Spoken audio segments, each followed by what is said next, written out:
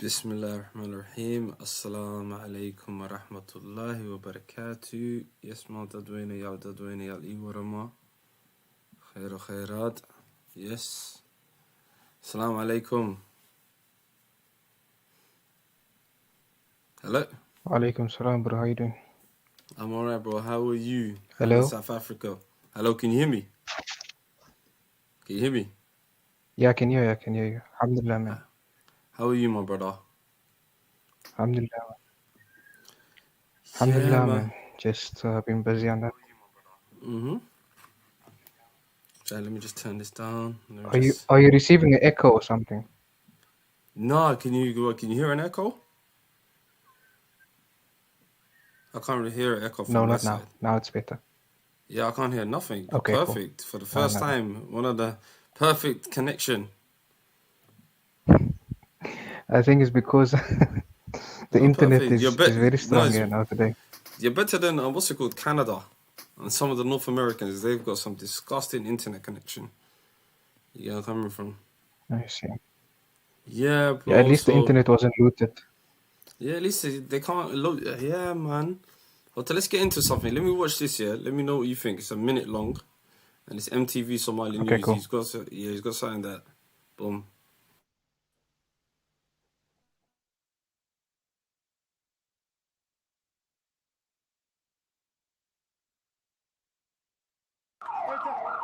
Somalia has called on the South African government to protect its nationals over the unrest witnessed in South Africa in the past few days. In a statement, Somali's Ministry of Foreign Affairs expressed its deep concern about the riots and looting in South Africa, in which 4 of its nationals were killed and others injured and their shops looted by armed thugs in separate areas of KwaZulu-Natal province in the past 72 hours. Somalia calls on the South African government to exert all its efforts to protect Somali nationals from brutal acts, to ensure the safety of their lives, their shops and the preservation of their rights. 4 Somali citizens were reportedly shot dead in a car they were traveling in Durban town, killing 3 and injuring 3 other bystanders. 2 of the slain were young businessmen who were identified as Mahad Isbadi and Sarjan Ali, who owned businesses in Durban. Supporters of former South African President Jacob Zuma have been carrying out violent protests with anger aimed towards the justice system over his conviction. Reports indicate that properties belonging to Somali citizens were looted during the violent protests in Johannesburg and Durban. Violent groups also set fire to businesses and mosques in KwaZulu-Natal, Durban. South Africa's President Cyril Ramaphosa is today expected to have a consultation with leaders of political parties, to develop a society-wide response to the violence and destruction witnessed in the country. Most of the violence is as a result of the sentencing of former President Jacob Zuma for 15 months due to contempt of court.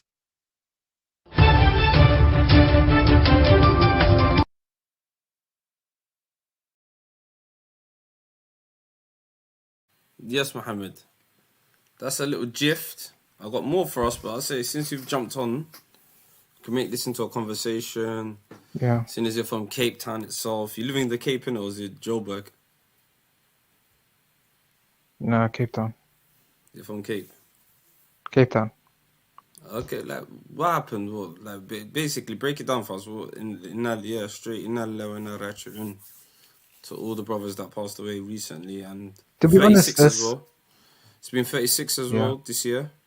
36 Somali shop owners as well. So let's break it down from the beginning. Jacob Zuma, what is going on? What is going on in the South, in South Africa now? I think this is a problem that stems from 1994, to be honest, till now, and it was just brewing. The kettle was boiling, and now the lid has been opened a bit. You get what I'm saying?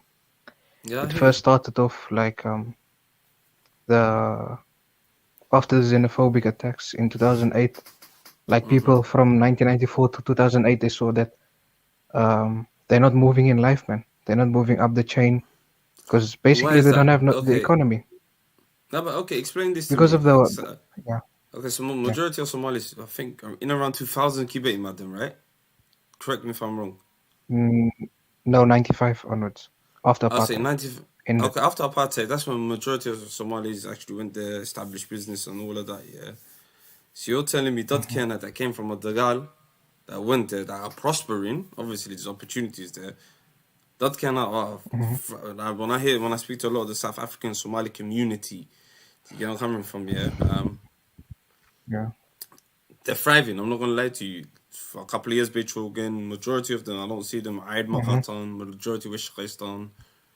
That kind of they were having Yeah. from a war-torn country, like within a space of a year, 32 Somali shop owners. This is like in the middle, like the brother we just saw, the two brothers. Yeah. I see that's excuses. I don't know. I don't know. For me, I don't know. The thing That's is, maybe looking in it the from the thing is now. outside in. Go Yeah, ahead. yeah, yeah. From the outside, people are a bit confused in a way, and it's easy to be misled also from the news and that. From the way I see it on the ground, bro, is like since as I told you, like 94, we both know that the economy was not given to these guys. Just like Mhm. the holiday, like you can just vote. They give them voting rights basically, and you can go into Mhm. the parliament and that. But the economy And was that's still it. kept to the white people until today. So then obviously, um, the the from 94 onwards, there was only a little growth in the middle class of the Mado people, especially because the Mado people were the most oppressed people and they were not given the same opportunities. You get what I'm saying? Yeah. And then their middle class is like relatively very small actually. And then the problem is when you open in front of people who are like looking for a way out in life and they like have this hope, this false hope of this rainbow nation, and they see like you or like a Ethiopian brother or Somali brother, any foreigner coming to their land and becoming prosperous in business and that, it becomes like what do you call this? It's for easy for them to target you because you are the closest to them. Mhm. And this started in 2008 when there was a spike in this looting, and then they linked it to xenophobia because most of the people that was being looted was foreign shops, and they were the closest to these people. Now, Fellow foreign Africans. Yeah. No one else. no, and Bangladeshi and Pakistani brothers. We have to Okay. add that Okay. also. Bangladeshi, But Pakistani, like majority, but yeah, okay. yeah, yeah, yeah. And then afterwards, since this trend has been happening since 2008 Yeah. until now, recently also, before this big thing that happened, you'll see like there's like spikes in killing. Like I mean, there's like you'll hear like someone was killed, a Somali brother was killed in his car or something like that, or in his shop, or like an Ethiopian brother also, because there's a lot of Ethiopians that came in the last 15 years or so, and they like basically they look like us. So the natives of this of South Africa, they don't distinguish between Ethiopian and Somali because we more or less look the same. But Yeah. anyways, when this happens and they've been continually looting since 2008 till recently, it's like with no repercussions from either the government or the police taking into any consideration, like any what do you call this? Any repercussions, man, like sending them to prison or like giving them like a hard, harsh warning, or letting the Yeah. community leaders know that this is not on, man. Like definitely this is not on. Coupled with unemployment rate being so high, especially in youth and generally, and then afterwards these people are getting like emotionally what do you call this frustrated, and what do you call this their resort is just to loot. And once this looting has been started from 2008 onwards, it's not been stopped to anything. It's like an analogy, man. Like you're robbing a packet of crisps every day. Then you go Yeah. to chocolate. Then you go Yeah. to cigarette. Yeah. Then eventually you're gonna rob the whole shop, meaning you're gonna loot the whole shop. Then after that, that won't be enough. And that's the point that South Africa is now at. That the people have been they went straight to the malls, straight to the warehouses, and went to go loot there. So it was something that was brewing and it was coming actually. You get what I'm saying? I get it. I get it. But at the same time, me being a fellow Somali and watching that kind of like barbarically getting Yeah. butchered. Hmm. What do you think of the Somali government that just sent out that letter to the South African? This is the problem. This is the anomaly that this is the problem that I face, and sometimes I think to myself, Yeah. okay, mashallah, people went down there, they're prospering. I'm not gonna lie to you, yeah. Some of the best communities, Somali diaspora communities in South Africa, I'm not gonna lie to you when it comes to, business, thriving, the way they're integrating into society. Mashallah. You're gonna come from Yeah, Muhammad, and I've spoken to you, and I've spoken to other brothers and sisters from South Africa as well, innit, yeah. But I just think to yeah, myself, okay, it's gone to a stage where do you guys fear for your lives, or is it fuck it? Well, else we ain't got a choice because back home or Gubenasar, what can the other diasporas do? I don't know. It's a multi-layered. I don't know where to yeah. start from. Because This is the especially, problem. and there was also another dynamic, like ever since 2008, there was people like, what do you call this? They feared for their lives, and then they entered into that UN thing that sends you to UK, USA, America, and that stuff. So ever since 2008, like the people who was the earliest here, majority of them are overseas now. There's only little that's left from the early generation, meaning like from 95 up to Yeah, maybe 2002, a 2003 lot. was who came I, here. A lot of yeah, them are overseas now. So the yeah, people who are here are those yeah. who maybe how can I say, they still stayed after the civil war in Somalia or in Kenya and they came down now recently. And You see? recently, so you got a mixed blend of like first generation. See, and again, it's like Hmm. so you got a mixed blend of people that have been there, like first generation that went there, and a Yeah, little mixture of people that's coming there now. But the thing yeah. is, that can And measure the Iman, mixture, yeah. The thing is, yeah, yeah. the beautiful thing is that can measure Tegia. But that Shaka Tegia, I don't know. Why is Somali the easy? Why is it for us good to prosper over them? A lot of people are struggling. There's a couple of things in The Mogadishu. There's a center I'm watching that's out of Somali that I just set up a food center for the people Yeah, yeah, there. And true. I'm In thinking so Joburg, yes. much. And I'm Yeah, yeah, thinking to in myself, Joburg, yes. okay, why did we, why? And the natives there are finding it because I don't know. That's what I find weird. Because you got to think now, like where can you make business in South Africa? Like you can definitely, you have to be a multimillionaire to have a business in the CBD or any posh area. So what the Somalis, especially the ones that come, obviously they don't have much admin, so they get like money from they either start as a shaqalo in a tukan, or if their family helps them from overseas, they can actually buy half the share of the shop, or like build the shop from scratch. But where they're building it is like in the impoverished areas, as I told you. So it's like yeah, Someone said Formaggio only pretty cares much. about his presidency seat, not his people. What do you think about that? I don't know, man. Because to be honest, like when he came 2012, when he was still a prime minister, the Somali community welcomed him very well. You see? Hello? Yeah, hello. You can hear me. I know. When he came 2012, was it 2012? He was still, yeah, he was still prime minister that time. He came for a visit, and the people embraced him. So I don't know if he has some I inclination don't or think. anything to No, South no. Africa. For I don't know. me, I think this person's saying the greater picture is he should be doing, or some type of whoever is Much the more. administration much should be doing much more. Yeah, even the ambassador. I'm gonna send you the link after I jump off and that. No? On it was on Facebook. You must follow this page. I don't know if you're on Facebook, bro. But Yeah. Somalis in South Africa, I think so.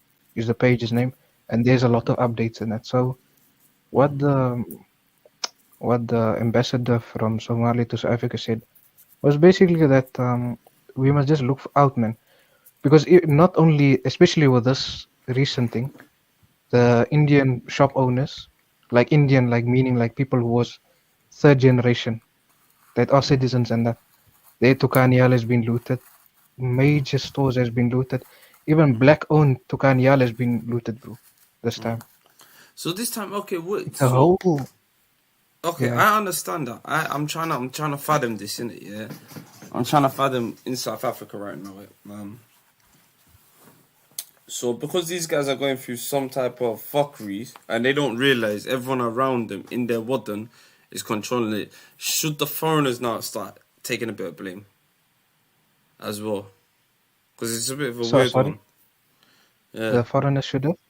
What Should should the the foreigners foreigners do? start like I'm thinking, okay, what would be a solution for this country, South Africa, right now?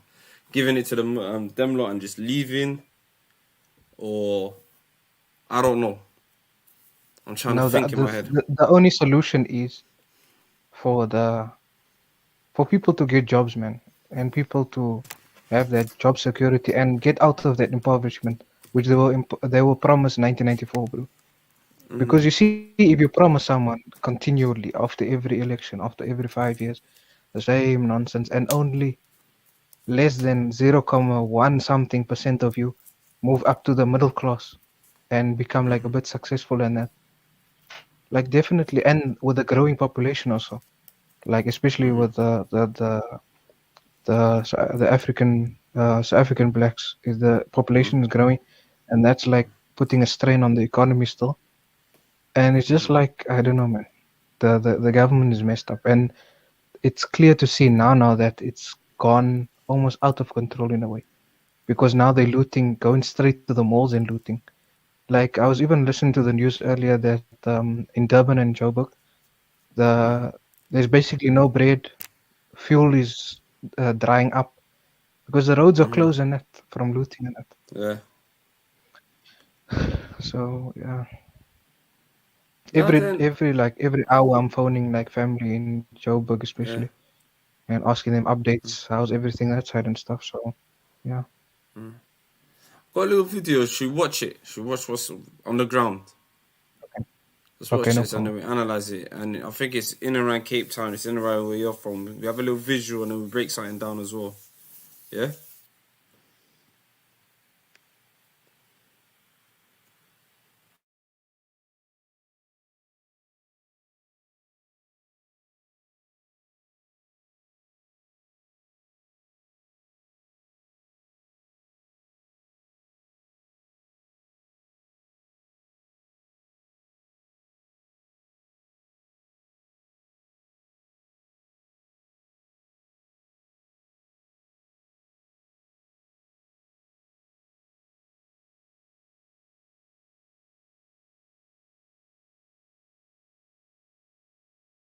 For you to take them back inside. Community leaders driving the message home. Looters in this township in Soweto having to return what's not theirs. I guess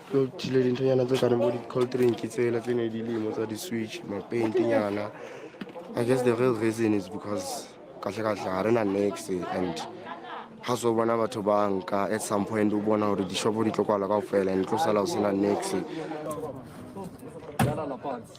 Police are also trying to restore order.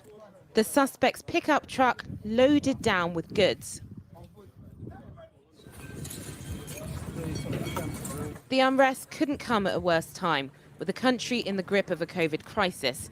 Poverty as well said to be one of the main reasons behind all of this, and youth unemployment at over 70%. There have been several days of these scenes, mainly in places which supported former President Zuma, his jailing for contempt of court sparking protests. In some areas, punishment was doled out on the streets by members of the public. Oh, Jesus. Watch out, car! Oh! Oh, my God. Enough! Enough! Stay down! Stay down! This afternoon, community groups have come together to try and stop looters from entering their neighbourhoods. Rowan White, a chiropractor, spoke to me from the roadblock. Well, look, no one quite knows what the threat is. We basically are trying to, with every means necessary, protect the community. There's guys out here with hockey sticks. There's guys out here with pellet guns, with paintball guns. There are some guys who are armed with lethal weapons. We hope won't be the case. I think it's more of a deterrent than anything else, and we certainly hope we won't have to use them. President Cyril Ramaphosa described the violence as the worst since the end of apartheid. Over 70 people have now been killed. Politically, he's in a difficult position, trying to uphold the law against a former president who's still very popular. on the one hand, if he lets Jacob Zuma go, then the looters and the people that are doing this have won. But if he doesn't, then the looting could continue. So what should he do? The only thing that can be done, perhaps by President Ramaphosa, it is to persuade those that are arguing or those that are instigating this within the ANC to stop. But when it comes to President Jacob Zuma's release, that cannot be done politically without abrogating on the principle of the rule of law. Lawlessness continues in some parts of South Africa, but soldiers and police have helped slow down the looting. With the empty shelves left behind, though, this is likely to affect the poorest in the country the most. Well, earlier I spoke to a reporter with the South African TV station ENCA, Masego Ralaga, who was in the Alexandra township in Johannesburg, where police were retrieving items looted from nearby stores. Well, what's happening behind me is that you're seeing visuals of our Johannesburg Metro Police Department, as well as our South African National Police officials, who are actually taking things out of the homes of those who actually looted the stores here in the Alexandra Township. You might remember that ENCA was on the ground since Sunday when the looting started to happen.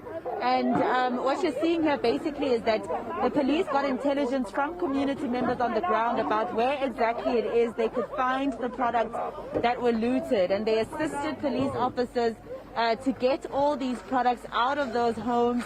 This includes door frames, doors, chairs and tables, mattresses and bases, and you've got gas heaters over there, for instance.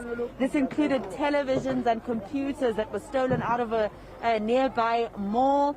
It includes groceries as well. As you can see, at some point the looters also managed to take your trolleys from the stores, from the big supermarkets. They took those trolleys and started making their way into smaller stores to steal from there. So basically in Alexandra, and I'll take a walk with you just very quickly.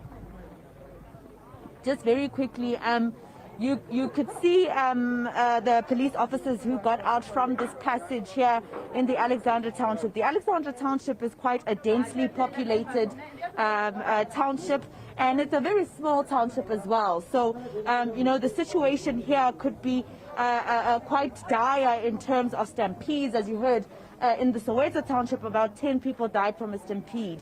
And so that's why the passages are so tiny. And there's so many people basically who live in squalor here in Alexandra. So police officers were able to make their way into the different homes here where they found appliances, groceries and different things that were stolen from the stores at your Pan-African Mall shopping center. Not only Pan-African Mall shopping center, there was also some stores on the side. And as you can see, our South African National Police are with the South African National Defence Force as well. The army had to be brought out. The President, Cyril Ramaphosa, if you guys heard there in London, had actually spoken to us, I think on Monday evening, to let us know that he has signed off authority to deploy the army because the unrest was becoming very, you know, it was uncontrollable. But here's a police officer, a Johannesburg Metro Police officer, scouring that particular shack to make sure that they're leaving nothing else behind. So whoever lives in the shack was able to take a lot of products and hide them in here, but community members also assisted them in taking those products out. And some of them have already left. There's some Johannesburg Metro Police trucks that have already left to go and ensure that they take those things back. So I was telling you about computers, and as you can see, this South African National Police official is taking 2 of those that were basically taken, and here's a community member who's also assisting in taking those back. There's corrugated iron, you name it. Those are the products basically that were stolen, and that police and the South African National Defence Force, as well as the Metro Police here in Johannesburg, have been able to retrieve.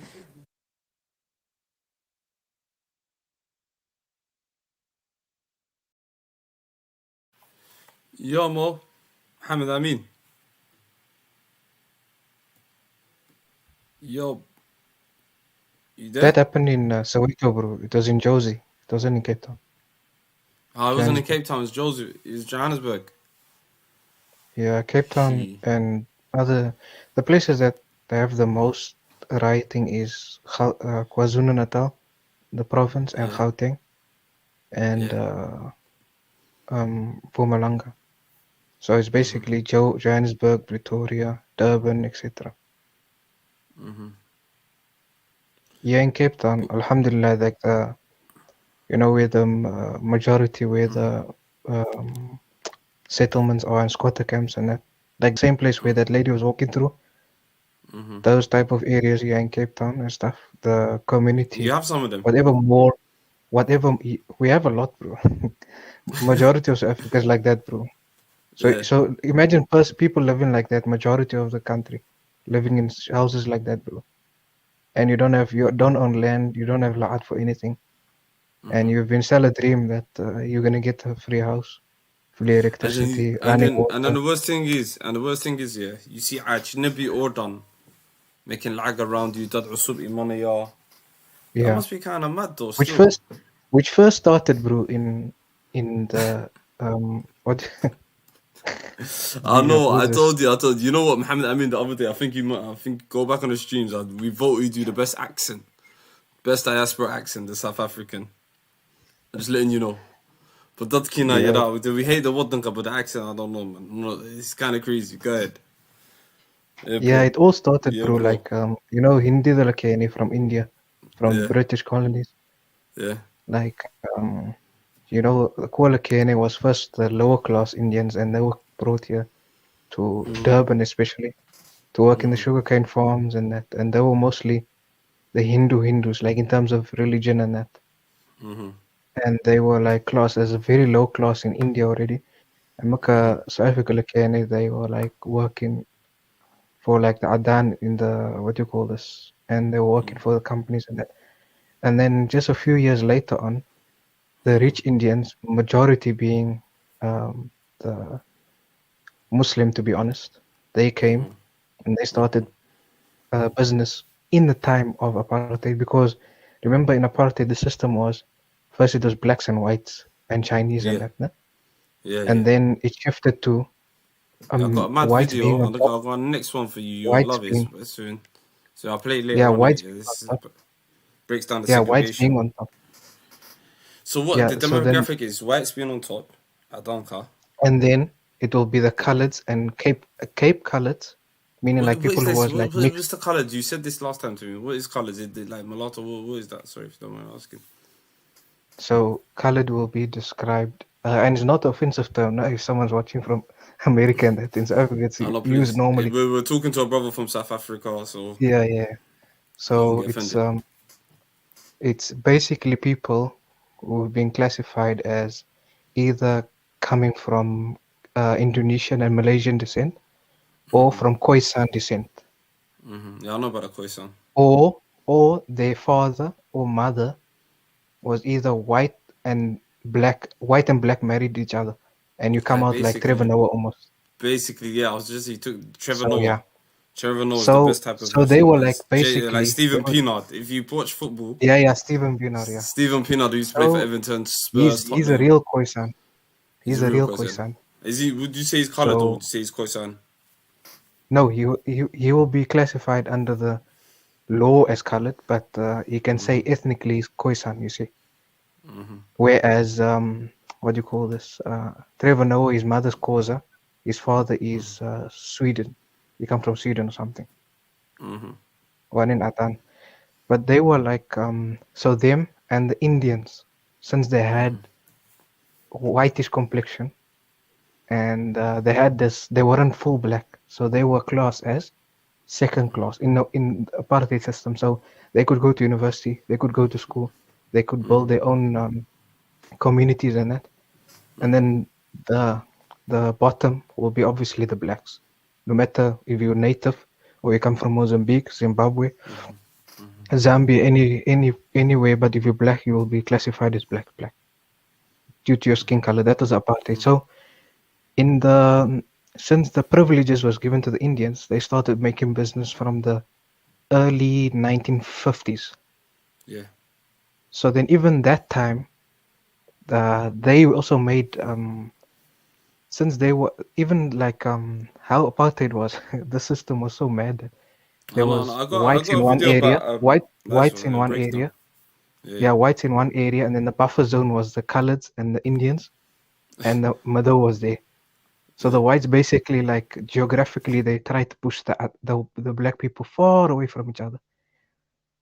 That if they advance or they making their neighbors the second class. So then what happened is, from that time already, you will used to see, like especially in KZN, in KwaZulu Natal and that areas, the Indian shop owners, Yeah. they also used to get attacked, just like how Somalis used to get attacked. Yeah. Even that time, 1960s, while apartheid is still happening, that used to happen still. Okay, so So, yeah. so it's like basically it's like a problem that apartheid made that Anaka Adanka, we living in the posh areas close to CBT, where you guys, we're gonna escort you further out of the CBD, where you can't access good jobs, good transport, anything. And what we'll put in between me, the white man, and you will be colored people, put them in the Cape Flats, and Indian people, putting them in the suburbs, Okay. middle class suburbs. Okay. So yeah, So that's how it is. why do you think all this violence and all of this has erupted? What do you think just sparked Basically, this out now? It's been I bubbling, think like you it's said. because of I think it was accelerated because of the COVID crisis, to be honest. This was definitely going to happen soon. But since the only reason it happened this soon is because basically the current president said like he took out a loan for the whole country of half a trillion rand for just to rebuild like the whole economy and that. And to be honest, nobody saw the money. Is that Jacob Zuma? No. The current president. Nobody saw anything that shows that there is like what do you call this, recovery. And the people were getting like social grants, but it was like okay, in pound wise, it's like 11 pounds per month, bro. For like per person, it was like the COVID did something, and if you qualified, you had to stand in a long line just to get it. So most of the people were frustrated, and then I think 2 months ago, wallet cherry, laatkas, Okay. people weren't receiving it. You get what I'm saying? And then now we're back into a third wave here in South Africa. We're back into lockdown again. People have been losing their jobs again. And it's just all this combination of all these things and all the stress and everything just like boil over. And now it's like they go into the source of where the unta is and everything just to go loot it, bro. Because they're so dire and desperate. I know. Like, you know, if you see some of the And images that's even coming out, it's horrific. I'm not gonna lie to you. yeah, bro, it's like I never saw to this extent something happening in this country. It's the first time. And also got to do How with the does that story make you of the feel? Like brothers. you've got The Hoya, brothers. Arbor, you got families there. Like as the Somali community, what is the response? What's the feeling? What's the feeling as the Somali community in Cape Town where you are? To How be would you honest, in say? Cape Town, they, especially those who have businesses in the black majority areas, they are kind of on the edge. But as I said, like Alhamdulillah, in Cape Town, at least the communities and that they opened their eyes because they saw that in Durban and in Joburg. After the aftermath of this is people not having bread, not getting fuel, and they seeing the negatives of what's happening, and that might happen to them. So Okay. far, so there's been no looting here, but to be honest, it's not a guarantee that it's not gonna happen. You get what I'm saying? And got to do with the story of the brothers that passed away, that was killed. Allah They were yarhamna, actually inna going through. They were actually going through the suburb, and the looters. They like confronted the looters in the car. So as they were driving out of the thing, they got onrushing looters and that, and they got killed in that uh, like Okay. scuffle. And Okay. And also there It was a wasn't similar it. story. Mohammed Yeah. Amin, isn't it in the last since the riots happened, isn't it four in the middle of dilemma, four different shops, so four other. No. It's the same incident. They were all in the car. Also, it's So the I think, four guys that were together, yeah. allegedly, not four different. Okay. No. Okay. And Okay. also there has been the last time I saw there was 80 people in total dead because of Yeah, this 80 riots. no, that's the number, yeah. So And 80 got Afro Somali yeah, Afar so will be far. Somali, unfortunately. Yeah. And plus, what was I gonna say? So what does that make it? Was it 40 or was it 36 Somali Mogadishu 2021 South Africa Lugdile? I think the Yeah. number's 46, yeah. To be honest, like especially from what the Somali business people, especially in Joburg, and that wallahi they're trying to show that that they're helping these people and stuff like that. That they don't need to kill them and stuff like that. But the thing is, not if there will always be opportunists, man, especially in South Africa, since the crime rate generally is so high.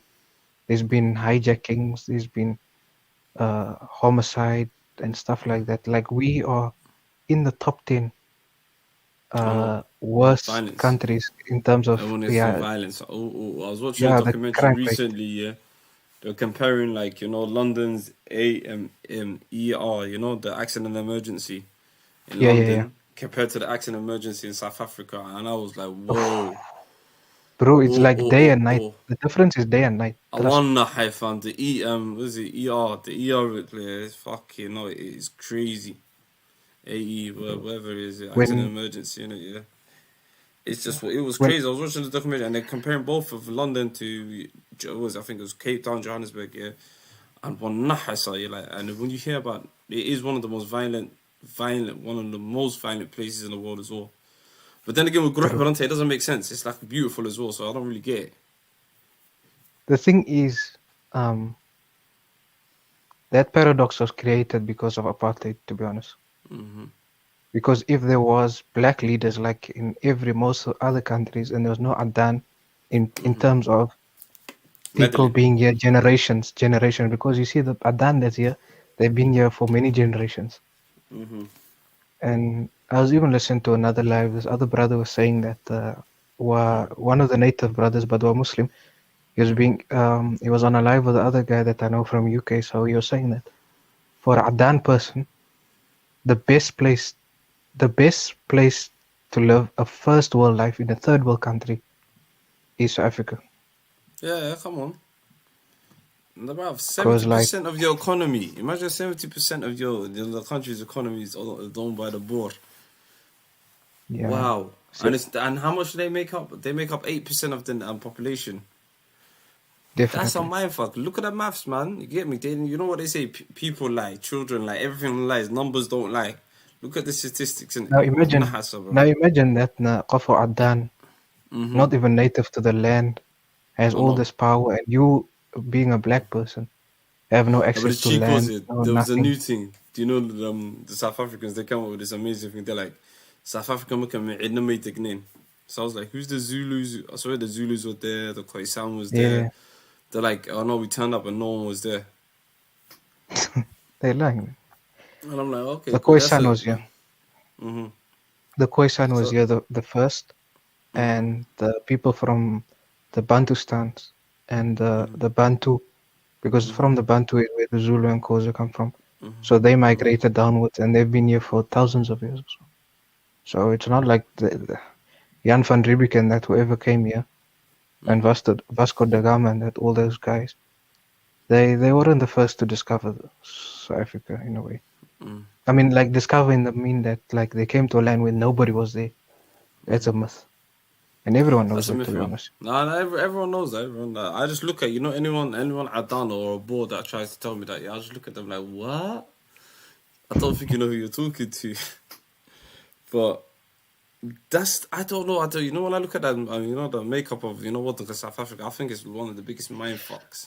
But who do you blame? Don't you blame themselves? That's the weird thing. To be honest, I blame majority now. The government that's still in place now, the one that took over. Yeah. Because they just filled up their pockets and set their families and those people with them, they just set them up for life, and they forgot their main goal in that they had an oath with these people, because all these people with them, they've been suffering all this oppression and that. And once you got this freedom of judicial freedom, constitutional freedom, and you get control of the country in terms of the parliamentary side and that, and you didn't use it to your advantage to bring up your nation, this is what's gonna happen. Right, look at the boy. Look at the boy Ridley James. Ridley James, he's trying to say, yo, free out the boy Jacob Zuma. Jacob Zuma muko akana, bro. That's the real question. Okay, this is what earlier Mohammed Amin, brother. Yeah. I wanted to speak about Jacob Zuma. What is this with Jacob Zuma right now? I'm unaware. I'm just shocked. The guy. Why is he in Habsi? Okay. When did he go Habsi? Break it down for me. The problem, let me break it down for you. Nelson Mandela, when he was president, he obviously took transition and that from the white government. And then the person after him was Thabo Mbeki. And Thabo Mbeki, he was the person who actually brought up or developed the middle class of Black South Africans. So he, due to his policies from 1998, 1999, when he became president, till 2007, I think he was president. So in that 9 years, he basically, his reform and economic reform it made a new middle class for Black people. Then when Zuma took place, he, since being a traditional guy from Zulu, because he's a Zulu and that, he was so, first of all, he said to America and all these Western countries, he limited their influence. And what he done is, he joined up with the BRICS, Brazil, Russia, India, China, and South Africa. You know that BRICS organization? BRICS, what's that? I don't even know about that. Break that BRICS meaning Brazil, Russia, India, China, and South Africa. Yeah. They are the economic group. Yeah, okay. And what do all those countries mainly have in common is communism, in a way. They incline to communism. Okay. So what he done there angered a lot of people, especially Adan in the country and those abroad. So then in his second term, what he done is he done when he made free education for tertiary education free, and that's what made what do you call this the Adan people very scared, because now is no more that because since is everyone's free here, what the Adan done, because they have so much money, is you can come to our school, yes, but you have to pay a certain amount to come in, because this is the fees. And how would someone being Black and coming from a poor background, how would you be able to go to this school no matter how clever he is? So then what Zuma done is, okay, I'll make the university free. And then this not angered, but this made the Adan very worryful in a way. Because now, what will this create is, this will create more lawyers, more doctors, more engineers that's being Black and they come from these impoverished areas. And what will they do in turn? They will build up their communities. Whereas the whole idea of apartheid is still alive, but it's alive in... So we're saying there's a mental apartheid? Yeah, mental apartheid, yeah, still alive. Okay. And the Adan is trying to keep hold of that as much as they can. So then... Okay. And then after that, no, that's what he done. But then he done a lot of corruption. Trust me, he done too much corruption. And that corruption was so apparent because this guy is straightforward. You see what I'm saying? And in his tenure, that's why there's a lot of support for him. In his tenure as a president, he gathered up support from his tribe, the Zulu tribe and that stuff. So those people are what do you call this? They see him as a hero in a way. And then after he stepped down You from see, can you presidency. explain to me? Okay, I wanted to ask you. You Yeah. see the blacks in South Africa, Madoga. Yeah. How many groups are they breaking down into? Is it just They Zulus? How many tribes? Or is it just Khoisan, no, Zulus? there's a lot. There's Zulus. There's Zulus. There's Xhosas. There's Sutus. There's what do you call this? What's the northern? Can't get to their name now. But there's different tribes. More or less, I think, since we have 11 official languages, I would say the main tribes will be 9, because English and Afrikaans is 2 different languages, and all the other rest that's remaining will be a language of a tribe. So Zulu will speak isiZulu, Xhosa will speak isiXhosa, So what? and so on Okay, and so forth. apart from, is English the main language? Right now, yeah. Yeah, As yeah. a brother from South Africa, Afrika Kushek is Somali, Afingirisi. Afrikaans. Anything else? Since Afrikaans. the Is because it Dutch? So you understand Dutch in it? It's like a mixture of Dutch and African mixed together. it's 40% Dutch. I don't understand full Dutch. But the thing is, it depends on where you grow up. So in Western Cape, you'll have English. It depends if you like the school you go to. So you will have English, either English, and your second language will be Afrikaans that you do in high school, and you can take another third language, or you will have English, and Xhosa, because there's a lot of Xhosas that live in Western Cape. If you go to KwaZulu Natal, where the Durban is, and that, they'll speak Zulu. Even you'll see Indians speaking Zulu. Just the same way that you'll find even the Somali brothers that's here, even that they have shops in the colored areas, they'll speak Afrikaans fluently. Within 5 years, they pick up. What is it? The same thing that the other Somali brothers who live in Cape Town, who have shops in the black areas, but it's Xhosa majority. They speak Xhosa. They can speak Xhosa. It takes them like 5 years. Yeah. Okay, I didn't even know that. Yeah, so it's. Because I was wondering. So what is the main? So okay, what's the main jingo lingo that everyone, the jingo English, lingo that everyone? because English, because they colonize us in a way. So yeah, and then you'll get Afrikaans and stuff like that. But yeah, so when he stepped off presidency, and there's a new president, the guy had 700 and something odd charges of corruption and that. So then obviously, since Africa has, to be honest now, their system of law in terms of being at raw and that, it's actually one of the best constitutions in the world. So people challenged him, and he had to appear in court, and he basically didn't pitch up. So what the constitutional court did is, for not coming to court, they sentenced him to 15 months in prison. So I think earlier probably 10 days ago, he handed himself in, because if he didn't hand himself in by a certain point, he was going to face more charges. So currently he's sitting in prison. Okay, so that's the gist of it. But the guy has 700 odd charges as a president. It's mad corruption, bro. And then yesterday we were debating about Somali and I did being the meet most him. corrupt in the country. You know that? Huh? You met I him? did meet him. Yeah, he came to Did our he high come to your school once. Yeah, our high school. Yeah.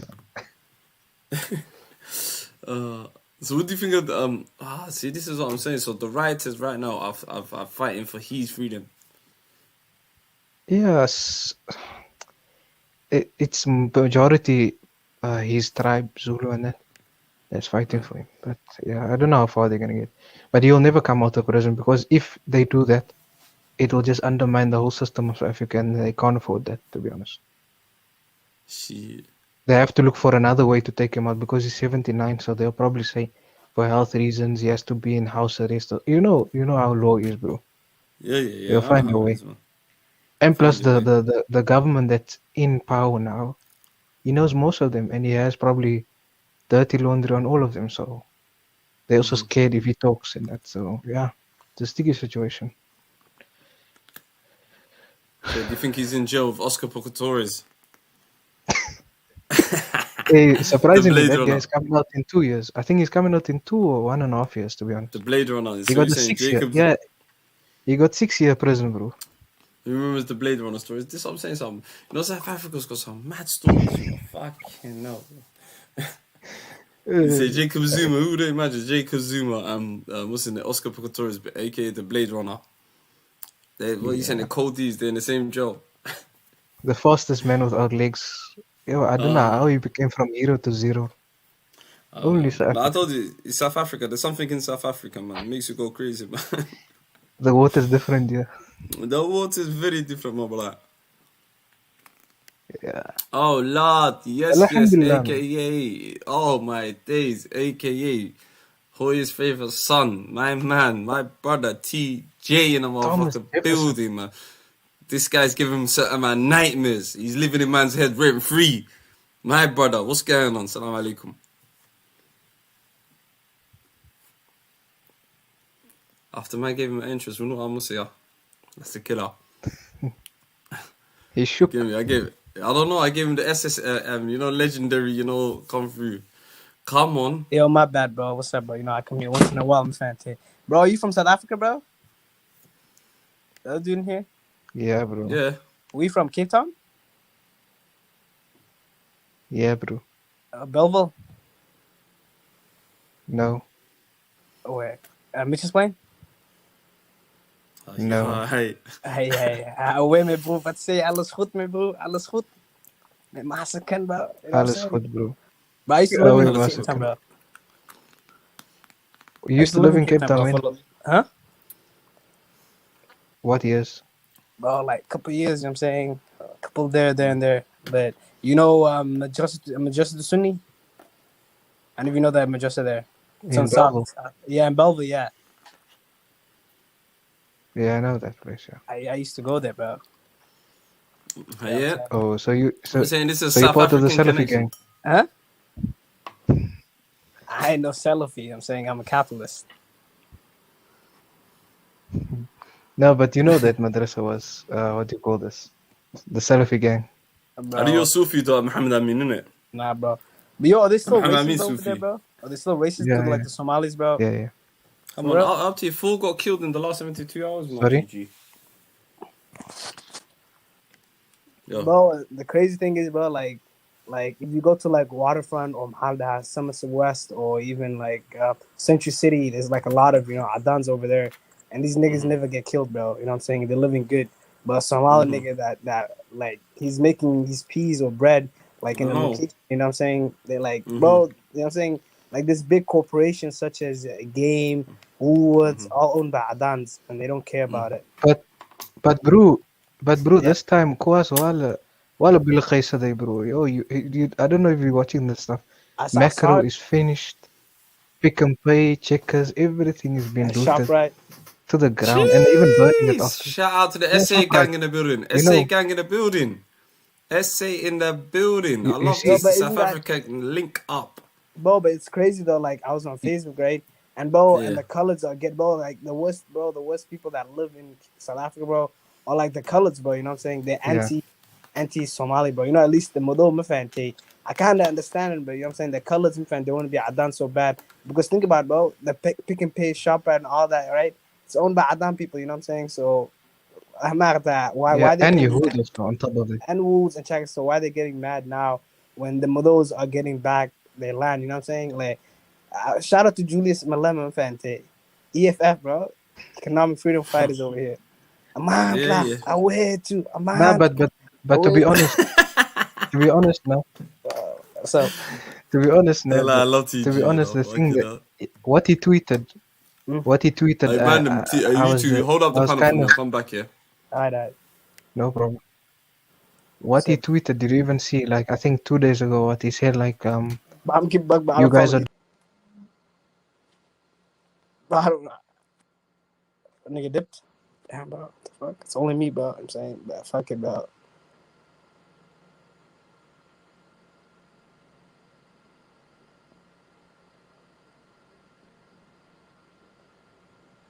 But so we were talking about, bro, the style, a little story there and there, Mfante. I'm just gonna say, bro, the biggest problem with the Somali community, Mfante, it's like, yo, bro, like we're kind of obsessed with each other. You know what I'm saying? Yeah, Oh, my sorry, nigga's man. I back. don't know What's what up, bro? happened.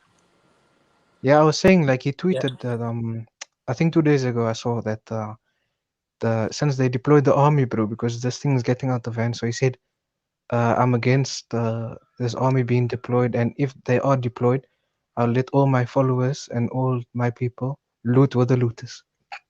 But I ain't gonna blame, bro. I fuck with Julius, bro. Like he gave it was like a video on him on YouTube, and he was like, bro, at the end of the day, Mfante, these are African brothers. Why is it that when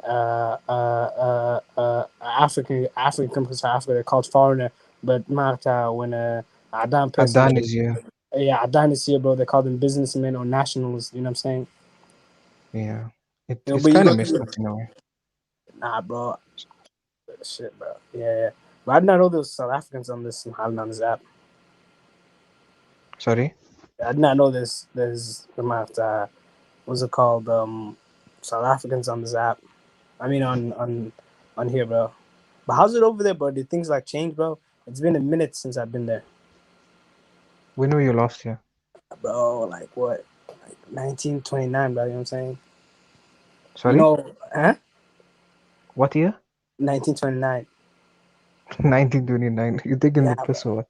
Huh? What do you mean? I don't take piss, bro. I use some full, you know what I'm saying? How are you here 1929? Because, bro, I'm old as fuck, but you don't see me on my DP. That's me, bro.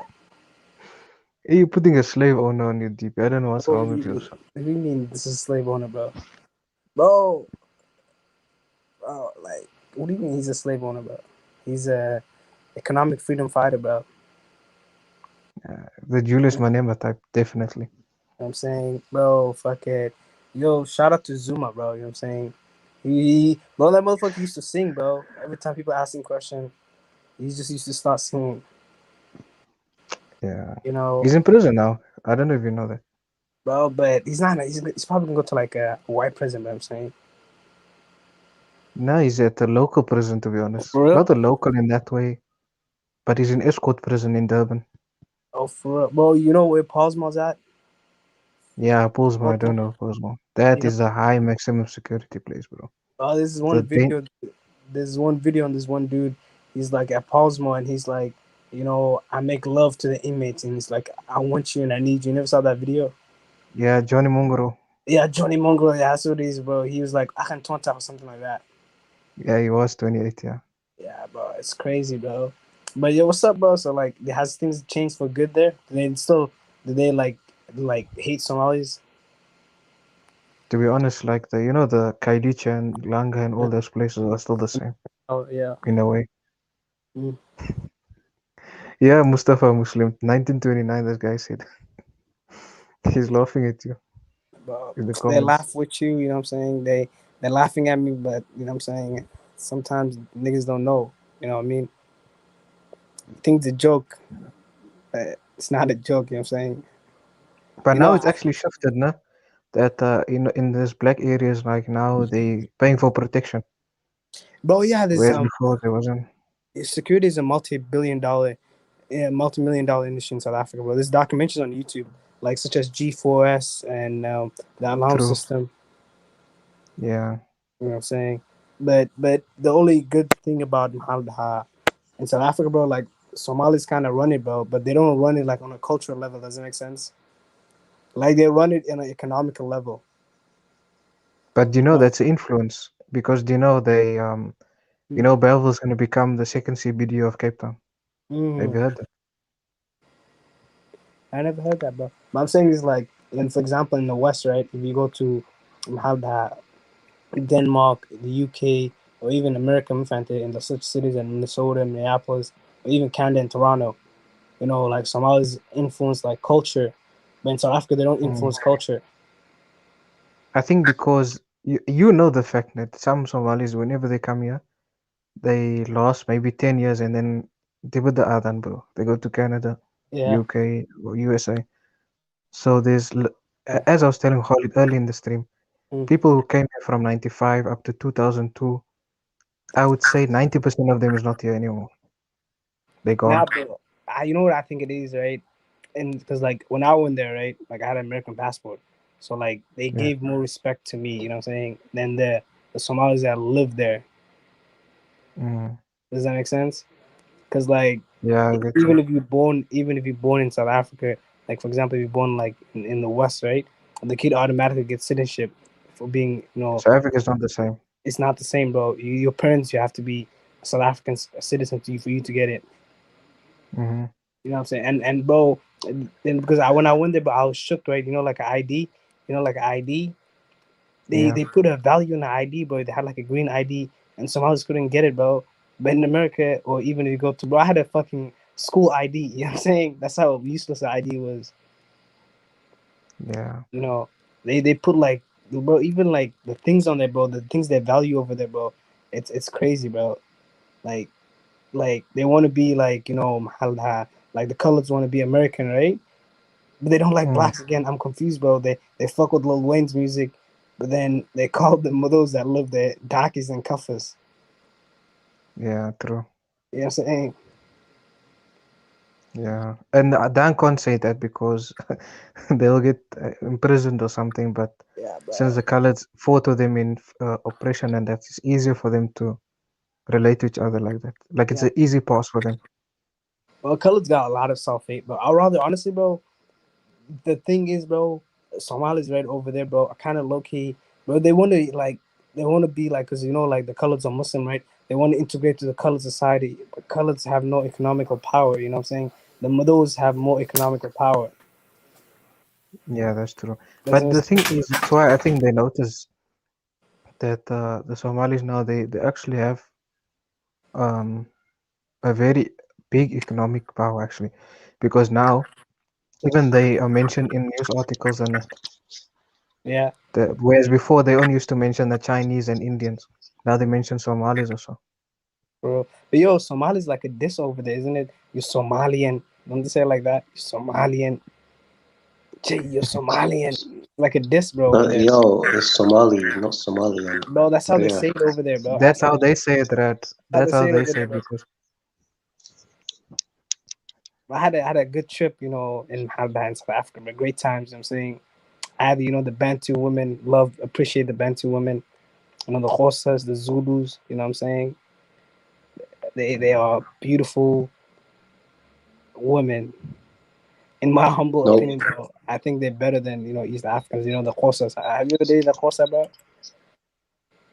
Nah, I ain't even tried a Kosa. What's it Bro, like? Xhosa, it's Xhosa, bro. Xhosa. Gotta say it right properly. Kosa, moisa. I'm saying they be like Upani Kamala, Kunjani, Yo, you know what I'm Thomas saying? Jefferson, about the situation in South Africa, what should we do about it?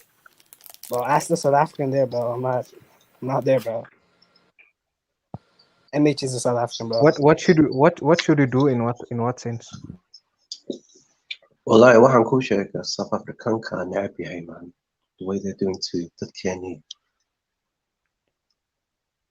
Yeah, but you see, now if our own country back home is like already torn up and that, what can they do also as a government? Even that letter that I saw that they sent to the president Well, here, they should organize saying that protests. Years ago, there was protests in Minnesota and UK and in Somalia and around the world against what South Africa is doing.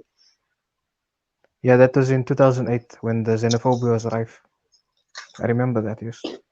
And it cooled down after that, but then it still continued subtly, as I was saying to SS in the beginning of the stream, that the looting and that stuff, it continued from 2008, and now it went to another level where they're starting to loot not only the local shops, but now they go into the big chain shops like your Tesco's equivalent and Walmart equivalent, But and ransacking the place. the craziest thing I heard, bro, when I was living there, I asked them, hey, what's up? Why do you guys, it's like, the Mahalda, the Kosas, and the Zulus, they don't like integrate with the Somali community. I asked one of them, was like, why? And he told me, they marry our women, but they don't they marry our women, but we can't marry their women. You know what I'm saying? So the best way to stop this movement is marrying Somali girls to the Kosas and build a bond with them. You know what I'm saying? As a whole. Like back in the day, how the queens and kings and the British used to like marry each other's off. So if marry them, they won't do this to us. You guys follow what I'm saying? What's this guy's name? Thomas Bell. Kushti Cosmetics. The colors, or what do you call this? It's colors, not colors. And it's not a derogatory term here in South Africa. It's Call it basically mongrels people. over there. It's coming from people who are mixed background, meaning that they come from a black mother or black father and white mother marrying, or they come from a Cape colored community, or like the Cape Malay Malay, right? Indonesian. So Yeah. Cape Malay, right? But yo, bro, what do you think about Mark, that idea, though? What do you think about the how idea? is the relationship between the Somali community and the business community, the Somali community and the business community with the South Africans? What's relations like? In what sense? Like the corporations, like the big companies, or the people in general, like the customers?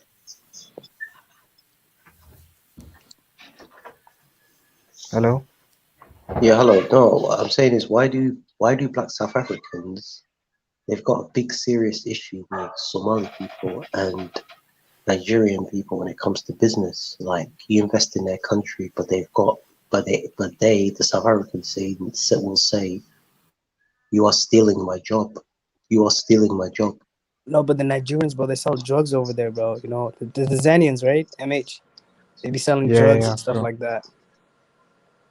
But bro, that's the solution. MH, I gave you. You heard the solution I gave you, bro. You don't fuck with that. I couldn't hear because the Red was asking a question at the same time. I said, bro, you know, when I was living there, I asked them, I was like, hey, why are you guys doing this Somali? And they were like, you know, the Somali community, they don't integrate with us. You know, they marry our women, but we can't marry their women. So we need to marry the Somali girls over to a nice Xhosa guy, a Zulu guy, and build a bond with them. You know what I'm saying, bro? Yeah. But I think are you okay with that? But Somalis, I Thomas think Jefferson, I think that's a Somalis. To be honest, no, that's a far-fetched reality.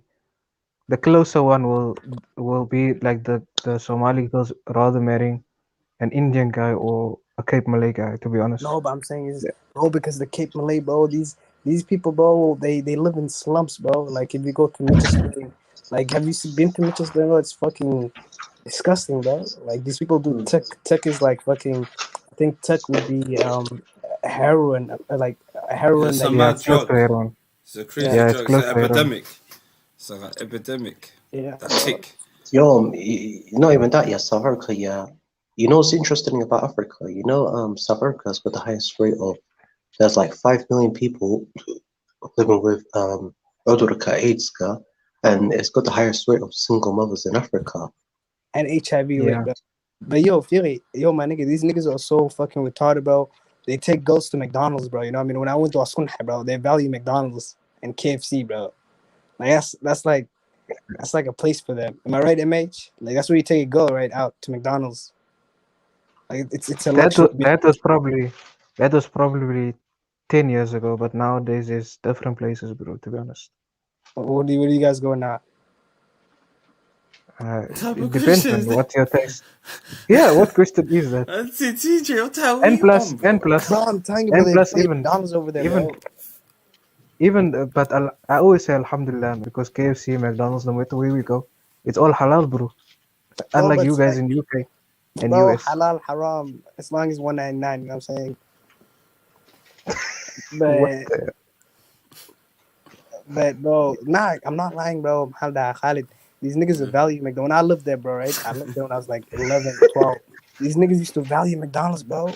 Like it's like 40 rand, 50 rand cheeseburger, bro. It's a top date. You're striking. You're in for the night. Bro, you know what they used to say? KFC stands for Kafir's favorite chicken. You know what I'm saying? You ever heard of that? Oh no. Forget about that, man. Forget about that. Forget about all those places. You should come to RFC's, Rad's Fried Chicken. But how you frying, bro? How you frying chicken, bro? You fry chicken, bro, for real? Nah, man. In his head. Also, Somali don't even eat chicken. They eat grilled chicken, like Nando's chicken. Hey man, Nando's is a South African brand. I forgot about that. Like, it's not because Nando's is very big. It's from South Africa, yeah, bro. Bro, No, but but is like, it popular in South Africa compared to you? I think it's more popular in South Africa. Yeah, than Wallahi, UK. Musa, wallahi, that's what I think. Leonardo DiCaprio, you know that guy from Blood Diamond? Every time Muhammad's Yeah. speaking, I said this time ago. Nah, carry on, man.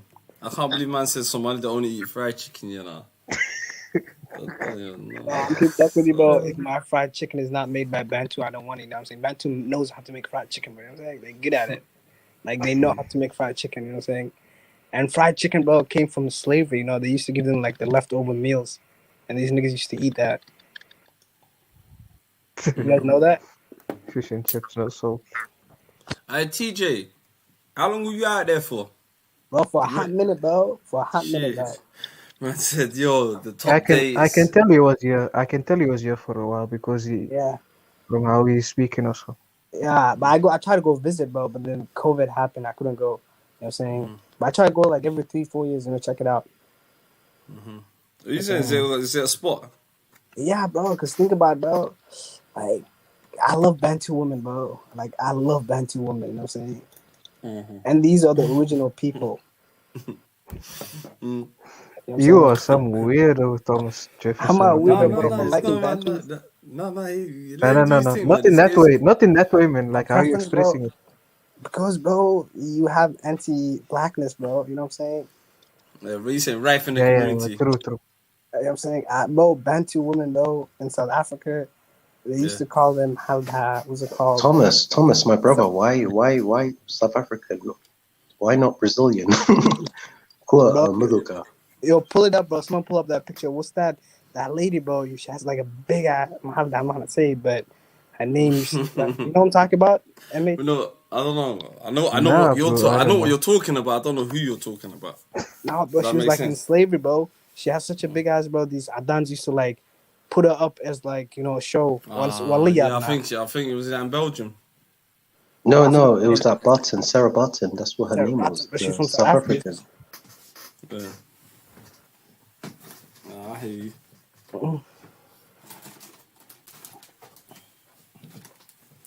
Nah, but you know what it is? I looked at the landscape here. South Africa looks like a beautiful country, though.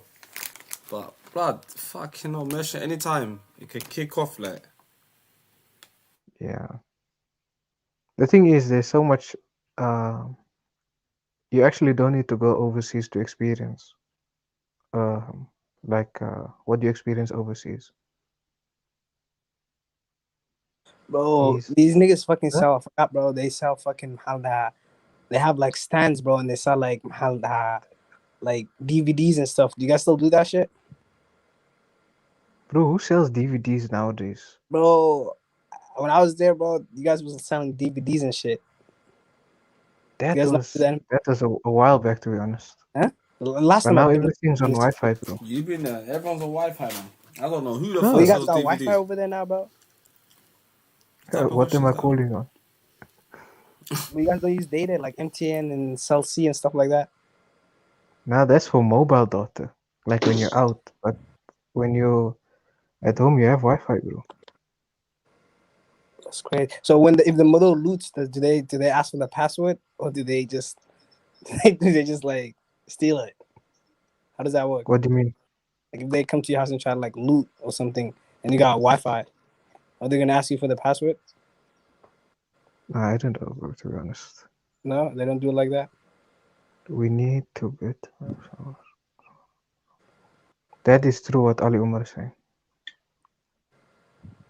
There's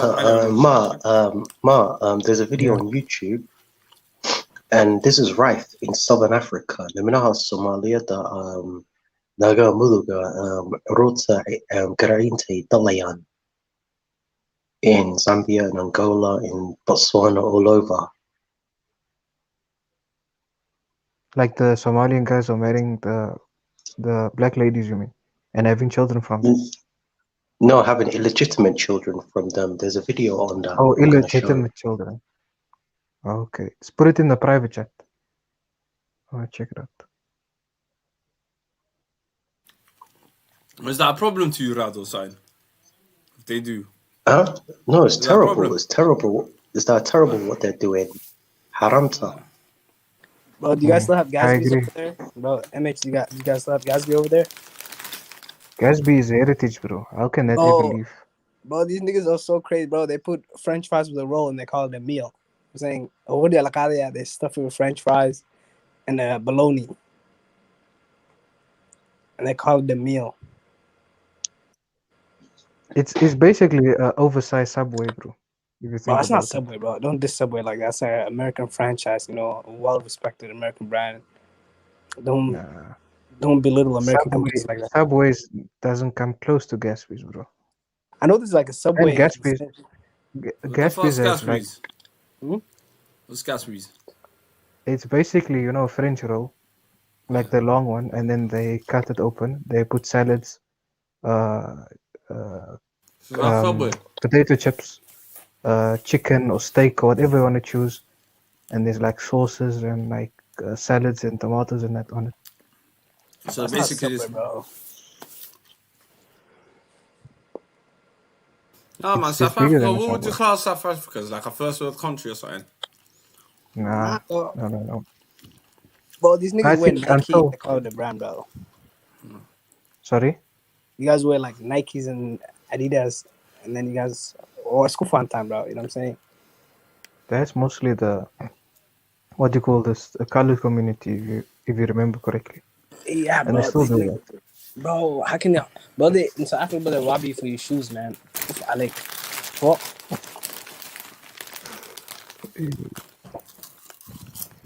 And what about you know this, Thomas, in Belleville, what they sell?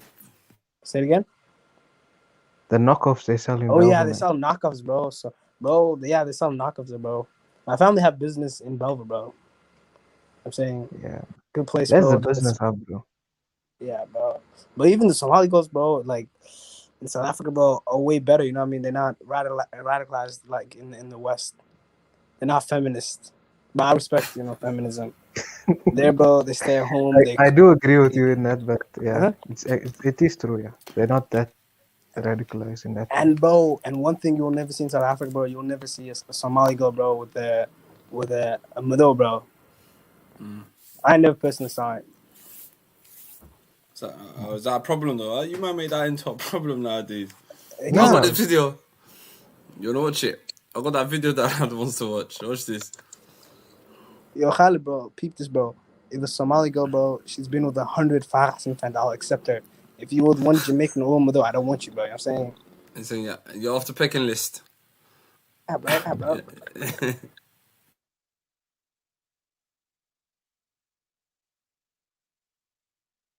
sheekh cabdiraxmaan sheekh maxamuud waa madaxa madrasada aldacwa ee magaalada johannesburg wuxuuna xanaaneeyaa carruur tiro badan kuwaasoo ay qayb ka yihiin carruur aabbayaashooda soomaali yihiin balse ay dhaleen hooyooyin ajaanib ah carruurta uu xanaaneeyo sheekh cabdiraxmaan sheekh maxamuud waxaa ka mid ah 5 wiil oo hooyooyinkooda ay ka kala soo jeedaan dalalka Zimbabwe, South Africa iyo Botswana balse ay dhaleen aabbayaal Soomaaliya kuwaasi oo dayacay xilligan aan joogno ciyaalka Soomaalida hayno waa 5 weeye marka insha Allah taala waxaan rajaynaynaa inaan dadkaas ilaalino barno Soomaalinimadooda inay Soomaali yihiin diinta Islaamka ku tarbiyeyno aqoonta kale maadiga ee dalka inaan ku tarbiyeyno inay noqdaan dad Soomaalida iyo isku xidha dadkan dalka South Africa insha Allah taala wuxuu ii sheegay sheekh cabdiraxmaan in hooyooyinka dhalay carruurtaani qaarkood ay diinta Islaamka haysan sidaas darteedna ay carruurtaani xanaaneyn waayeen kadib markii aabbayaashii dhalay carruurtaani ay ka tageen oo laga dhalay muxuu ahaa dumar ajaaniba oo waddankan u dhashay kuwaasoo hadda iskaga noqday diinta islaamka markii raggii qabay ay ka tageen oo ma ay dalka ka carareen ama ay si kale uga baxeen waxaan rabnaa insha allahu tacaala inaan soo saarno jiil aqoon leh oo ciyaalkaa dayacan aan ka dhigno dad muxuu ahaa educated ah waxaa hadda soo socda oo locationka soo socda 7 ay Soomaalidu dhaleen oo laga soo ururiyay oo dad aan dirnay ay soo ururiyeen insha Allah 7daasina bishan soo socota ayay soo gali doonaan xaruntan aan mas-uulka ka nahay insha allahu tacaala United Aid Foundation.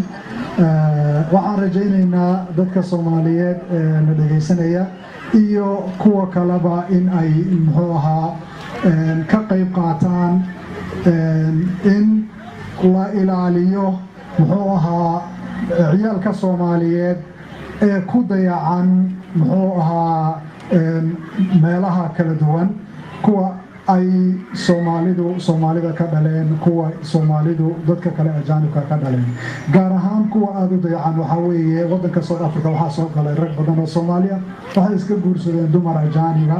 ajaanibka in la guursado ceeb maaha. aniga waxaan qabaa gabadh ajaaniba oo hadda ay garab taagan, waa gabadh muslima laakiin caddaana oo u dhalatay waddankan South Africa, laakiin waxaa loo baahan yahay duriyadaada iyo muxuu reerkaaga iyo asalkaaga inaad xajisid oo diinta islaamka ku ilaalisid oo mas'uul ka noqotid, oo haddii muxuu ahaa qaraabada iyo dadka Soomaaliyeed aad bartid oo wixigaaga location inaad ku dhashid ilmo ood kaga tagtid waxay ku keenaysaa dambi weyn. waxaan u mahadcelinayaa TV-ga Galsan oo nagala qayb qaatay barnaamijkan maanta soo socda oo hadda soo galaya. waxaan u dirnay waddanka oo dhan laga soo ururiyo dadkaas Soomaalidu ay ku dhaleen meelaha ay ku dayacan hooyooyinkood intay ka dhaleen ay ka carareen ay ka tageen.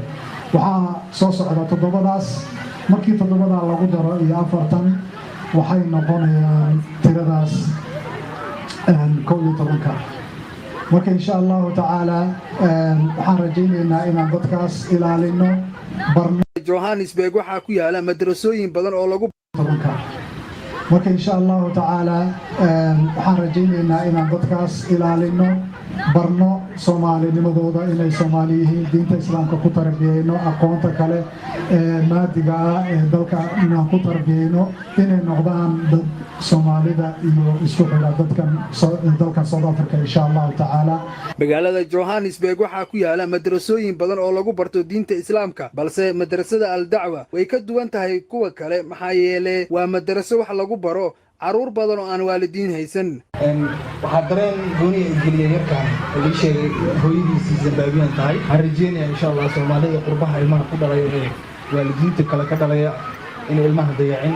Dr. Sheikh Ahmed Buure, Galsan TV, Koonfur Africa. Bro, this say husky or I can't be in front of her, bro. That's crazy, bro. He was like husky. Hey, bro, do you know what I'm thinking? Do you know what I was thinking? I said only Rad, wallah, only Rad could find a video like that.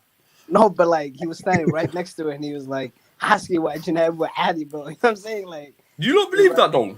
Like Yeah. Somali man just burst a nut here and just left these man there, or is it just like Zang? I don't know what's going on. Like, there was a lot of question marks. But It can be true, to be honest.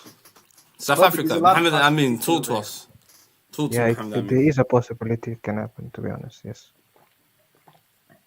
Do you know where that man Awad is? He's in Joburg or Cape Town. He's in Joburg, isn't it? No Joburg, yeah. Okay. But So there what is is this? events like even one of my aptis, he married like a Cape Malay, and he has children from her. Yeah. So, and even there was another uncle that I knew that he married a Adan lady that converted to Islam. Yeah, well, I And he mean, had yeah, like well, twins well, from sister, that's just true, you know. That's right. Anyone that's looking at that's a good usher, but to me, it's like, I thought to myself, I don't know, my bad-minded, but my skeptical was like, are you sure there's Somali kids? Like, what's going on? bro, you know there's like a lot of prostitution. Why are you going saying on. that? Why are you saying that? Woman look lost. Sorry, I was just reading the private chat. Carry on. Yeah, it's Thomas that they said so. And I Thomas, said wait. The lady looked lost. there's a lot of prostitution going on that. So these niggas probably busted a couple nuts there and there. It's like this prostitution high on there, bro. You know what I mean? And these niggas partake in that shit. But I'm just so shook that nigga said husky wa Janib like in front of her, bro. You know what I mean? In front of everyone, and she's just standing there and she doesn't know what's going on. And she's just like looking lost, she looks like up and down.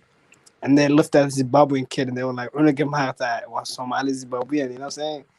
Like it's crazy, bro. You know what I'm saying? There's orphanage. I get what they're doing. Like there's real orphans. You know, real Somalis or orphans need help too. Bro.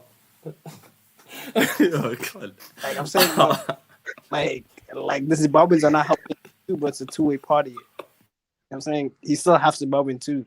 So we should draft him to the Zimbabweans and say, yo, take care of them, and we take care of full-blood Somalis. You guys follow what I'm saying? I do. I'm just. Hello. What do you lot think of that video? I was out. But Thomas Johnson, like, yeah, This guy does crack us up. I told you. Yes. This guy is communism. Man, I'm like dumb for that, bro. No, but that's funny though. Like, I never looked at it. What? Nah, bro, because like full blood Somalis, bro. Why do we care about half Somalis? Like, I get it, bro, but the Zimbabweans also have duty. No, dude, I'm thinking about. Dude, I'm thinking about it. I was just thinking about that. I don't want to stand next to you. But he's like asking my janib. All the Somalis, bro, asking my janib. Like, who says that, bro? I was laughing for a minute, bro. LKY janib. And she's standing right next to you. She doesn't know what's going. She's probably thinking this nigga's talking about the orphanage. He's like, yo, by the way, my wife is not Somali. Guys, but like we know, bro. Like it's not a surprise. Thomas, my G, you sound like the one that will marry one. Bro, I don't like Ajnabi, bro. Why would I marry Ajnabi when I have different flavors of beautiful Somali fan to Westerners? I'm tears, man. All right then. Thomas, okay, then would you marry? Would you marry? What, bro? Alright, carry on. Yo, who do you think can replace Naga Somali and Eritrean? Bro, don't call them Naga first of all, bro. Tumada. Every girl I'm defending you guys in front of him. No, it's not even that. Nickany, I don't even know, man. Yeah. I don't know. I don't know how of Somali look back. Yeah. Yeah, sorry. Dumarka. What did my man say? I don't even want to say that, but that was a mad story, though. Wallahi. But how'd you find that video, though? I was wondering about that. Thomas was, do you know? No one asked that question. This is the question I wanted to know. Only Rad can find the video like that. No, because you know what a Zambak is about. Zambak, yeah. I love to bring controversy. Where are you taking this, Thomas? You know what Zambak? The Zambak now? You know what Zambak is, right? Zambak where are you taking this, bro? Because think about it, Somalis mixed with Zimbabwean, Zambak. You know what I'm saying? Like, you know Zambak, bro? Like it's super. You know what Zambak is, bro? Huh? Bro, I need to mute, bro. What's the Zambak? You might as well bring man down. Bro, it's like, you know, Vicks, but like you use it for your lips and that. Yeah. Some lipstick. Is it strong? Not lipstick. It's strong, bro. Like Vicks. Yeah, it's Vicks. Like They call it the Amakoi, isn't it? Thomas, I don't know if you remember it. They say it's Amakoi. I don't remember Amakoi. But I know, like, that's what I'm thinking, like, Somalis mixed with Zimbabwean Zambak, you know what I'm saying? That's how I think of it. You know what I'm saying? It's strong, bro. You're saying, that kid look 100% not Somali, bro. You're saying, but yo. Huh? But you see, scary though? Do you think some people? No, but can you see some people just blending in? But that could be dangerous as well. Any Tom, Dick, and Harry could just be like, my dad's Somali. Okay, cool. The deeper question is, bro, how come the onus falls on us, bro? You know what I'm saying? As Somali people, why do we have to protect half Somali kids? You know what I'm saying? Who said that we have to? Bro, that's what that nigga was saying. That's what that nigga said, though. He said, but I think they taken the initiative, man, since they're Islamic organization. They just don't want the people to lose their identity in a way. Bro, so they teach them they don't have an identity and the deen at the same time. But why not help full-blood Somalis, bro? You know what I'm saying? Like real Somalis. Bro, fuck this. Yeah, but you were here, Thomas. You hardly find Somali kids that's orphans here in South Africa. Yeah, you Let's know be what you honest. want. I think Let's be general. honest. As I was Let's looking take care into of the it, I think Somali the bantu South club. Africans, diaspora in South Africans, they're kind of alright. Yeah, we hardly have orphans, alhamdulillah, but like meaningful full or like what do you call this? Like kids which their parents have just left them. Bro, I'd rather, bro, I'll keep it buck with you, bro. I'd rather take care of a Somali Bantu than half Somali Zimbabwean, you know what I'm saying? Because the Somali Bantu, bro, we have lineage, together. As me, bro, as We don't have lineage. bro, what do you mean, Thomas bro? Jefferson. I'm half Somali Bantu, bro. You know what I'm saying? So these are all people, bro. And we don't like the term Bantu, by the way. We call ourselves Somali Win, bro. Use the correct terminology, bro. Is that what Yeah, you're but gonna as be? you said, Is that what you're gonna be referred to? Yeah, bro. Okay, don't worry. Somali wing. Yeah, Somali Win, bro. Big up, big up. I'm saying is, bro, plus, bro, most Somali Bantu men are getting with Somali women, ethnically Somali women, because In your dreams, Optima. In your dreams. in my dreams,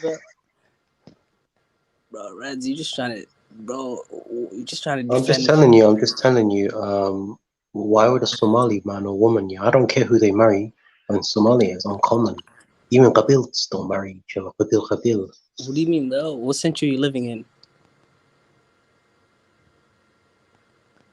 What century are you living, bro? Do you tell me you won't marry a nice Hawiya girl, bro?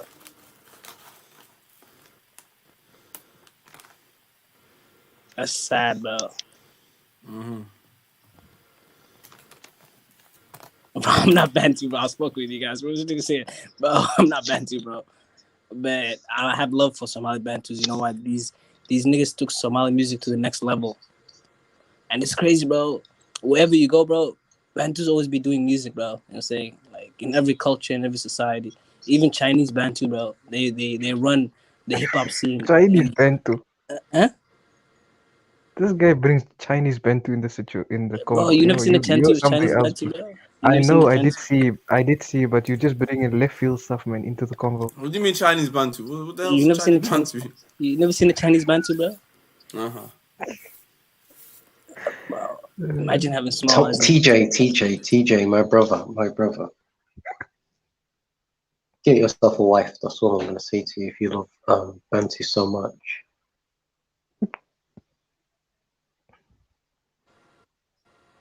Bro, you guys I'm about to dip out in a couple minutes, bro. If I leave, bro, I leave.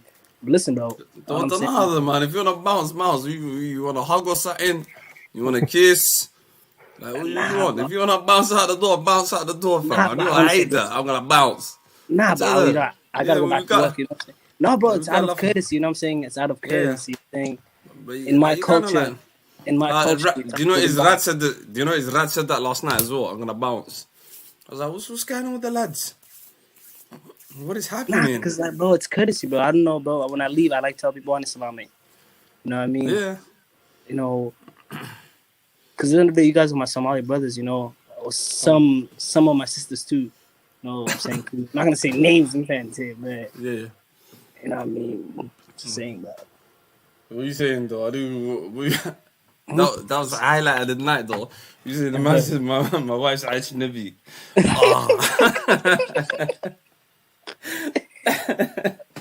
Bro, I'm dead. Nah, bro, on a real though, like on a serious note, the one thing that's crazy is, bro, like Somali South Africans, right? Or Somalis that live in South Africa, they suffer from identity crisis, bro. You think it's bad over here, bro? It's way worse over there because these kids. That's true. No, wallahi, That is true. these niggas are made to hate Somali. Some of them claim Ethiopian, some of them claim to be half colored, like Somalis that live in South Africa. Yeah, they hate themselves, bro. But Thomas Jefferson, you don't even live in South Africa. How can you even comment on that? I used to live there, bro. You love you, that's the thing. Bro, unlike you, what bro. city did you live in? Bro, what city? Hargeisa, bro. Hargeisa. That's South Africa in my eyes, you know what I'm saying?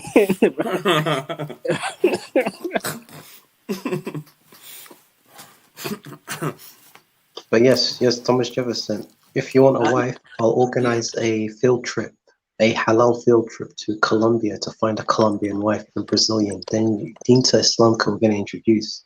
From there, we'll teach her the taqan and everything. But not Adan Brazilian, the Afro Brazilian women. They're very gorgeous. Plus, I've been to a Brazilian cafe, and their cake and their coffee is scrumptious. Bro, you know we need to marry, bro, for real though. We need to marry Mafante. Jews, you know why, bro? Think about it, bro. Because, like, the Somali Bahashi, was it called Somali lineage, right? It comes from the father. But with the Jews, it comes from the mother. So the kid gets the Hoya Qabil and the dad's Qabil, bro. You know what I'm saying? He wins in both sides. Power Ranger. What are you saying? That's some Power Ranger sort of saying, bro, it's Mighty Morphin. Man's coming together. Yeah, some super Saiyan child, like. Yeah. And he claims to be a Somali. Mm-hmm. What's going on, boys, man? What's going on, man? Big man Omar in the Nabad building. Nabad and Assalamu alaikum. Boys? Alaikum salam, boys, man. How you, man? Alhamdulillah. What's up, Thomas? No, we were just talking about. No, we were talking about South Africa, and Brad must have played he played the video about what's it called? Some Somali kids being, I don't know, some madness, man. Yeah. And it's a funny video that we just watched. Was it funny or was it mad? It was sad. It was a sad story. Like bare Somali kids getting dumped and a couple of people dying in South Africa, and that was the flow. No? Nah, wallahi, that's a big problem, boys, man. Wallahi, I had family members of my own here that actually went to South Africa, like back in 2005 and 2006. You know what I mean? Yeah. Like you lot said before, man. If our country was better and developed better, man, wallahi, no one would have to go nowhere, man. These men are trying to get better places, man. Trying to get work and money, and they're just gonna get set up. Wallahi, some make it, some don't. Wallahi. Nah, that's the problem. You know what it is? I just think to myself, like, alright, cool. I was saying it to brother Muhammad Amin. He's from the Cape. Yeah, bro. He's from the Cape, innit? Yeah, so.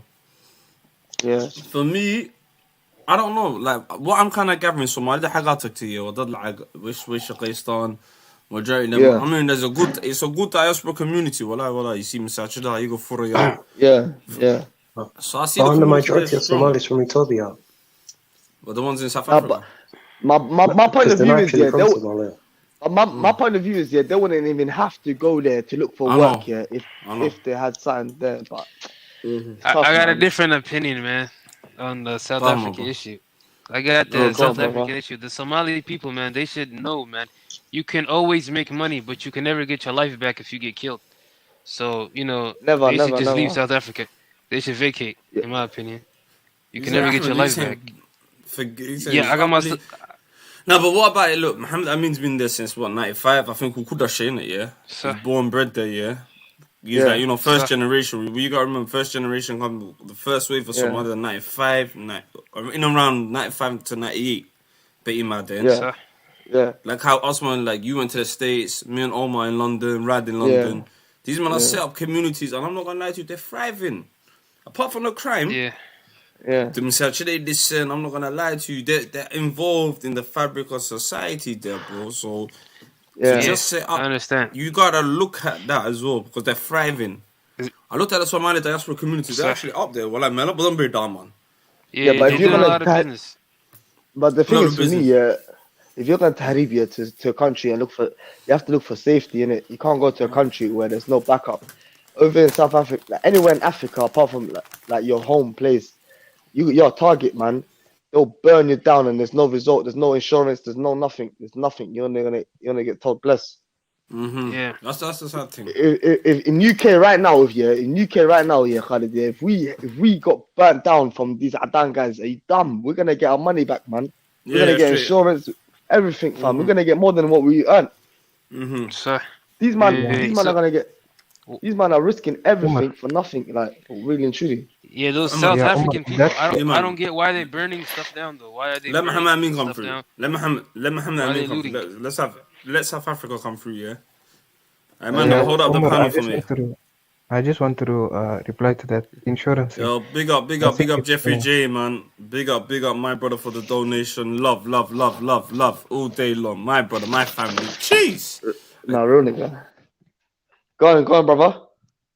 Yeah, so you were saying about the insurance thing. So you see, Yeah, go on. majority of the Somalis, they have shops like, it's like corner shops, and where they are placed is the impoverished areas.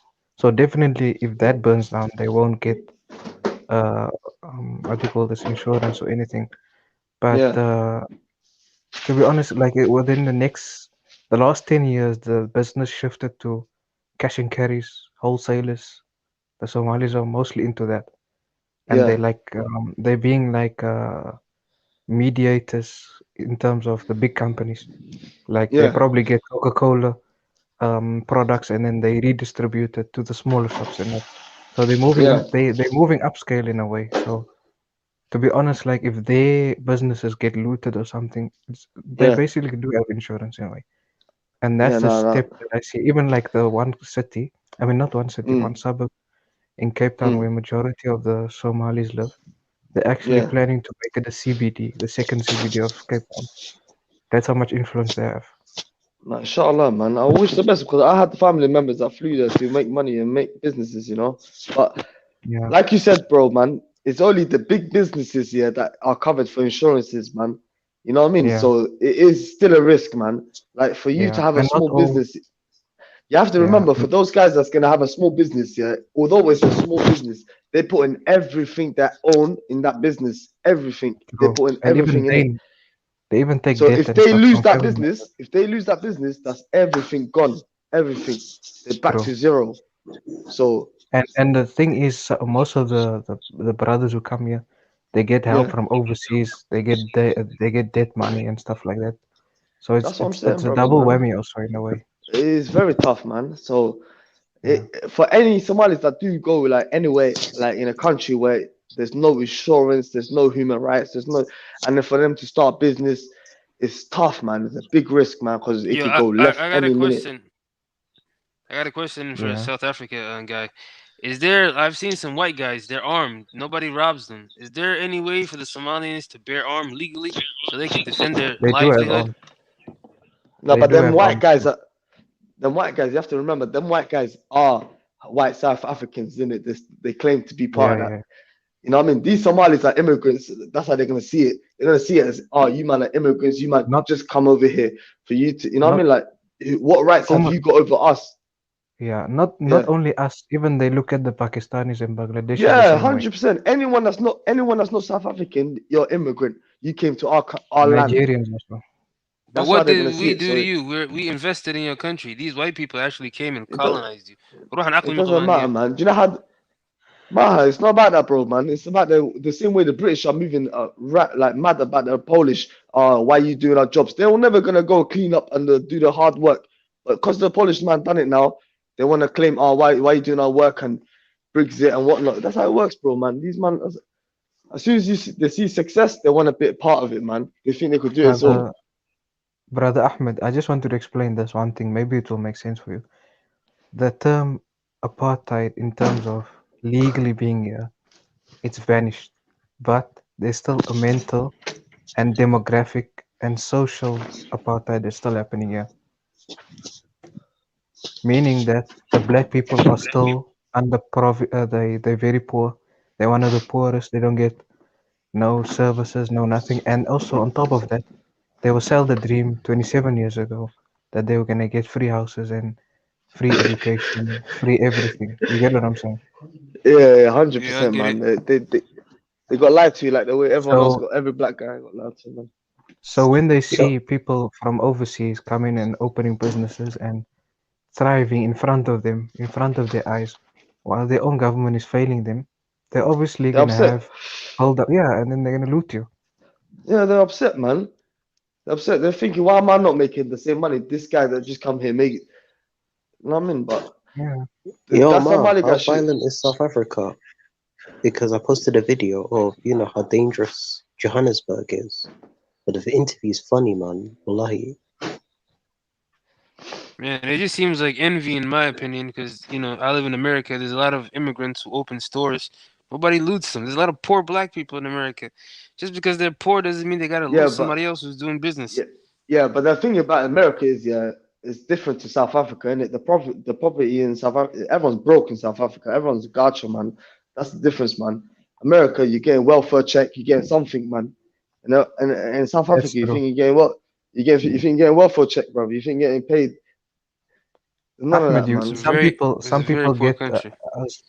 I was telling Kay earlier in the stream that some people get per month less than £20 from the government in That's what terms I'm of saying, pound bro. wise.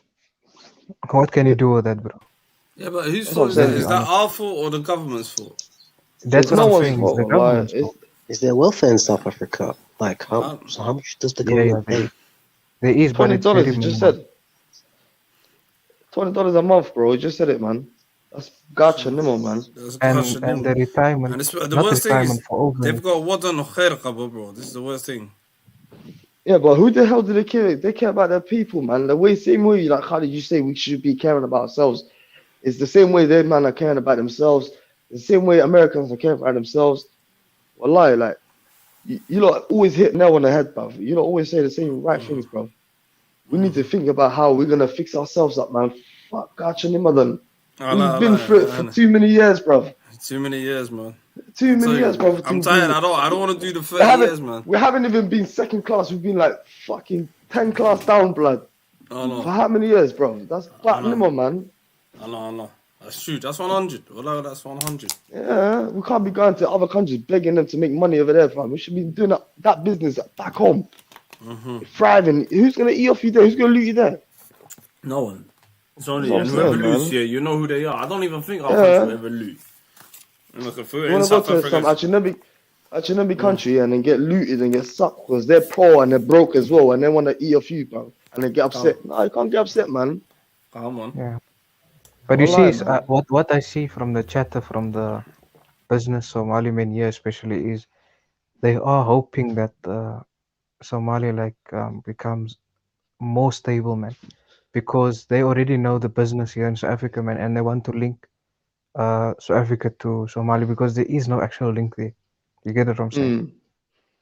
No, I'm not saying that So there couldn't be a link or there can't be a link, but I'm just yeah. saying for those brothers that did get looted and that they can't, like they shouldn't be upset, But now man. also, Yeah, I know. This year Umar, is like 36, nowadays, man. People don't know. It's like nearly 36, 38 people. Mali used to kind of skies to getting doppied.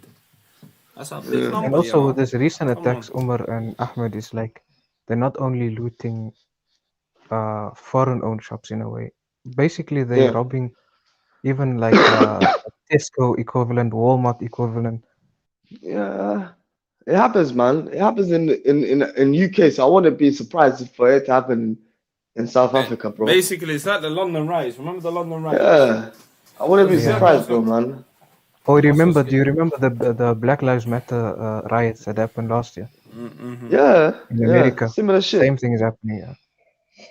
They just ransacking the malls and that. But can I ask a question, brother? Can I ask Go a question to South Africa? Go on. Brother from South Africa, yeah. Do you know when the Somali houses or the Somali businesses does get looted? Do the Somali people come together and make noise or protest or make something about it, or did it all just be quiet and let it slide under the rug? They do come together. They go straight to the municipality and the people in charge, and even they go to the community leaders and that, and they go speak to them and stuff. Okay, that's good. And they're all getting somewhere because you know Yeah. because crime is very high here, despite where you live. Actually, Yeah, way high. It's gonna be high. So the thing is, nowadays, where the Somali brothers and other people, other foreign shop owners and that, the areas that they're in, they're paying actually like protection money in a way. They went down this route now, just to save their businesses and that. You get what I'm saying? Yeah, no, 100%. So, and hopefully, this is the step, and then the next step is like they just live normally afterwards.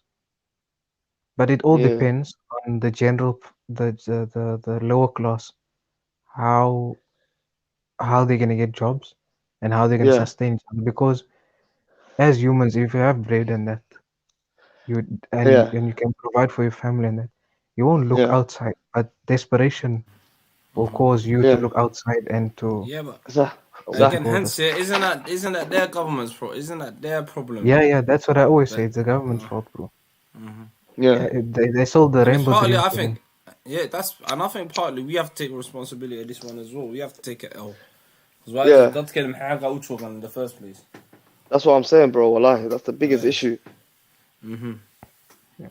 Why did they have the need to run there? Why? What's the need for you to run there? Sister FA said, yeah, why are Somalis being targeted? I don't understand. No, because what it is the local immigrant. والله لو وقف عصب العقب وسميسانيا in front of your Yeah, face. wallahi. Somali they were starting to Kaniska High Star. I'm not gonna lie to you. I'm gonna bring a It's video the up local. here. That's what I'm gonna say. It's a local immigrant that's coming to a gacha country and making money on the gacha people. Like, come on, man, they're gonna hate. There's haters in the country when it's Western. Imagine when you're gacha. That's pissed. And You're remember, Omar, pissed. and they seeing the Adan people living in lavish lives, driving Lamborghinis, Porsches in front of them. The thing about the Adan people, South Africa, yeah, is they're in such an enclosed environment, you hardly even get to see them like that. They get protected so well, so nicely by the black community, like black security guards, black government are covering their backs. Yes or no? True. Wallahi, Where's bro. that? The Adan people, in South Africa, the Adan people, they live the best life, man. They live Yeah, the come on. Yeah. best That's life, a man. mazza. That's a zanga. Like that's what and do you know what it is it? The worst thing, oh my, innit? Man owns 70% of your economy, you know. I'm You only know what I'm trying to 8% in say? your nation. There's only 8% of them. 70% of the Galaha Wadanka. I don't about the Kadako start. That's the biggest piss take. That is mad. Man can't chat to me. Look what Somalis are doing over there as well. Like, watch this, you man.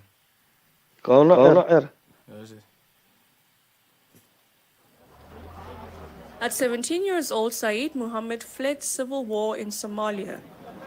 That was 30 years ago, but he still remembers the kindness he and his family received when they arrived in South Africa. In the years since, he's built a successful career as a banker, and now a world of restrictions and lockdowns has presented a chance to give back. You know what? Here are people who welcome us in their country and who host us in their country. And there must be a way that we need to contribute back.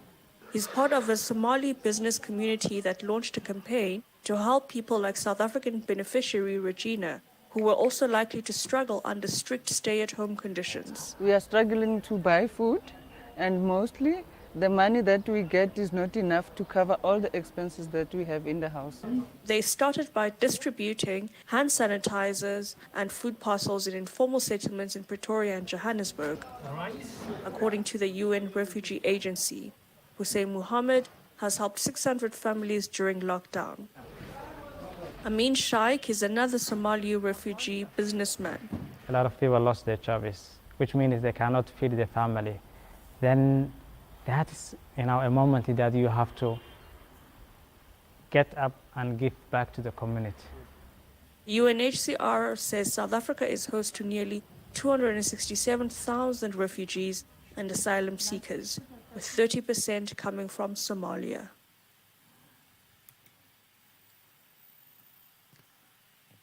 you guys, you heard the numbers, innit? Yeah. So 250,000. Come on. That's a lot, wallahi. That's a lot. And then 30% to like 250,000 refugees, and then 30% was Somali. And you see that too, like that one محسيننا عاوننا. That's أنا عيل أنت صايقها يا فهم. Yeah. You know that حاجات شو they didn't they متطور صنيان like they're actually thriving, bro. Yeah. Yeah, When I but looked into the communities there, gone. Talk to me. yeah, you see where this the warehouse and this that they're showing now, this Yeah. is not. It's close to the what do you call this it's close to where the poor people live, but it's not like they like in the middle. You get what I'm saying? It's in the suburbs where the poor people live. It's close to it, and also this Well, the type boy- of place where No, but think about What it. did you He say? owns a factory. 17 years with Mesha Chogi. Factory Buhaista. That's a Farid, bro. Come on, I'm looking at them sort of, the energy there, bro. There's a lot like that. I was explaining to Omar, like they move from having small shops and then they now move into this wholesalers. That's a wholesaler there, distributing mass that, and some of them even like have deals with Coca-Cola or other companies, and they become like a supplier. I'm telling you, there's a reason why Somalis are thriving because And Mesha also, Shaqayut again.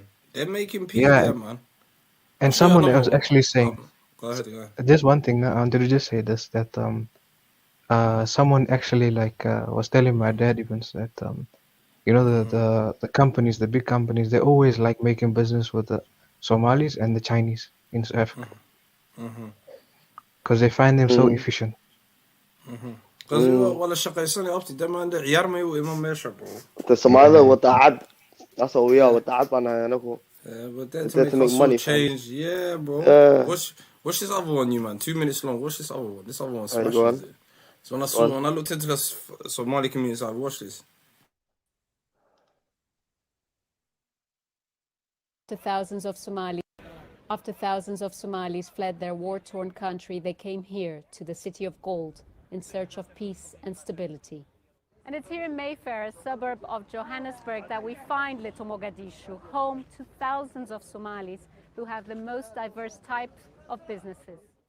Located less than 10 minutes from Johannesburg's central business district, Mayfair now boasts 2 shopping centers built by Somali refugees, and they're calling on South Africans to work with them. So we are trying actually to welcome each and everyone who wants to understand how we do things, how we actually convey the messages, entrepreneurial skills and everything. We don't need people to have a negative impressions. Let them come and join us, let them come and take advantage of what we are doing, and let them come even take part of our businesses to at least understand who we are. Many South Africans live and work among the Somali refugee community and are learning important business skills. We pass a lot of skills to our clients, our employees, the customers in general. When mostly, they come from the locations or the sub-locations where they have some tech shops. When they come to us, we give them some credit facilities so that we also increase their sales. And also our employees, we also do impact them with a lot of skills on how to do their business in future when they leave.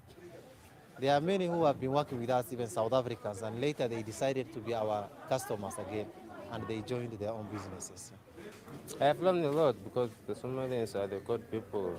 They teach us how to make a business, how to work with other people, how to work with the customers. Working here has given me so much skills, especially with the computer, and also working with different people of different races, from different countries. It's great.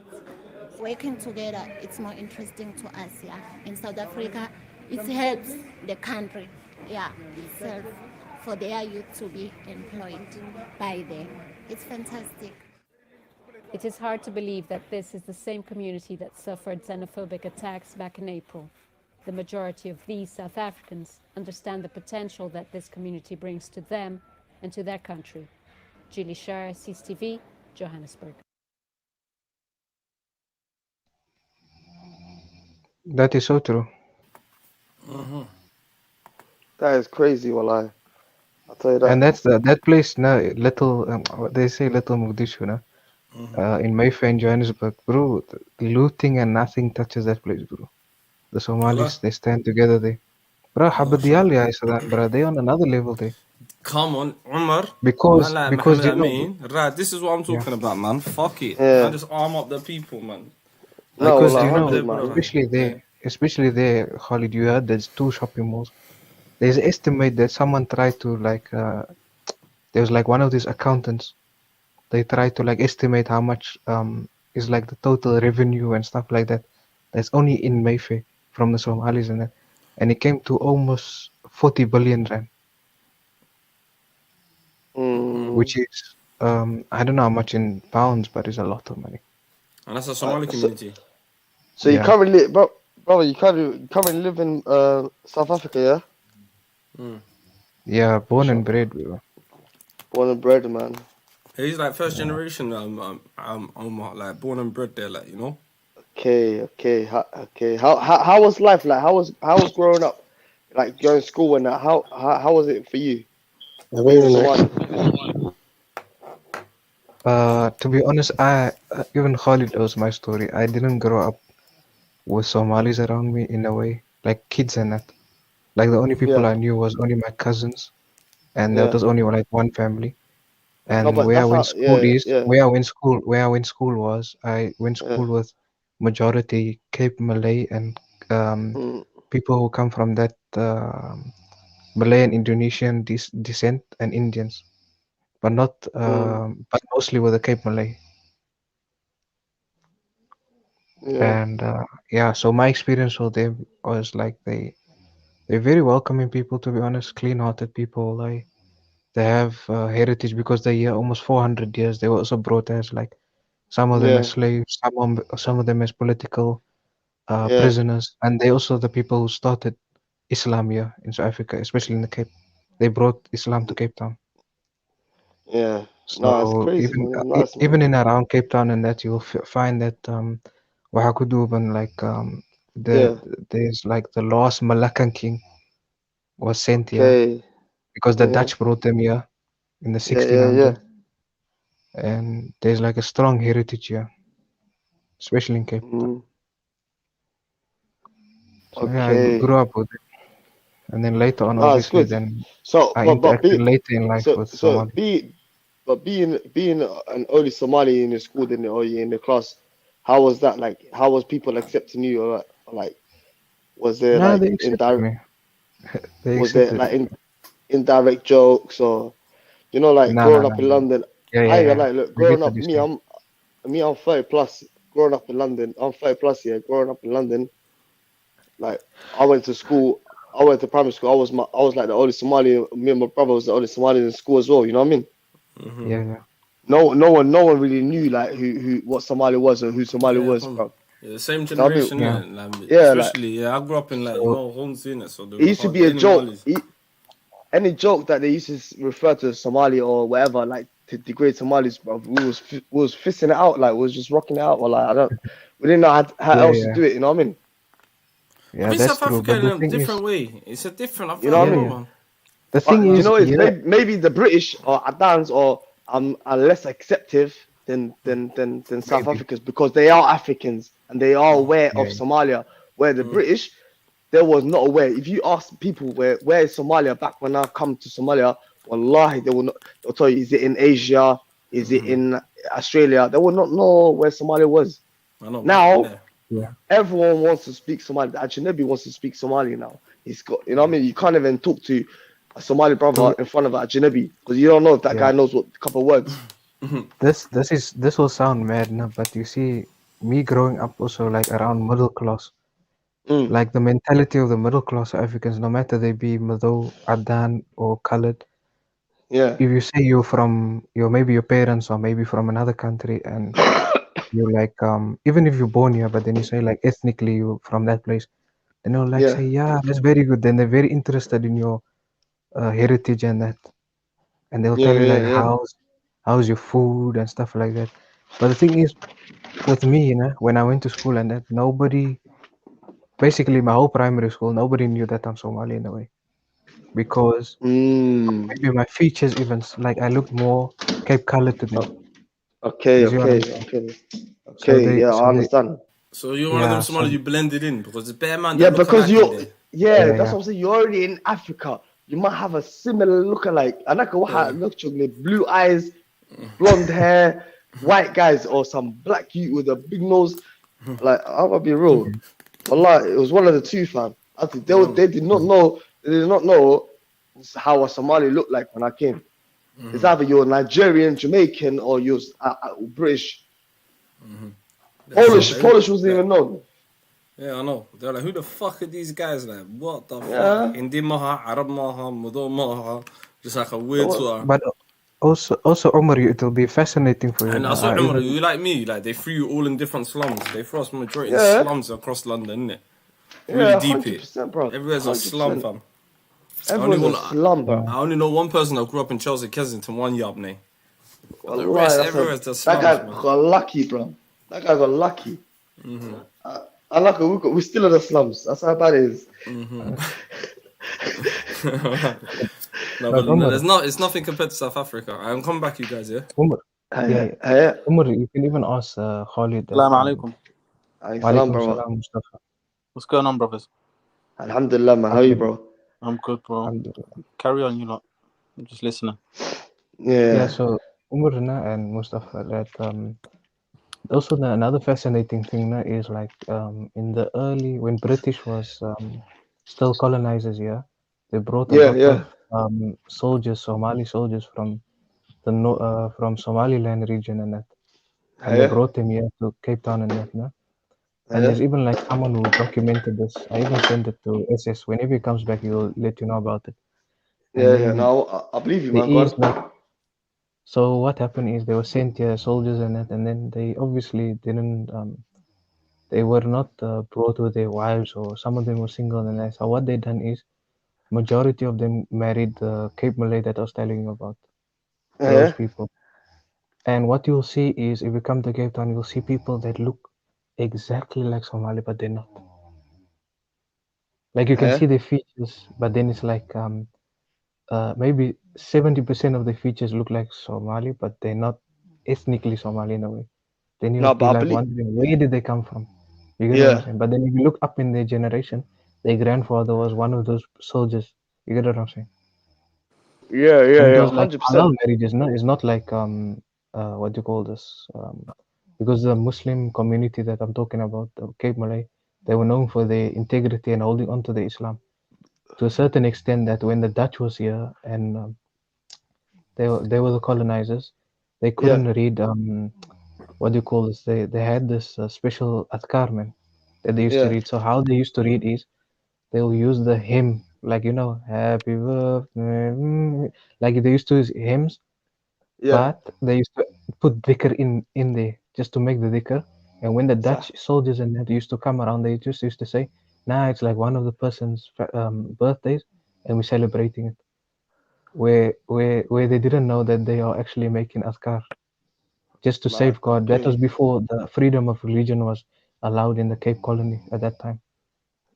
No, that's crazy. How long ago was that? That was in the so the freedom of religion came in late 1800s. So that will be just before that. So the 1700s and 1600s when the first Muslims came. How many Somalis are out there? And so I never really looked into the South African Somalis and whatnot. To be honest, we don't really hear much about it, In terms of number-wise. Yeah, how much are out there? What would you say the population of Somalis are in South Africa?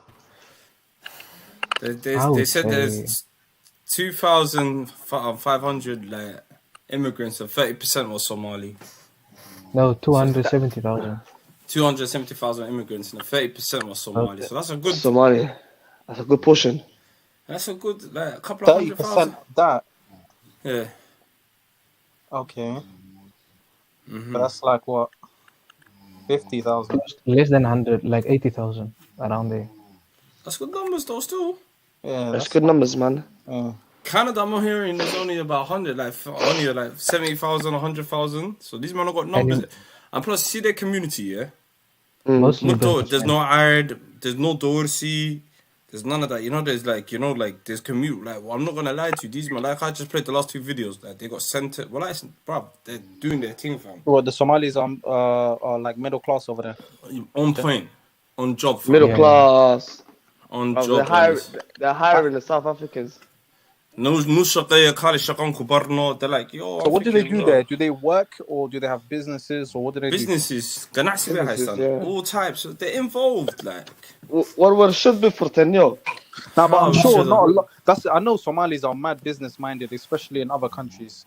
But is it a lot of them, or do they work for white people, or do they work? No. It's a brother wayaga, man. It's a brother wayaga. So they work for themselves, basically. They're doing this. They work with the white man.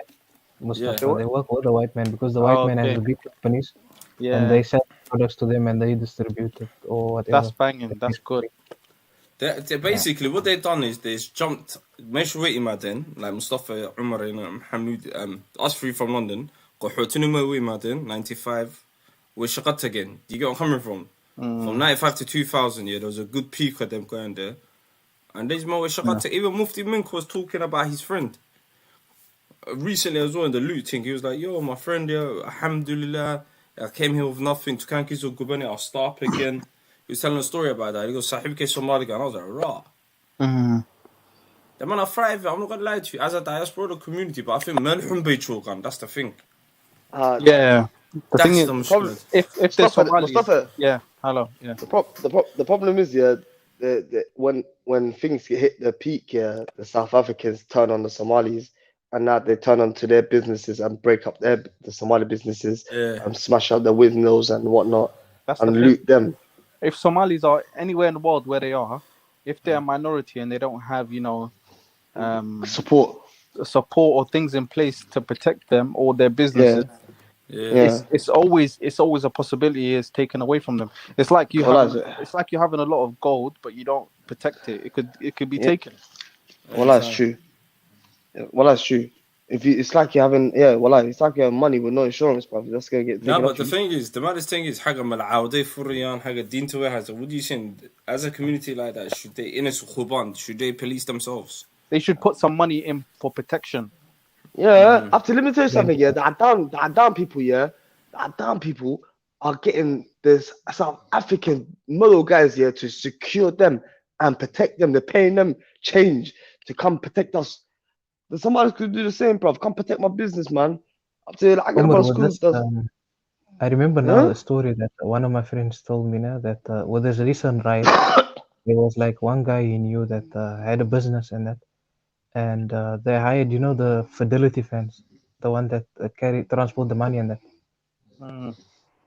They basically hired that the Somali dudes and that, and they stacked all their money and that because they were unsure, man, what's this riot's gonna happen. And they actually used that to get away from the trouble. Alhamdulillah. That's good. So they are connected, especially in Joburg with the businesses, because the businesses in Joburg are much bigger because of it's Yeah, but the whole that's province is like a the big hub. city though. That's like the they call main it city though. the gold city, the gold city. Yeah, See, they're not gonna. all they have to do literally is where they found gold.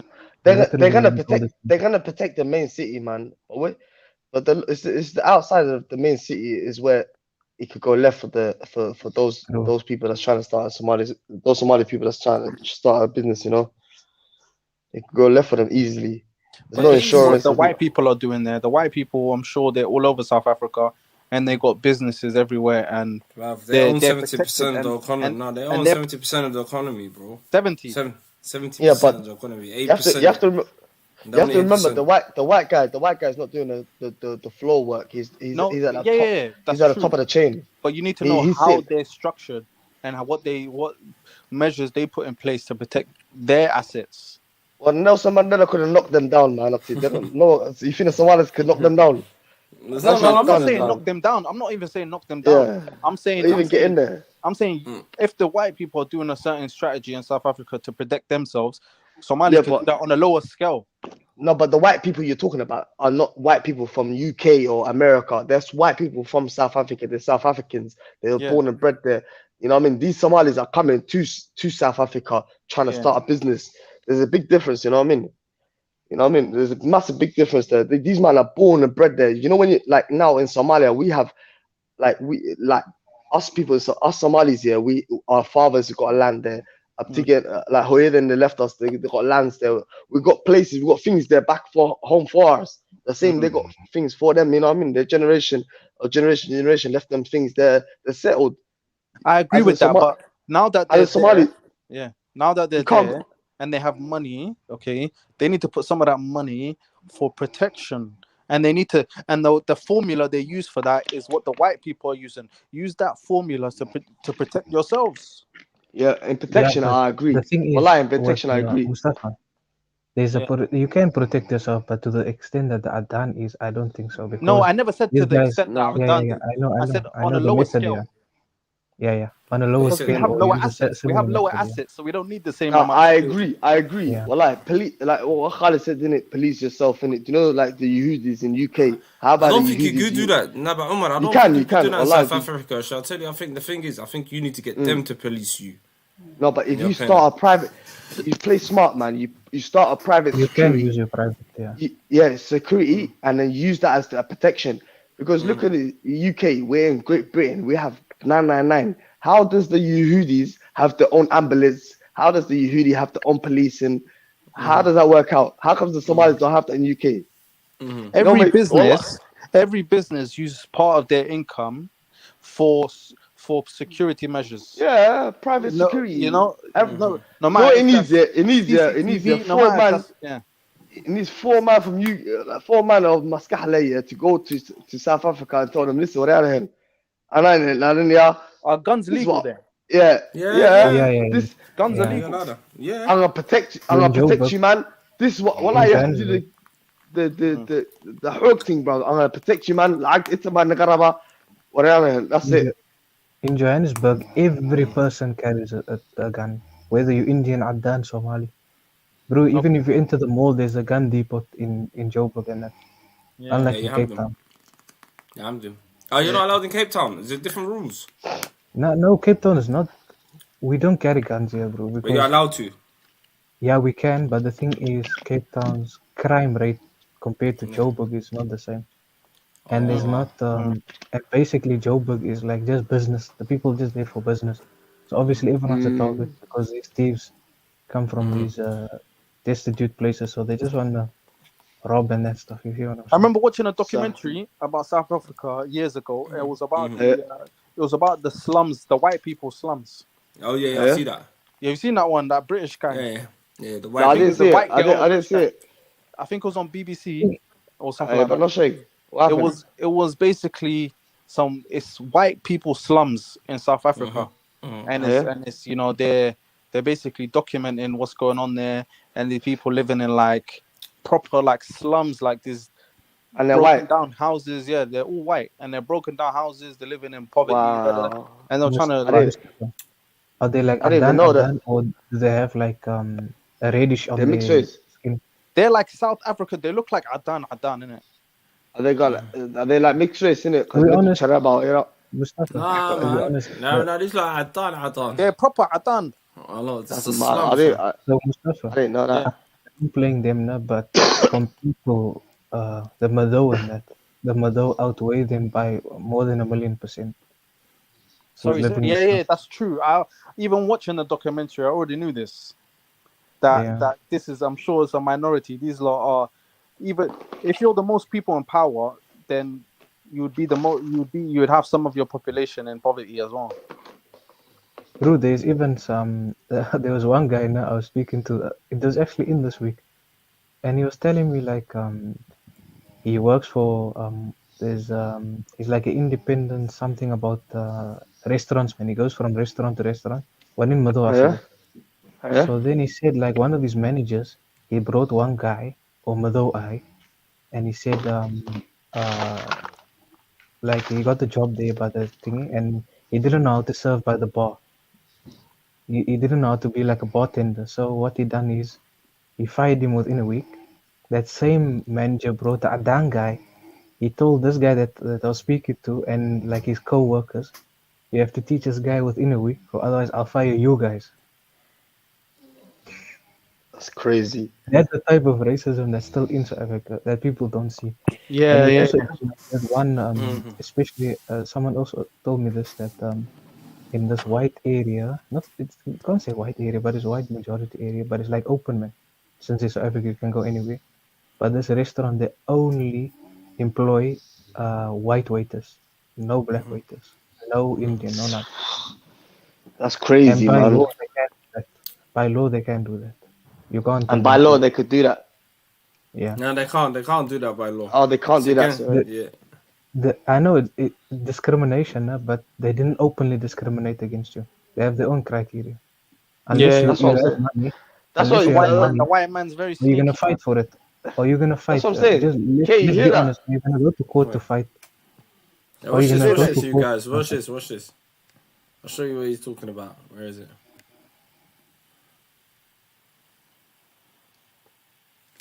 Oh, sorry, there it is. Yes, that's in Africa. This strip in Cape Town, South Africa, divides the beachside community of Strand from the township of Nomzamo. They're only a few meters apart, but the people on each side live very different lives. You lot see Strand that? has... Do you lot see that? Yes, we can. Yeah, look at the birds. Look at the two areas, the bird's eye view. Can you not see the bird's eye view from the top? Yeah. Look at one area, what gotcha up ahead, yeah. The other area in a Lamy Bella. Look, can you see that swimming pools? I'm seeing the Lamy. It looks shut off. Yeah, and just one little strip. Alright, watch this. This strip in Cape Town, South Africa, divides the beachside community of Strand from the township of Nomzamo. They're only a few meters apart, but the people on each side live very different lives. Strand has backyards and driveways. Nomzamo is much more dense, and the people here have fewer basic services. Less piped water, less internet access, and Nomzamo is majority black, while the area across the line is majority white. If we use dots on a map to represent race, you can see how stark that divide is. If we zoom out to the whole city, we can see it's actually everywhere. And this is the case across much of South Africa. The color of your skin here often determines where you live. It also determines your quality of life. This map shows where jobs and opportunities are primarily concentrated in Cape Town. And this is where most of the city's black people live, in informal settlements called townships on the city's periphery. People have to move by public transport for up to 3 hours a day, and they can't take care of their obligations in the community with the rest of the family because they're always working and they're always traveling. For decades, South Africa was under apartheid, a system that wrote segregation into law. A white... Yo. I'm not gonna lie, that was crazy. That's Cape Town, that's where you're from, innit, Mohammed? Yeah, as I said, like if you want to see apartheid in full swing, just drive through Cape Town. That's all. Is that where you're from, Cape Town? Yeah, from less than 5 minutes, you'll go from mansions to townships. From townships to those, you know what it is? Yeah, do you know what? Yeah. But do you know what it is? Yeah, I ain't gonna lie. Even like in London, we have similar shit though, Khalid. Like where I live here, you have like in Islington, there's some states here where it's like $1 million states, like and a sculpture blocks and around the corner. We've got the same kind of thing, but just in different scales, innit? Kind of. That's what I'm trying to say. That's true. Like, you got middle class living with gacha niggas. You got like in-house rich guys living around middle class people. But London's crazy, weird man. though. With London, it's like everyone's in. It's not like that. Not where there's there's a big road in the middle. Have you seen both sides in London? At least I live in North as well, innit? Yeah. I lived not far from you. Like you got Crouch and you get in and out. It's a bit of a mixture. Over there, it's just you can feel the segregation, bro. No, I ain't gonna lie, that was mad. To find that 80% is down on that side, and 80% is middle, or 90% is middle on the other side. That's crazy. That's why, that's why a lot of the time South Africa is compared to Palestine. Because when I went there, it was the exact same situation. You've got parts of the Palestinian territory that's all basically bordered off. Like West Bank and that. Yeah, a lot of it's just bordered off with bloody like gel chains and stuff at the top. What's it called? So if someone jumps Bob wires, all of that all over the wall, and then you got the most poverty and whatnot inside it, and then you look across where all the settlements are, and they've got big houses with swimming pools and tennis courts. I mean, it's unbelievable the difference. Yeah. No, mashallah, you went there though. I respect you. Yeah, I went there like a couple of years ago, and you know, it's mad. That's why South Africa is a lot of people compare it because apartheid. It's apartheid going on over there as well. Yeah, They no, it always is. Wallahi. and until today they always stand with Palestinians, even the government. Yeah, they do. They do. No, the thing about South Africa, we always knew there was apartheid there. You know what I mean? We always knew that, man. After since Nelson Mandela got banned and got told Yeah. to sit down, we kind of knew it was peak. So, well, when did he die again? He died in 2013, I think. 2013. Okay. Yeah, Milan, yeah. Yeah, he Who's died that? in 95. Mandela. Yeah, Mandela. Nah, but he fucked up though, man. Mandela should have done that whole kumbaya, like forgiveness and. Come on, man. No, but Said, Khalid, yo, as I he told you, fucked the up. counter argument. Now, the Yeah. counter argument is, if we didn't do that, we will still be. So Africa would be like Palestine, and Nah, I don't think the so. I don't people think who's in so. I charge. love that. No, I no, don't think trust me, so. bro. The Adan that was in control now, if anything happened against them, USA and UK will jump on them and fight for them. Yeah, but I'm Trust thinking me. to myself, how can 8% of the nation, eight own 70% of the economy? Yeah, that's something that it's just only a matter of time before it's the wake up call. No, but when is it gonna be a wake up call? Did they want to wake up when But Mandela the was white about? people are 8%. Yeah. Well, hey, 8% oh my god, I didn't know that. Big And Zan. Hog Balquas, Oliver. 70%. I'm talking about 70% of what the Kardagali's, Khairadi, Sawaha Sagala. You know that phrase? I got you by Picture the neck. that. I'm standing on your neck. That's the kind of phrase. And what you might gotta figure, only 1995, yeah, he let you off the chain. Before it was apartheid, cross the road. Only in the 90s, Across remember? the road. Yeah. Remember America, the 70s, the 40s, we were good there, and them man, only Nah, 95. but mm-hmm. That's crazy. Look what WM said. I know he's a prisoner in Robben's Island, innit, yeah? They broke him. Yeah. I don't think so, sister. He was in prison. He was in prison until Do you say, 27 years. I understand where WM's coming from, yeah. 27 years ain't no joke. Would that break you? Yeah, they'll probably do a madness in there to him, man. No, I see a guy come out after 27 years. He was alright. The thing is, no, he was in, especially when he was in the Robben Island, because in Robben Island he was 18 years there. He wrote his book there. Bro, those mad stories happened there, bro. Yo, if you read the story of A Long Walk to Freedom, the book, right? To be honest, it's gonna make you cry, like how they broke this man, like what they mentally broke him, alive. Mentally, innit? 27 years, political prisoner. So believing in your thing. It's not a joke, you know. No, like so you said, 27 years. You just said, I know someone that did 27 years, yeah.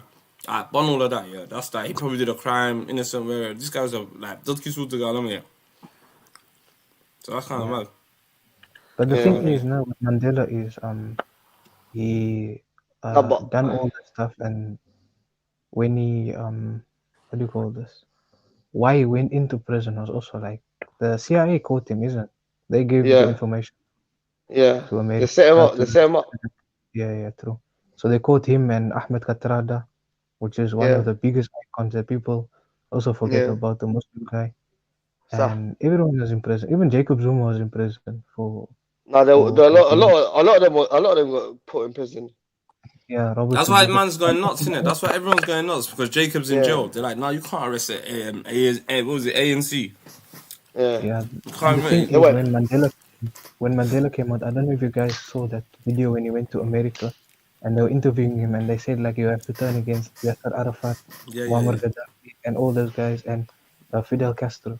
And he said when I was like when people were fighting, when I was fighting for the determination of my people, you guys were keeping quiet, and they were there with me. So you guys having beef or whatever disagreements, loyalty. Come on, I see that interview. I see it. Nah, loyalty. It's loyalty. Loyalty. Nah, but do you know, it's a lot of people. You know, I had this debate a couple of times. A lot of people say, Bun Nelson, innit, yeah? I don't know if I got carried away with the hype, but I don't know, man. Why?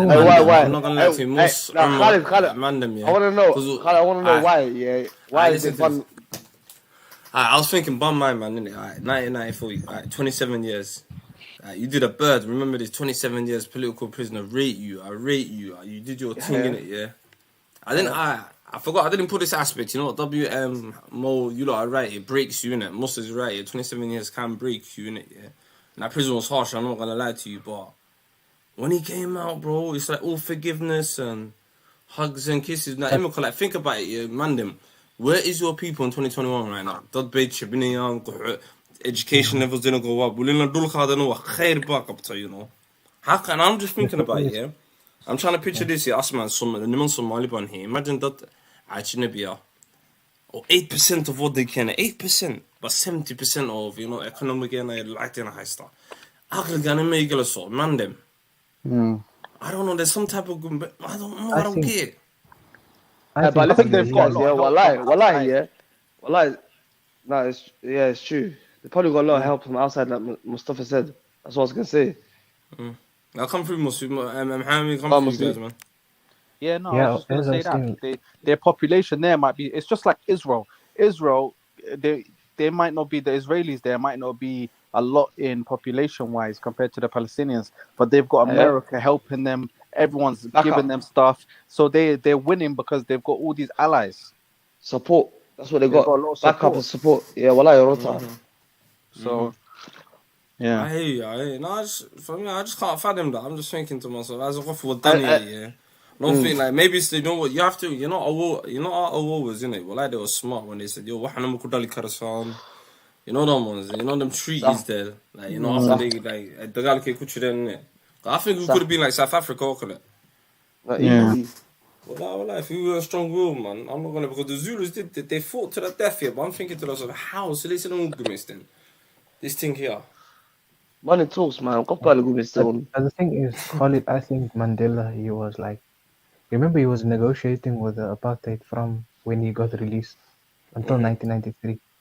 So that's like a solid 3 years almost. He was negotiating with him, and we don't know what was happening in that negotiations, to be honest. But we just know that he signed up. He got koalas himself. You think he got koalas? What do you say? He got koalas, yeah? I don't know, broski. It sounds like it though. Because if I was in a private meeting, with some Atan guys, yeah, like come out, I'm like, yo, you man, it's all good now. That's koala. I got koala though. Something got koala. Something happened. Even his wife, Winnie Mandela, even she went nuts. Like Winnie Mandela, I rate Winnie Mandela, fam. I think I think that's where you saw the friction between him and his wife. You know, Winnie Mandela. If you watch the whole thing, it's like that's when it fell apart. Them two, they're like, nah. So I feel like Nelson sold out, fam. I feel like everyone was like. When he came out, boom. We're all forgiving, we're all hugging, and nothing changed till now. Do you reckon the fame and everything got to him?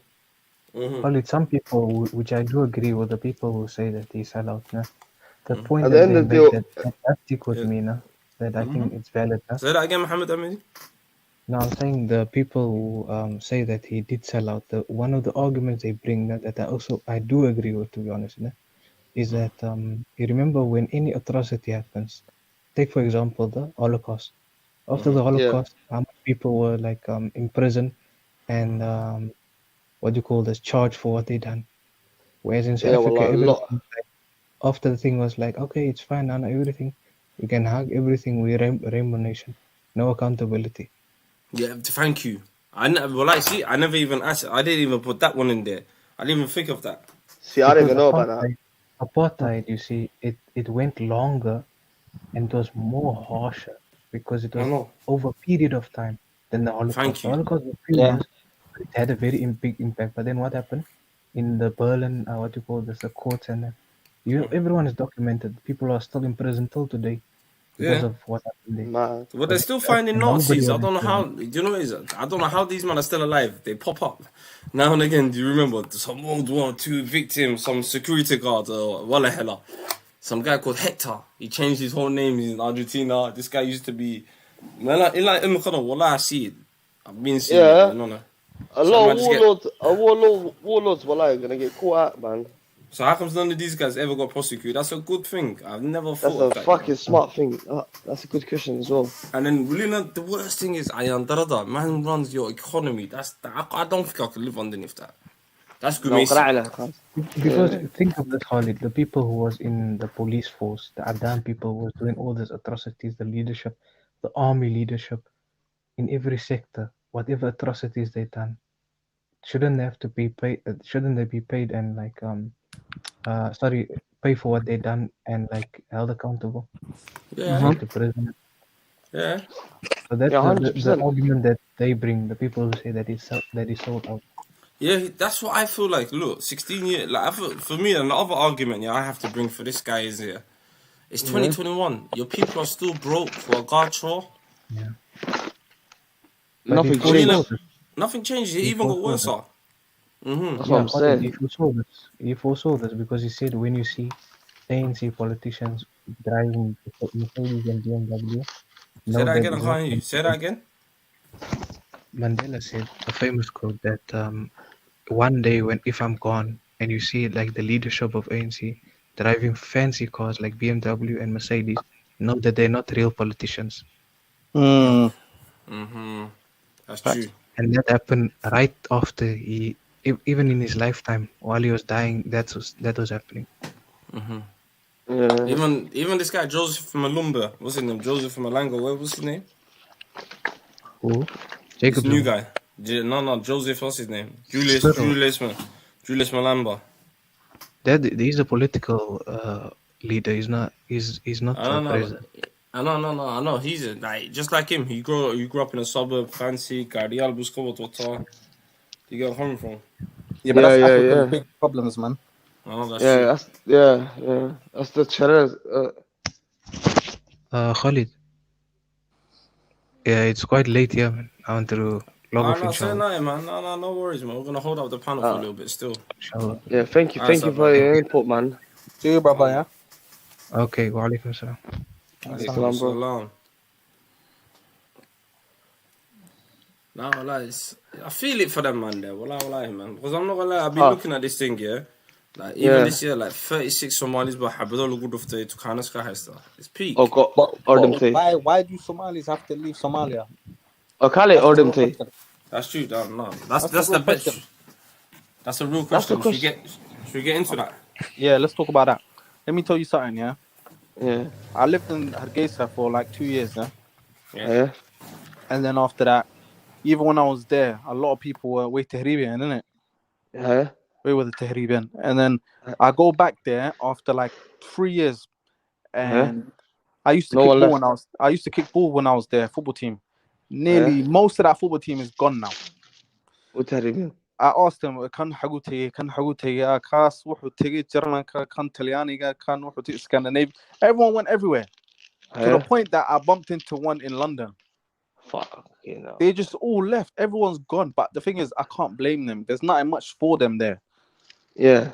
The thing is, the country's not built up like that for some people. All the kids there and everyone goes to university. When they come out, there's nothing to do. Yeah, but where is the issue though? Where's the problem? Why is that though? There's no job market created by African leaders, isn't it? There's a lack of economy there. There's a lack of structure and because that's going to be the problem. How can we keep the manpower here? Think about it. All your best years are going to be spent in Europe here, and then you're going to go retire back home. That's a problem we're gonna face soon as well. But when you retire, you want to retire with something, right? Yeah. How you gonna retire? You're not gonna retire and just sit in a yard. Mm-hmm. You know what I'm trying to say? But regardless, like me growing up here, wallahi, me personally growing up, my mum, she always I grew up with my mum, and she always tried to implement the fact that we always have to think about how we're gonna get back and how we're gonna live back at home and how we're gonna implement that and how we're gonna bring businesses there and whatnot. You know what I mean? I feel like a lot of people has been taught that, innit? Like we're here to bring shit back home. A lot of us, it's down to us, man. What we learn here, we're supposed to take it back home. Well, we're supposed to help. You know what I mean? We fund these governments, man.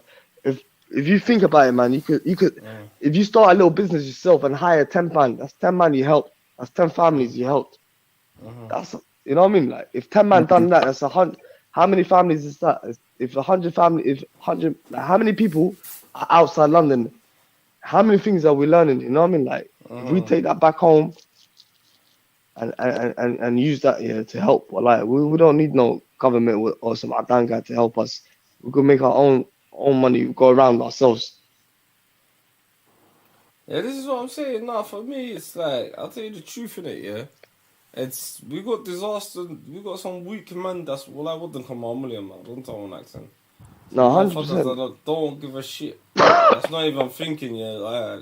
Because do you know what I reckon? These men are not clocking, yeah, to get back on track, it's going to take about 30 to 20 years of sacrifice. Yeah. The next couple of years, yeah, and just get people out of this thing quickly. That's the thing. Yeah. But these leaders actually wake up and realize that? Or is it every man for the kursi? That's what I like to ask. I mean, that's one of the problems. I feel like all the politicians, this is like an African problem. It's always been the whole of African. A lot of these nations are one government, or somebody's elected as a representative or prime minister, president, or whatever of a country, and then they're in term for a specific amount of years.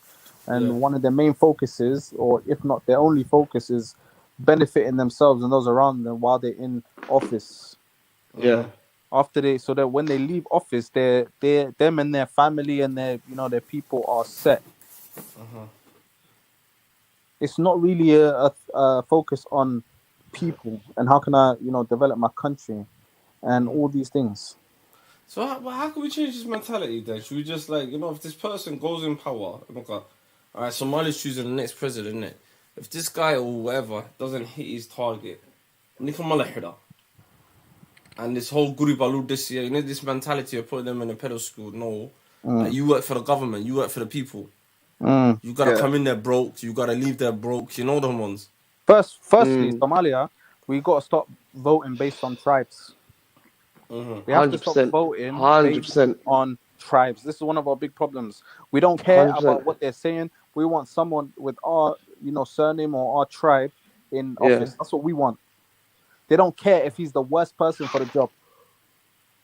This is a very, very bad mentality. I don't know that tribal mentality. Very bad mentality. It's not going to help nobody. Well, how's it going to benefit you if someone what's it going to bring? A bit of someone from my tribe is in office. What?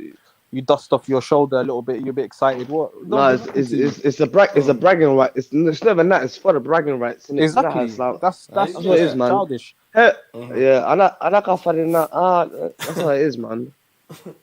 So you gotta think to yourself, it's not even that when you ask yourself, who the fuck is this guy anyway? So even if he is your tribe, what is he doing for you and the people? That's the problem. If he's not, if these guys are not benefiting the people, I reckon you just get them off the kursi. What's that? Somali is Italian. That's the thing about Somali. Bragging rights. Yeah, that's bragging rights. Tolkena. Yes, Tolkena. You know how Somalis are. This thing is just, it's just sad to see, man, because it's not going to benefit us like that. But we will get over that in due time. I do believe that. The younger generation, the better it is. I think it was one of the brothers that said it the other day. I don't know who it was, man. It's like we just need the younger generation to gain power, man. When I mean young, I don't mean like 20 or 30, but you know what I mean, man. Someone fresh, someone with a fresh mind, someone that's gonna come sort out the real issues head on. Don't be scared. Do you think what it is? Do you think that person might get assassinated though? This is Africa, by the way. I ain't gonna lie, a lot of people are gonna to make this thing happen. There needs to be a lot of bloodshed as well, bro. Because you're gonna be fucking up certain man's paychecks.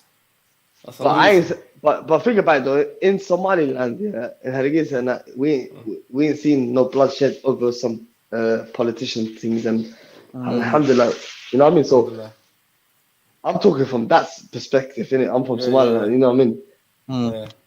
From that side of the situation, the whole of even Somalia. I don't know about the whole of Somalia. I know about Somaliland, where I'm from. But we all got the same sort of, system. We all got the same system. We all got the same thinking. Yeah. So if something can benefit one side, it will benefit both sides. Sah. You understand? No, 100%. That's just a new way of thinking. For me, it's like, for me, it's just stop this mentality of putting, you know, politicians on pedestals. Yeah. This person's a shaqale. That's what people need to figure out, shaqale. No, he doesn't They're own meant to be a nothing. public servant. Thank you. Yeah. They don't own nothing. And I hate this whole thing here. Because I see this in Somaliland as well. Like, Guribalu this year. I'm thinking, why is Silai getting a yard? Why is this guy getting a house in Tonleg? Yeah. When there's poor people. You get me? Exactly. That's one thing I don't like, man. That's that type of mentality. True. So, you know, for real change, I feel like it's gonna come from. It has to come from the people, man. Mm-hmm. You know, it has to come from the people. Yeah, the people have to enforce it and have to, you know, put some accountability on them. Thank you. That's my favorite word. Accountability. That's it. That's my favorite word. People say, why you keep saying that? I'm like, nah, man. No, these people, that needs to be taught in the vocabulary. I can't. Like, who was it? Someone was saying it yesterday on yesterday's stream. Yeah, I think it was Ahmed T in it. Yeah, like Dalahan. Yeah, like everyone's got a role in it, and no one wants to jeopardize their role, especially in politics. So you're high in it. Yeah. Like, but these man they don't give a fuck. I see one guy, he was anti these guys. Next minute later, he got kicked out of Pusigisa. He started running with these man, and I was thinking, rah. And this is all playing out in the world stage. Imagine the world stage telling you, yo, host some elections that walk on with you, man. That's a bit disgusting as well, you know. The world telling you, man, vote and like, fix up. Yeah, that's mad. I feel like sometimes, where's the self-dignity? Where's the self-pride? No, that's true. It's crazy, man. There's no dignity in people, man. That's the problem. I know. I hear that. A lot of people, man, each to their own, and they're thinking, you know what I mean? When when that's the case, then it's hard. It is. But I don't think you gotta give up, man. I think that's a long thing, you know them ones. Yeah.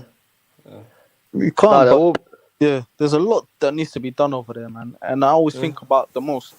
You know, it's easy to, you know, say what needs to be done, but when you put it in real life, how can I right now, or how can we right now, where we are sitting down, do something about it? How can the people do something about it? Actual tangibly, not just theoretically, but practically.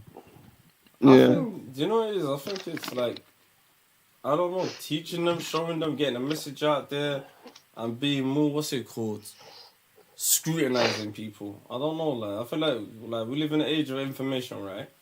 Yeah. Start getting that information out there. What is this pussy all doing for what then car? Yeah. Like, scrutinize these people. Yeah, well, like, what's it, question like, them in-house and like, I don't say get the message to the youth, innit? As fast as you can. Start teaching people, who is this person? What are they doing for us?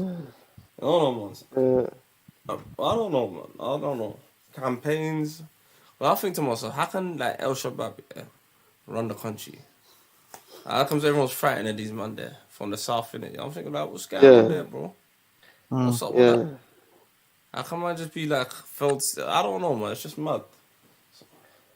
The thing with Al Shabaab with me is how could it be in that much power for that long? Like, unless you're allowing it and you're okay with it, I don't know.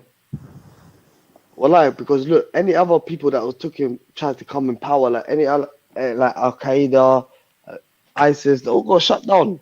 Shut down. Bless. Hold it. These men are living, bruv. They're living amongst them, like kicking back. And then they want to moan. Oh, man. That makes sense, man. How come like someone just I don't get that, bro. I don't know, man. I don't know, man. They should have been out of the country on the first two qarhis, man. I know. Yeah, well, they shouldn't have been here for this long, holding down the country, holding half of the land. Nah, man. Bless, man. If you have to get the Adan guys involved, fun it, man. Get them involved, man. Get them to drum them out. Allah. I think, Allah, for the next man that's sitting on that chair, presidents, whoever the fuck you're gonna be in it, yeah. Man, that's top of the agenda, fam. Nah, that's the problem, though, man. The first agenda they can't deal with, man. They're gonna have to put the first thing they're gonna think is, okay, well, let's put one of them in power so we can negotiate with them. What? That would be the worst thing to do, man. On my life, that's how they think, bro. Wallahi, fam. That'll be the worst thing to do. They think, yeah. They think, okay, let's work with them. That's how they think. They don't think let's annihilate them. They think let's work with them. In order to work with them now, that means they want something in return. You know what I mean? So you have to give them what they want. So you're happy to give them what they want. Like, come on, man. Bless, man. I'm to bless, man. All of them should have caught it, man. One time. Yeah. I thought they were getting pushed back and whatnot. What are they? Push still... back where, fam? They're kicking back, fam. But I got asked a question, yeah, one day, yeah. Listen to this, man, the minute, yeah. Like, imagine you got an army, you run up with these motherfuckers in it, yeah, and there's teenage kids there. I'll tell you, blow them up, everyone. What are you saying? All of them. You smoke all of them, or would you try to save some of them? Wallahi, every single one that's got a gun is gonna catch it. I'll tell you that for free. Every single one that's got a weapon is gonna catch it through the middle of the head. Straight. But imagine these lot say basically. Imagine you're president of Somalia, and then these lot are blowing up buildings and whatnot, and they're telling you, look, you either work with us or we're gonna blow up another building and kill more. And then you say no, I'm not gonna work with you, and they blow up another building and kill 200. Do you know me? Yeah, I'll tell every Slamo, every kid, hey, when get out of the city, it's a madness. I'm gonna kick off a madness. That's mad. Kick off a madness. I ain't gonna lie to you. Don't put me in prison. I'll blow every single one of them out of the situation. The thing is, with that is I'll blow him up because he wants to get blown up anyway, innit? I'll blow him up for him. But these lot have an ideology, bro. These lot have an ideology. You destroy them, there's gonna be new ones. Bro, wallahi, there's no ideology. There's no ideology, bro. These men are on money. At the beginning, yes, I was with them myself. Like everyone was with them, supporting them. Yeah. When they was like, oh yeah, let's get the Habashis out. Cool, yeah, I was with that. But then when it got to turning on each other, blood bless, man. Get out of here, man. How you gonna blow up your own people, man? Come out here, man. That's me personally. I'm speaking for Umar, innit? Like at the beginning when they came out, I was like, okay, these men are for the country. These men are trying to get the Ajnabis out of the country, and then okay, cool, I understand what they're on. But then after I was thinking, when they're on this acting, they got greedy, and I was like, blood, these men are on different agenda, man. May Allah punish them hard, fam. I know, you see Khawarij there, innit? You don't really, these men are dogs of hellfire, fam. Yeah, you can't negotiate with them, bro. You can't negotiate with them. Maybe, wallah, I was fooled at the beginning. That's how bad it was. Maybe they even fooled me at the beginning. But everyone gets fooled, innit? Everyone's a fool in at the beginning. But wallah, yeah, at the end of the day, what they're doing now, forget what they started with. What they're doing now is wrong. They can't be going in and blowing up young kids, bro, and they're thinking, yeah, they're going to Jannah, fam. Come on, man. You know, like, when was it? October, I think it was October, when was it? 2019, yeah. You man took out 500 students, you know. I was thinking, and they're doing it of their own people. They're doing it on the Somali bloodline people. Like, who you doing it to? You don't even do it. That's a mad thing. They're just the worst of the worst. Come on, that's what I'm saying. Me, I would have took out every single one of them and told them bless. I ain't gonna lie. I would have started a civil war. No, you can't say this. I'm saying you can't negotiate with these fuck faces. No, you can't. I can't negotiate. You tell me. They kept telling me, bust me this. I'll tell them shut up. I'll slap him in the meeting. No, because you know what it is, you know, when I speak to some of the brothers and sisters from the south, yeah, man try to tell me you man have to pay 2 taxes. I don't tax you if you got business. And these man, alright, okay, if these men are taxing me, why don't I just follow these man, find out who they're taxing, man? I just duppy it. Game over, innit? But man are telling me, no, it's complicated. I'm like, it's not complicated.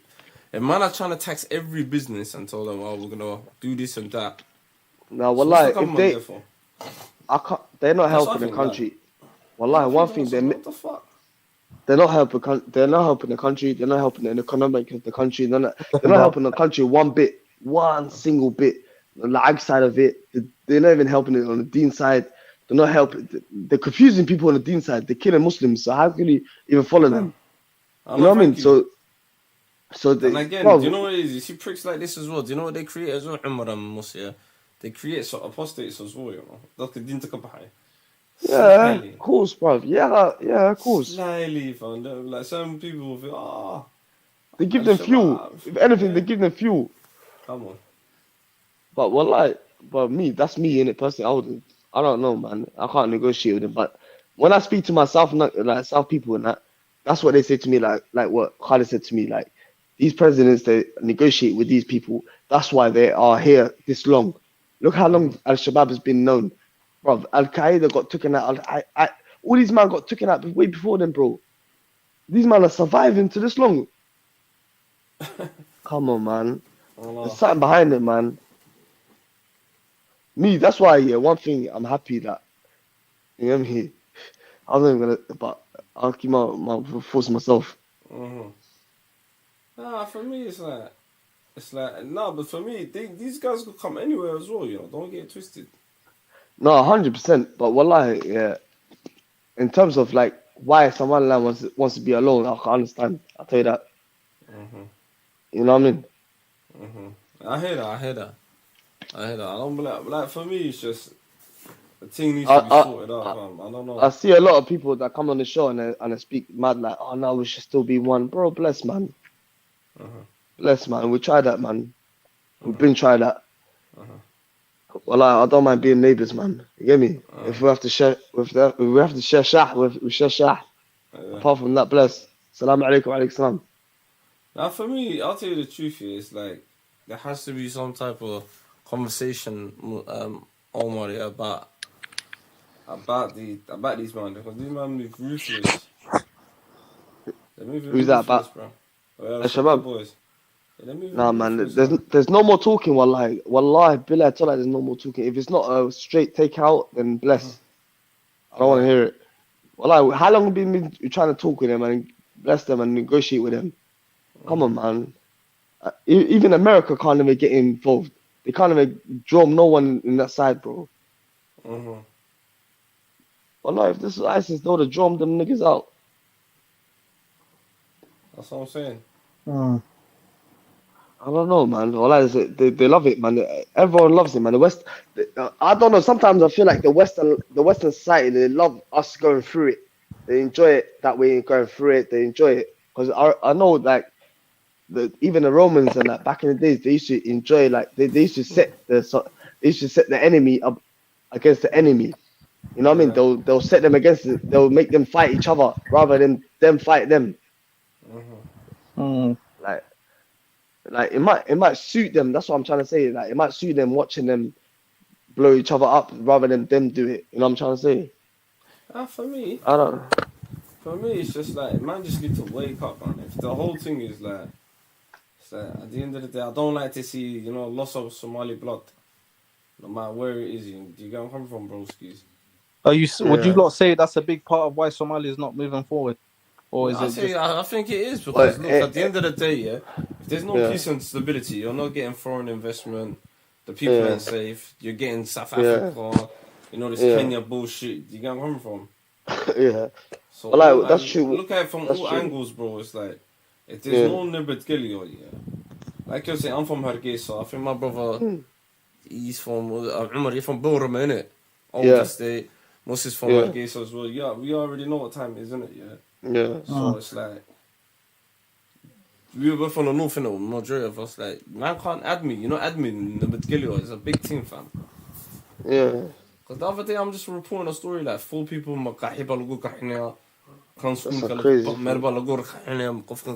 this is a mad thing, fam. Mentally, what do you think about the PhD mental levels? I don't think that's mentally good for people's psyche as well. It makes you sick, man. Like Umar, I must have saying, I used to play when I was in Hargeisa in 2018, innit? I know about it, playing football, renting, that measure. The AstroTurf measure skicker, you know them ones. I know about them things, and just what's it called, creams, like them man saw me, I can't imagine that, bro.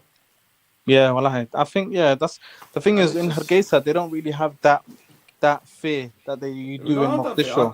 I can't live like that, bro. In Mogadishu, it's probably a different story. Wallahi, it's mad, man. It's mad. And but like Khalid just said, man, what you call it? With them there, how is other countries gonna invest in us? How there's no insurance, there's no stability, there's no how could you build a building and it's gonna get blown up? How? There's no insurance, there's no nothing, man. until these men are out the country, how would the country develop? It will never develop until these guys are out. Let's go. Wallahi, man, it will never, like, for Somalia's sake, I don't think it will. I don't think they'll be able to move on. Bro, they could have 10 presidents, brother, 11 presidents, bro. As long as that president don't move them on, he's not gonna do nothing, fam. It's gonna be the same old circle. Bust some change, take some change until you get moved on. Yeah. That's what they do, fam. That's true. Oh, but then again, yeah, I think to myself, it doesn't. This is why I've wanted to start this campaign. Does Somali lives matter? Especially if, like, just in the the last 2 days in South Africa, like 4 Somali people died. The Kenya thing. I think to myself, like, are we the type of people just don't give a shit no more? Because that's what Russian is. It becomes that, like, cheap. That's what I think. No, wallahi, obviously, Somali life always matters, bro. 110%, bro. Without a shadow of a doubt. But the fact is, do they care enough for themselves, man? Like, you know what I mean? Like, come, man. Like you said, man, we have to wake up, man. Who's gonna look at the bigger picture, man? The elephant in the room. Everyone just looks at the little minor issues and skips past that. But then no one looks at a big elephant, man. Yeah, I don't think so. I think Somalis, if something like this happens, the first thing that's needed is a lot of, like, publicity, sort of thing. Yeah. Because if nobody sees it, then nobody's gonna know about it. That's true. Yeah, no, that's true. That's one thing I found out as well. Wallahi, I did not know. I have no knowledge about it until I'll come on the show. Yeah, South Africa, exactly. I had no idea. No, credit to you, bro, man. I had no idea what happened. I was shocked when I saw it today. Yeah, where did you see it? Get me? Somali. Well, I'll show you where it is, man. It's a minute long. It's our brother did go channel. And I tell you, lot, subscribe to this brother as well, man. Somali MTV News, man. There's like little short clips. You get where I'm coming from? Yeah. And it's like a minute long. He does minute long, and it's in English most time. Yeah. Yeah.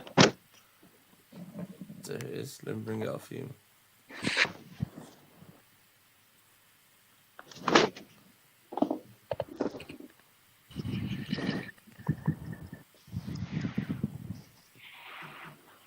Where is it? I swear I just brought it up.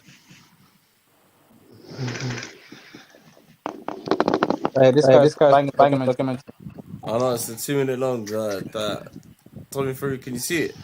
You don't see it? Somalia has called on the South African government to protect its nationals over the unrest witnessed in South Africa in the past few days. In a statement, Somali's Ministry of Foreign Affairs expressed its deep concern about the riots and looting in South Africa, in which 4 of its nationals were killed and others injured and their shops looted by armed thugs in separate areas of KwaZulu-Natal province in the past 72 hours. Somalia calls on the South African government to exert all its efforts to protect Somali nationals from brutal acts, to ensure the safety of their lives, their shops and the preservation of their rights. 4 Somali citizens were reportedly shot dead in a car they were traveling in Durban town, killing 3 and injuring 3 other bystanders. 2 of the slain were young businessmen who were identified as Mahad Isbadi and Sarjan Ali, who owned businesses in Durban. Supporters of former South African President Jacob Zuma have been carrying out violent protests with anger aimed towards the justice system over his conviction.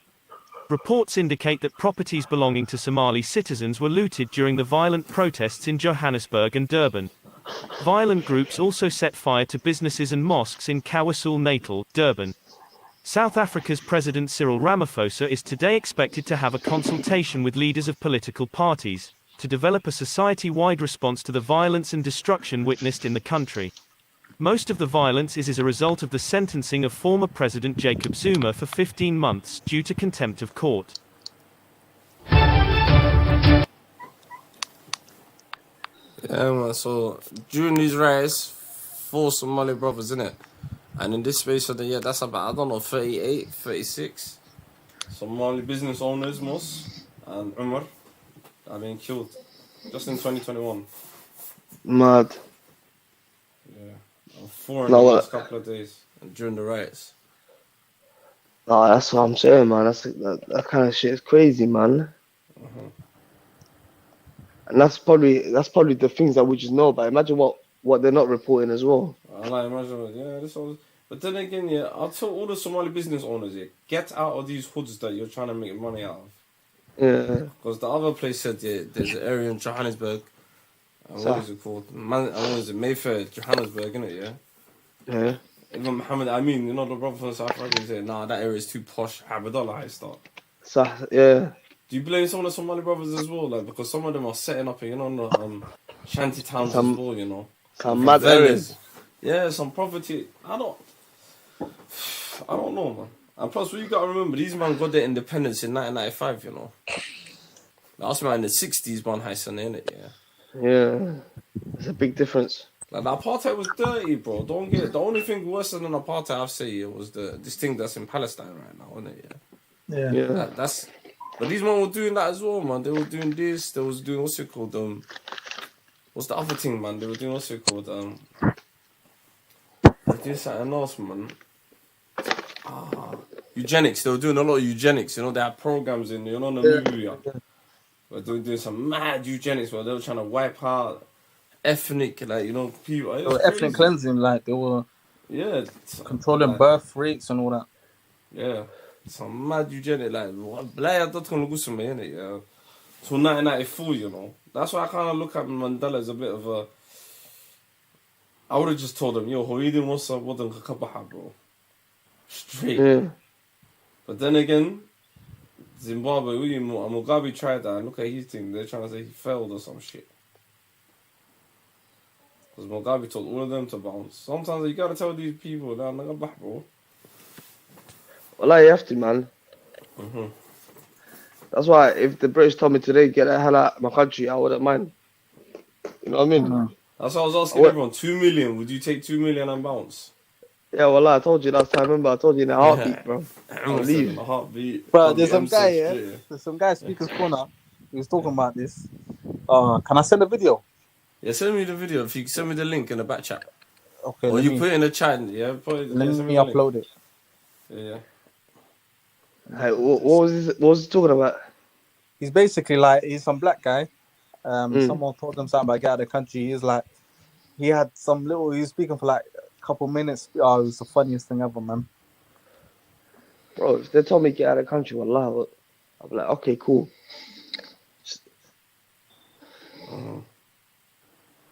What are you saying? Pay me, motherfucker. Pay me, motherfucker. Give my tax back. Let me get my tax back. There's the private chat. Just copy and paste it in the chat. I just want my tax back. That's what I'm telling them. It's on my phone. It's on your phone. Do you know what you do? You can put it in the chat. On the normal chat. Come out. What do you do? Come out and come in. And just put it in the normal chat.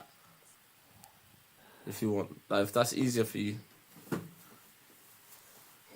If you copy and paste it in the chat, I could just bring it up one time. Share the link on the chat. Yeah. But yeah, man, I'll tell them, give my tax money back, bro, and my pension and everything I earned so far. I'm blessed. I know what I say. I don't even want 2 million. I just want what I owe them, what they owe me. You say 1 million or something, 2 million, Yeah. gone, never to get it safe. Yeah. That's a working on what's innit? Yeah, but I'll dash in the Queen's face, bro. Back and palace, throw over. Straight. You say safe, tell her hold that shit, man. Know what you're talking. I tell her hold it. Naya, I tell her Naya, I hold it. Hold it, you dumb bitch, man. Take that. You get me? I think that would be the biggest way to get rid of all immigrants. Hey, but imagine this story, K, yeah? Imagine this story, yeah? One year was in house together. Boom. He was an IPP, innit? Yeah. And he what he done was, he gave back the British passport to go back home. He's like, what? I'm gonna go back to Somalia. Fuck that! I don't want to be here no more. That was an easy way for him to come out of IPP, innit? Yeah. It's a fuck it. Boom. I'm done. Yeah, I'm done. Wallah, he managed. Yeah, he managed to give back his passport. Whatnot. They flew him to Somalia. Yeah. A week later, The guy came back on the wing. I'm like, yo, how you back on the wing, bro? Because this guy was Robo Kappa, yeah, the realest bantu. He looked like he did not look Somali one bit. The guy did not know his people. He did not know his scholar. He did not know who he was. Yeah. So when they sent him back, they questioned him. Yatai. The guy didn't know who the fuck he was. Well, I said, bro. Well, I just said to him, bless man, go back to your country. England. They bring him back to IPP, bro, on the wing. Oh, that's mad. Wallahi, billah to life, bro. He did. So is the guy Somali though? He did, yeah, Somali. I reckon, bro. He speaks Somali. Everybody. He did not look Somali one bit, bit.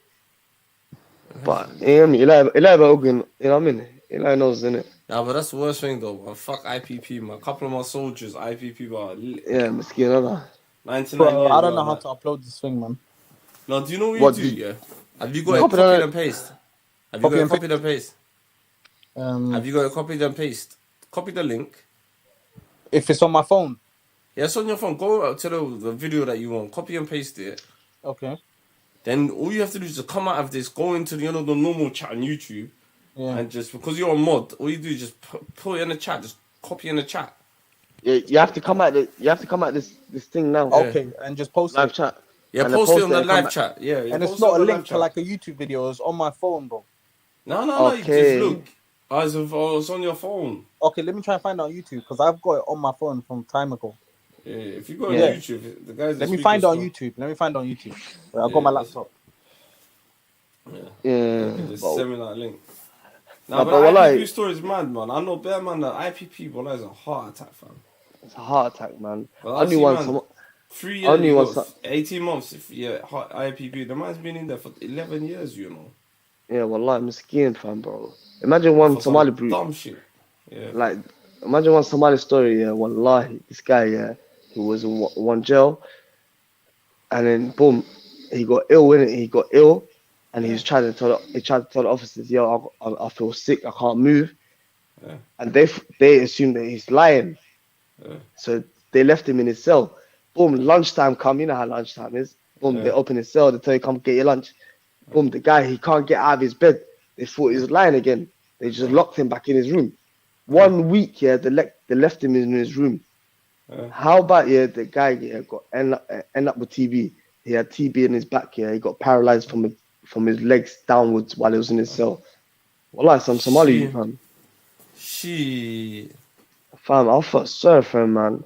I was like, so when you saw him on the wing, was he live or was he normal? Like normal. By the time he came to my wing, he was on crutches. You know what I mean? He was getting his his legs movements and his legs back in it. But the story was mad, man. They just left him in his cell, fam. 1 week hungry, fam. He's like, I couldn't get my lunch. I couldn't get my food. I was like, bro. Mad, wallah, I'm skin, man.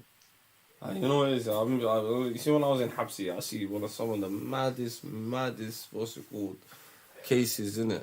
And it's just, see some of our people are like, rah, like some, I hate to say this, Umar, some people, Habsi balakate. Habsi better for them. I see some people, I was like, you know what? You're mentally fucked, you're doing some crazy things.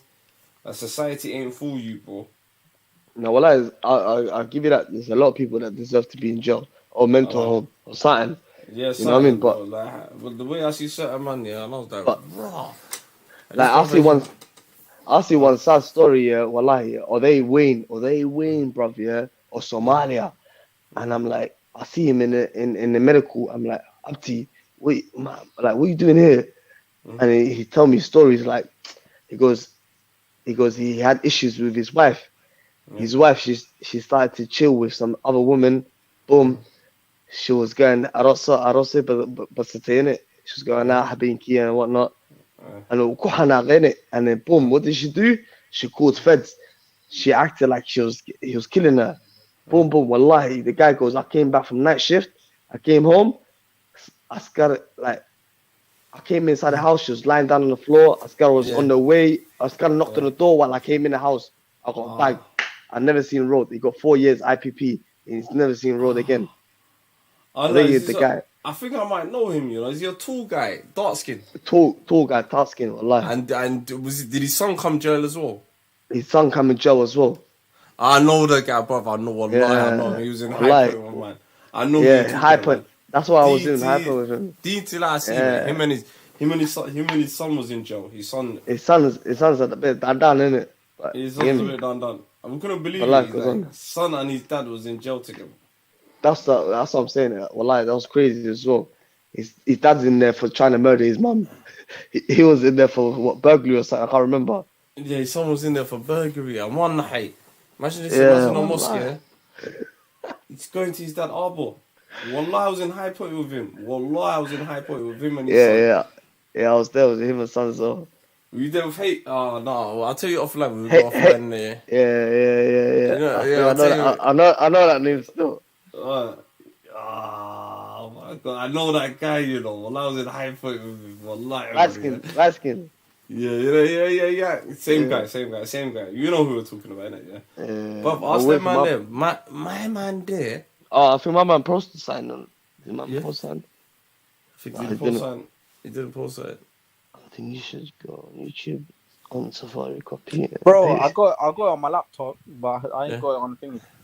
Yeah. All right. This is what you do. Share the screen, then, innit?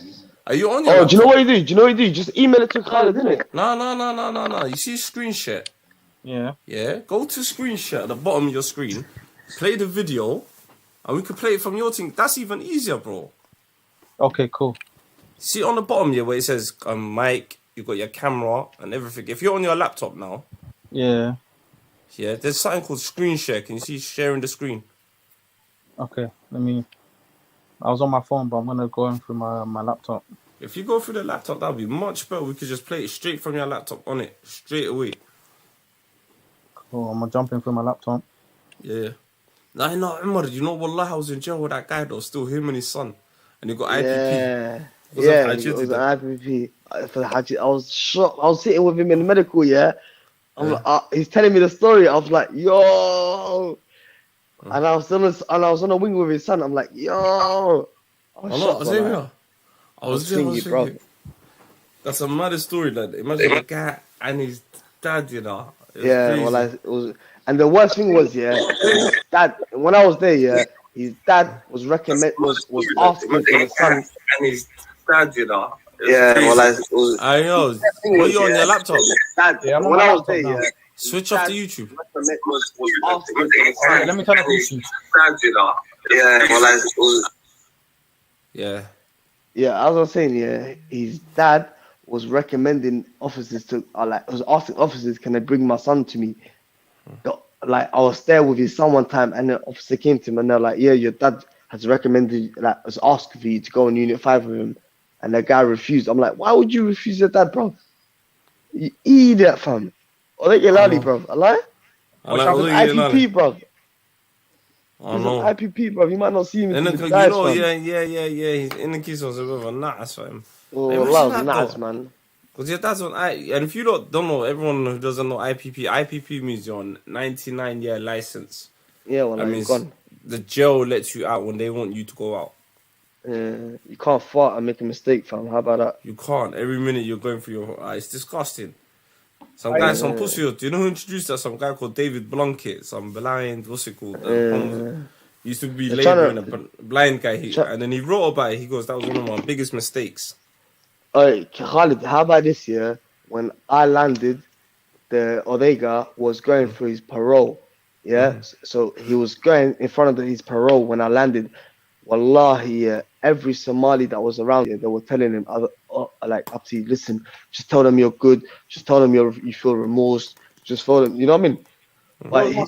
Sharing. Son, huh?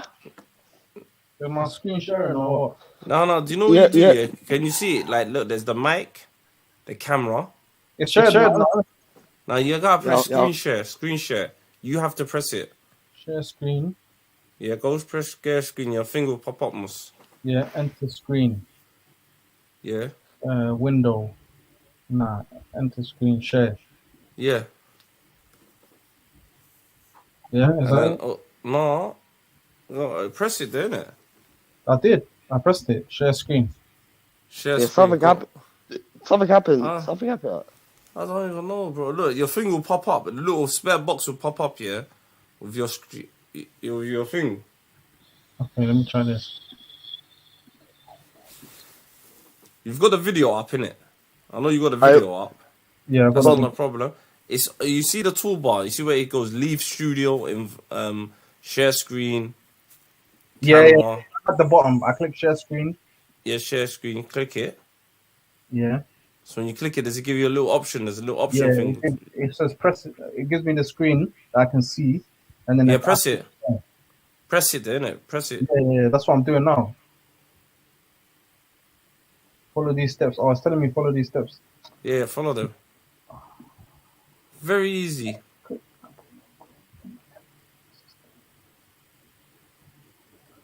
Okay, some privacy setting. All right, let me do this quickly. Yeah.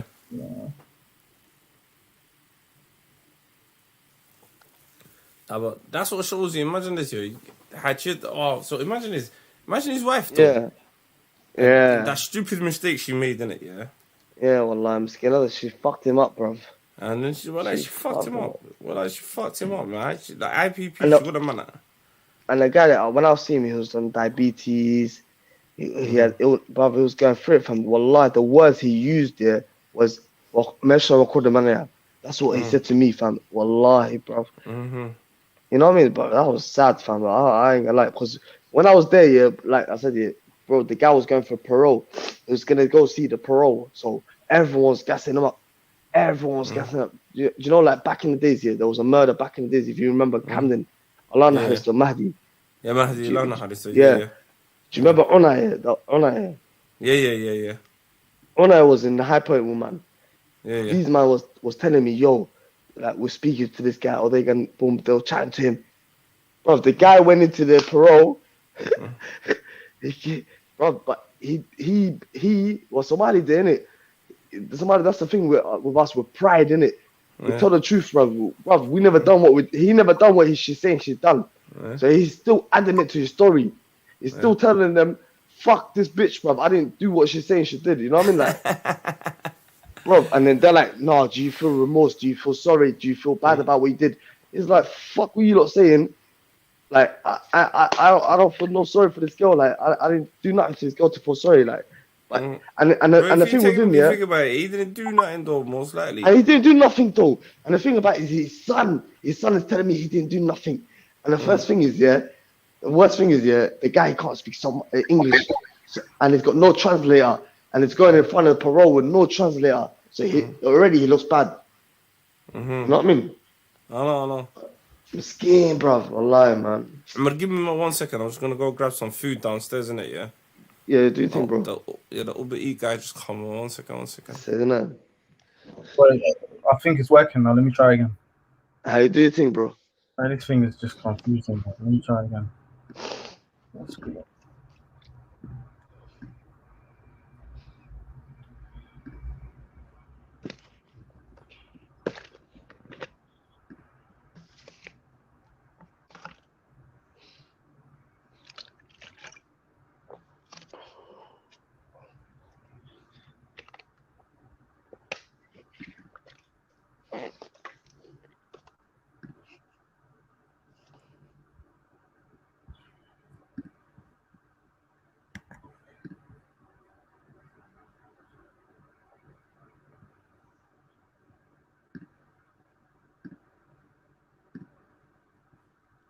You managed to find it?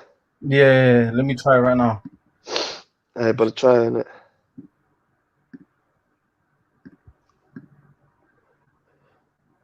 Boom, it's working now. Okay. What? It's working now, ain't it?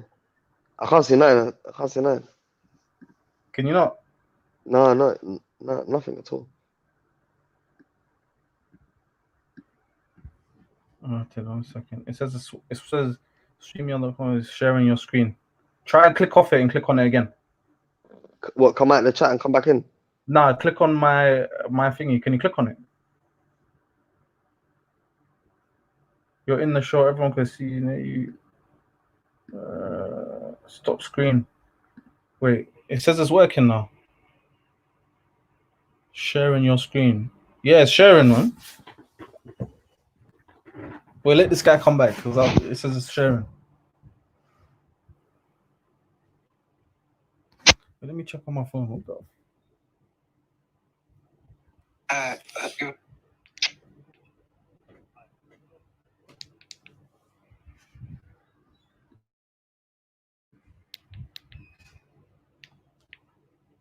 You still there?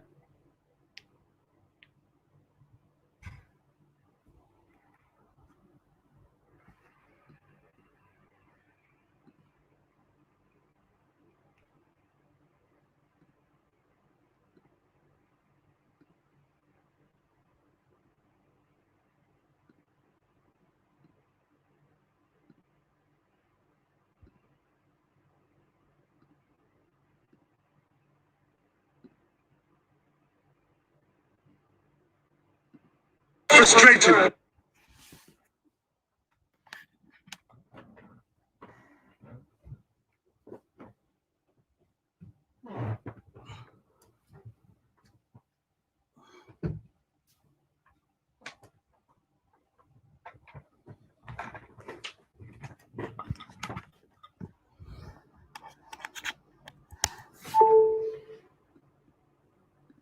Sir? Frustrated. Sorry, sir? You square up your own language. What? Did you say I'm a... Sorry, sir? What? Did you say I'm a...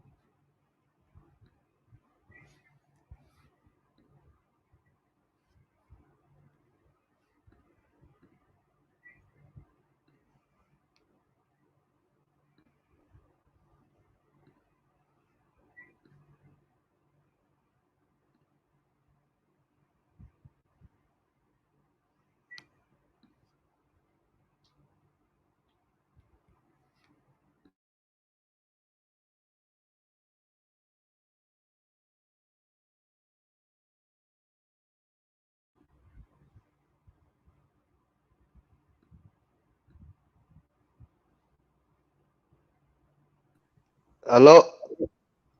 Hello, can you hear me? Yeah, I can hear you now. Sorry, man. I left by accident, man. I tried to come back here, I had to wait for Khalid. Hello, can you hear me? Yeah, I can hear you, bro. Yeah, I'm back, guys. Moose, what happened to the thing? I'm sharing it now. Yeah, go share it now, bro. But I was able to hear it, but I couldn't see it anyway. Yeah, I can hear it. I can't see nothing. Yeah. There you go, Moose. Now it's working. Okay, now let me show you something. 1 sec. Okay, 1 sec. Now I'm gonna do it for one tab. So let me show you. Okay. Alright, go on, Khalid. You need to play, innit? Alright. Alright. Yeah, I know this guy. What's this guy's name, man? I see forgot this his name. video. I see this video. Nah, this video is powerful, bro. Watch this video. I'm gonna play it. Yeah, go on. Frustrated. Sorry, sir? Square up your own language. What? Did you say I must go home? Sir, I'm going home to Brixton later. I'm going home to Brixton. Sir, when you ain't, sir, why am I here? Sir, I was happy. You asked me why I'm here. I was happy at home in my own country in Africa, swinging from tree to tree, speaking the Ogobogo language. A white man came to me in Africa and he promised me a world cruise where I will not have to work long hours. And my mother, my friend, when we were in Africa in the trees, we saw the white man below us stealing all our resources. My mother said to me one day, let us go back to England and get it back. We arrived at England, Heathrow Airport. The immigration officer said to my mother, how long are you here for? She said, as long as my gold, diamonds, uranium, titanium, cobalt, oil, copper, iron, lead, silver, rice, coffee, cocoa, teas here, I am here. He's tapped permanent resident of the United Kingdom. Bad man. When you Europeans arrived in Africa, I am 40 years old. You spent 400 years in Africa. I've got 360 years left in this country. And if you don't like it, you can fuck off. Straight. What a video! It was worth the wait. He's I'll a tell you that, bad man. Mustafa. Yeah. He's a bad man. Yeah, well, like this guy, man. Tell them the truth. He's speaking No, facts, well, man. like, it didn't lie. It didn't lie. It didn't lie. Yeah, this guy was a legend, old school legend. You know that. I know what happened to what happened to these speakers, man? Well, like, They they all used died to out. be legendary speakers, you know, back in the day. Yeah, all the messages become fights, beef. I like Umar. Me and Umar were there the other day still. Yeah. It's alright, man. There I used ain't to be been some for a minute, man. some legendary speakers there. He was a legend. I've seen some of his videos. I need to find his name, man. Because someone posted this on Facebook one time, innit? Yeah. Someone was telling me, do you know this guy? And I was like, no, and I watched it time ago. He's chiefing them on up. Chiefing them on up. He's chiefing them, man. Well, you know, last week, yeah? No, yeah, I was there last week, man. Better Khani scene, man. Better Khani scene. Yeah, more being than that. No, man. So there was some gay parade thing going on there. That's your Oh, yeah, I forgot about that. No, wallah, it's mad. Man, see a habla year of Somali or just in a crowd, like just following the crowd, man. I'm thinking, raw. You think to yourself, that can Muhammad, that Bardale, what the fuck's wrong with them? And they're all getting young, man. We've got some liberal parents out here. I'm telling you, man. I'm telling you. Liberal, I was like, to them, bro. It's like, oh, don't judge her, don't tell her nothing. You get me? After that, don't judge me, yeah? As a Muslim, that doesn't apply to us. And someone says, don't judge me. What do you mean, don't judge you? Man's judging you straight away, bro. What are you on? You're on some Kawalis, fam. Man, I have to judge you. Man, I have to G-check you. Nah, true. Like, man, I have to G-check you, fam. It's like KS said. You know they try to get onto KS this week. Who's KS? Kevin Samuels. They try to get onto KS. Huh? Who try and get onto him? I'll show you a video, man. Watch this here. Well, like Chaos, they try to fight at KS, man. He fired back, though. Who, though? Who? Some female. Watch this here. Watch your first 5 minutes here. You clock it. You're like, what? Right. They're all these people, they're all butthurt about it, man. A lot of them. Wallahi, I'm not gonna lie to you. I feel to do a show about this soon, innit? Yeah. Wallahi, I've got some messages by it. You know what? Even go. Watch this here, man. Watch this. This is the way I would.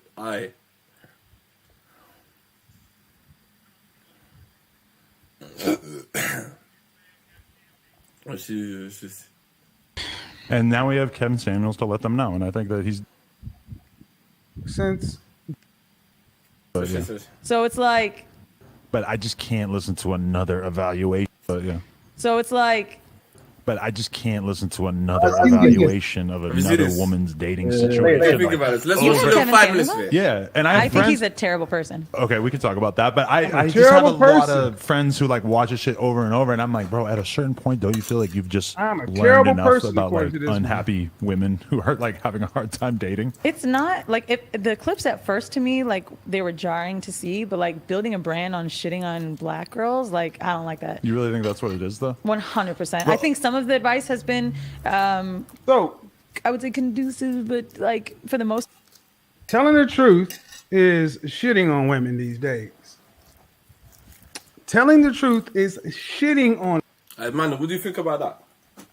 Telling the truth to women. It's facts, man. Tell them something here. Thing is there back? No. Come off your thing, innit? Shall I come on my lap? Yeah, come off your lappy. Actually, no, talk. I think your thing's alright. Hello? Yeah, I can hear you perfectly. So what I'm saying, yeah. A lot of women are being pandered to. Yeah. You know, they don't have actual reality. Yeah. Everyone's always they'll have women and they'll be friends. Everyone's like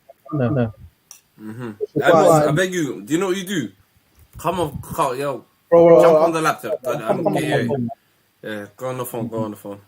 Cool. Because you're like, I need to break this down. Mus is the best guy to break this down with. Right, remember, if you watch this video, yeah, wallahi, I started crying. I was like, right.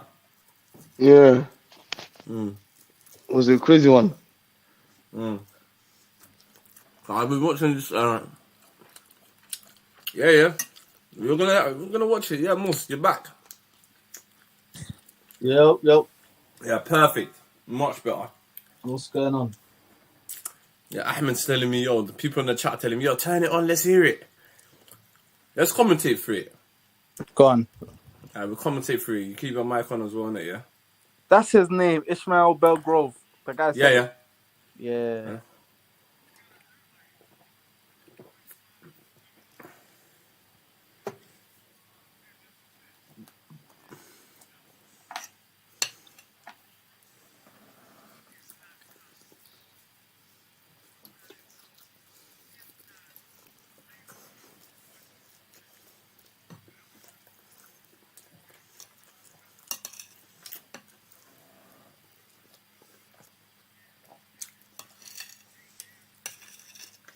Are you playing something? Yeah.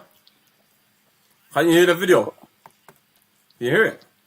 Nah. Oh, sorry, my bad. Fucking hell, I didn't put the screenshot on. Sorry.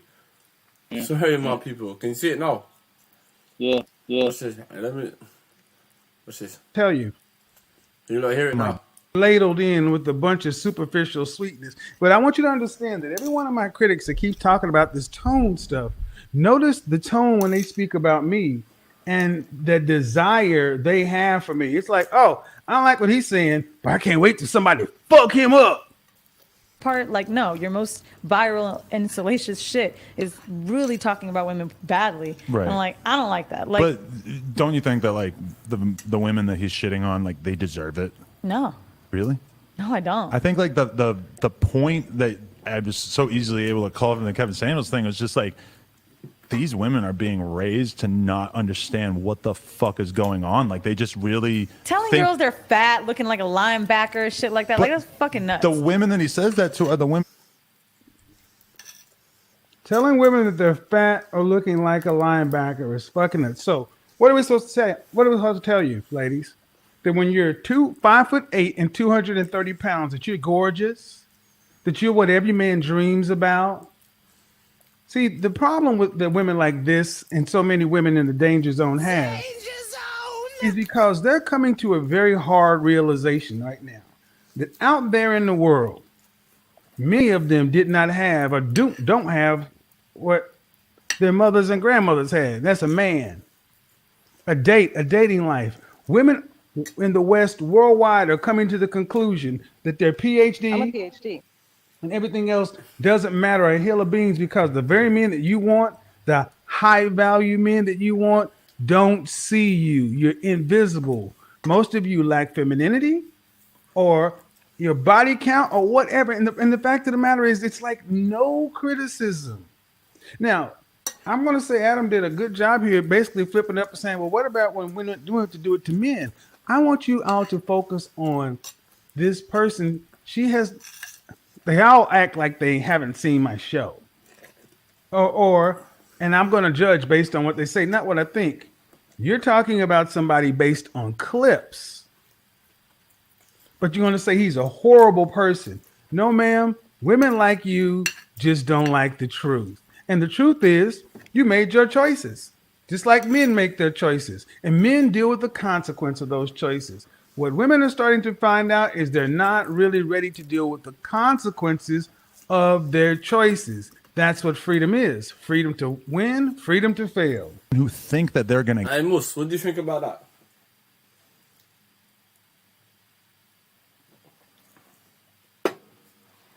What I think about that?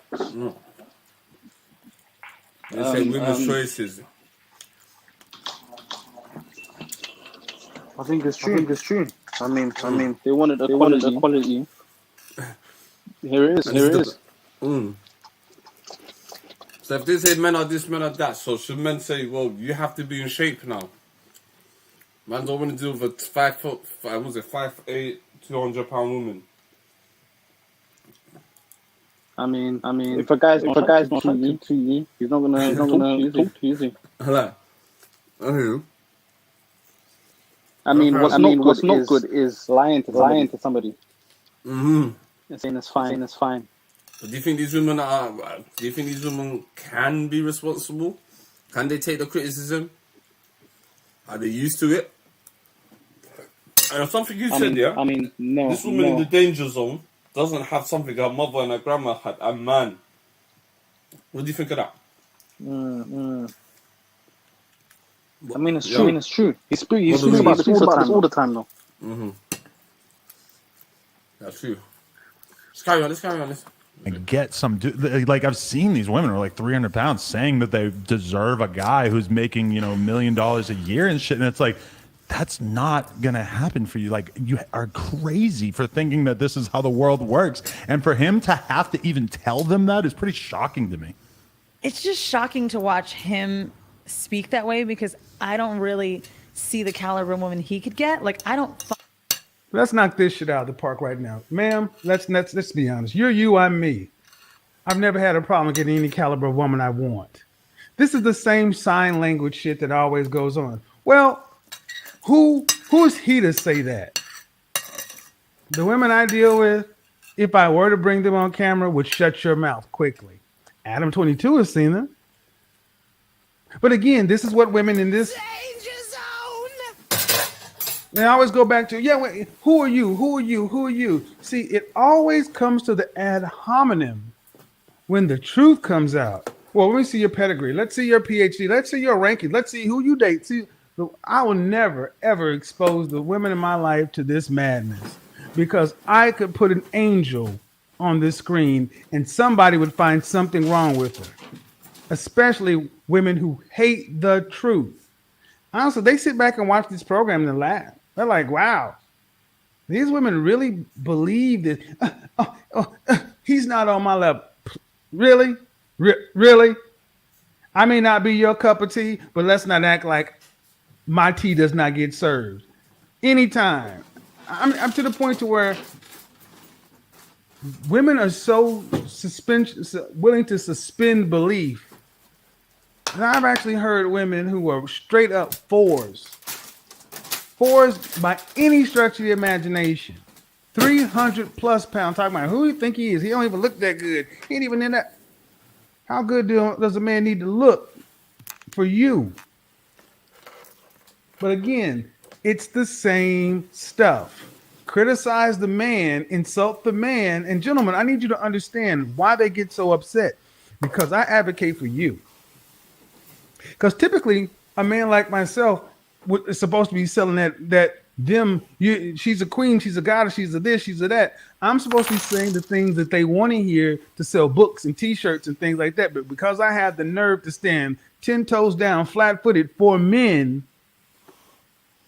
the very women who would be lining up to see me if I spoke a different way, they would be, you think the iPhone gets something? If I talk the way these women wanted me to talk, they would be acting like I'm the iPhone 14. They'd be out there for weeks waiting for me to get out there. But because I speak for you, it looks like Father's Day at church. Empty. But why does it have to go to that right away? I think the thing that's shocking it goes to that right away because you do need to be exemplary of what you're saying to people. I'm not listening. That's what the Donald Trump bullshit was. Right, but he dresses very well. You can't tell us how we need to be a country that's this, and that when your shit is fucked up and you could barely be eloquent. Right. Like, don't tell me that I deserve a person who looks like this when, like, Kevin Samuels is 6.5, 7. Right, but the thing about Kevin Samuels is that it's not about him. It's like 6.5, 7, madly successful, very popular. Lots of people know me, and I was that before I got here. And I don't make the same kind of petulant little childlike argument that so many of you ladies get because you get upset with just the truth. Why is this important? Because modern women simply can't handle the truth. So much so that here comes the shame, insults, guilt, the need to be right. Now they're starting to try to recruit people to try to come at me. I want to see somebody kick his ass. Why don't you just get better? Why don't you just become the women that your mother, your grandmother, and your great-grandmother were? You know, the women that got married and kept men? Why don't you become the women that men actually want instead of trying to say, well, I want to see his woman. Trust me, my woman ain't got nothing for you. You can't hold a candle to the women I deal with. And I will tell you right now, when I do decide, if I do decide, you'll be able to hear a rat piss on cotton because I don't deal with trash. trust, and believe. Number one, like, yes, he dresses nice and he came in here with an attractive woman and stuff. So he's doing what he can to paint the picture. But I think that the main thing that his content points out is just how women have had their hand held through life so much and are so not used to being told what's real. And on the other hand, it's like, if you're a fat dude who's ugly and is not going to get any pussy, I mean, it's just, the world is lining up to let you know that you ain't shit. And a lot of these women, they fat figure guys it, get fucked. That's not true. They figure it out at like 35 Ooh. that they're just not, the world is just not as accommodating as they've been told their whole life. Fat guys get screwed. Yes, because fat guys who get screwed have had to make themselves valuable. See, what you didn't say is fat, unattractive, broke guys get screwed. See, and gentlemen, we know this. Yo, Mandem. Are you guys there? Hello. Yeah, bro. What you got? You guys, what do you think? Any points? I that's funny, crazy. Fat girls get screwed. She like. You know what's funny? I watched this. Yeah. Let's analyze it, fella. We don't need to watch the whole thing. It's an hour, innit? Yeah. What do you think about some of the points? Are women so used to getting a hand held that they're going crazy? I think it's a stereotype, man. I think they believe that now. Yeah. In a way now, innit? I don't know, man. It's crazy though what the guy was saying though. Yeah. What do you think, Mustafa? Well, I think women just don't want to hear it. They don't want to hear the truth. A lot of them. If you watch the shows, wallahi, like these women, a lot of them are delusional. Yeah, it is. I feel that. Nah, do you know what it is? I think like, do you know what it is? Yeah. The danger zone. Do you think the danger zone women are dangerous? The danger zone. Yeah. It's like you're there just being wasted and just chatting shit. Where's your femininity? Come on, because do you know what it is? Yeah, when I started doing the correlations of happily married women, they're saying there's bare echoes. 20 yards. Yeah. Take a left on South Who's driving? Road. It's me. I'll have to quickly rush up. Alright, you wanna meet up? Bye, boys. Okay. Yeah. Someone said a bit. Is there echo? So you say, I don't know. I can hear you alright. But Leo Mus, I can hear you. Do you think it's morely these women in the danger zone that are chatting shit? Because I've been seeing some of them. You get me? Because I'm in my early 30s, innit? Yeah. Like from like 28 to about 34, 35, but I see them lot there, yeah. There's a big majority of that women, I don't know, I think they're deluded as fucked. I think those ones there have no saving. They don't want, no one can save them. They're gone. But there's the younger ones are less hard-headed about it. Yeah. And I think, do you know what it is? You know? To get to that generation, I think we need... Hasn't been going on for a long time. Yeah, it hasn't. Yeah. And there's a spike of this conversation men are having now. And I think women are listening to it. And certain women are... I don't know if they're jumping board. I don't know if someone's doing their homework. If someone hard-headed. If someone's... And these lot are chatting shit. But I'm getting that as well. I'm getting bare, Khalid, what are you doing? I'm like, I'm just telling... Look, the man are just talking. Whether you like it or not. What they say to you? I've been getting some heat from the sisters. Well, like, don't talk about this. Yeah, what you doing? This ain't even our culture. I'm like, no, this is our culture.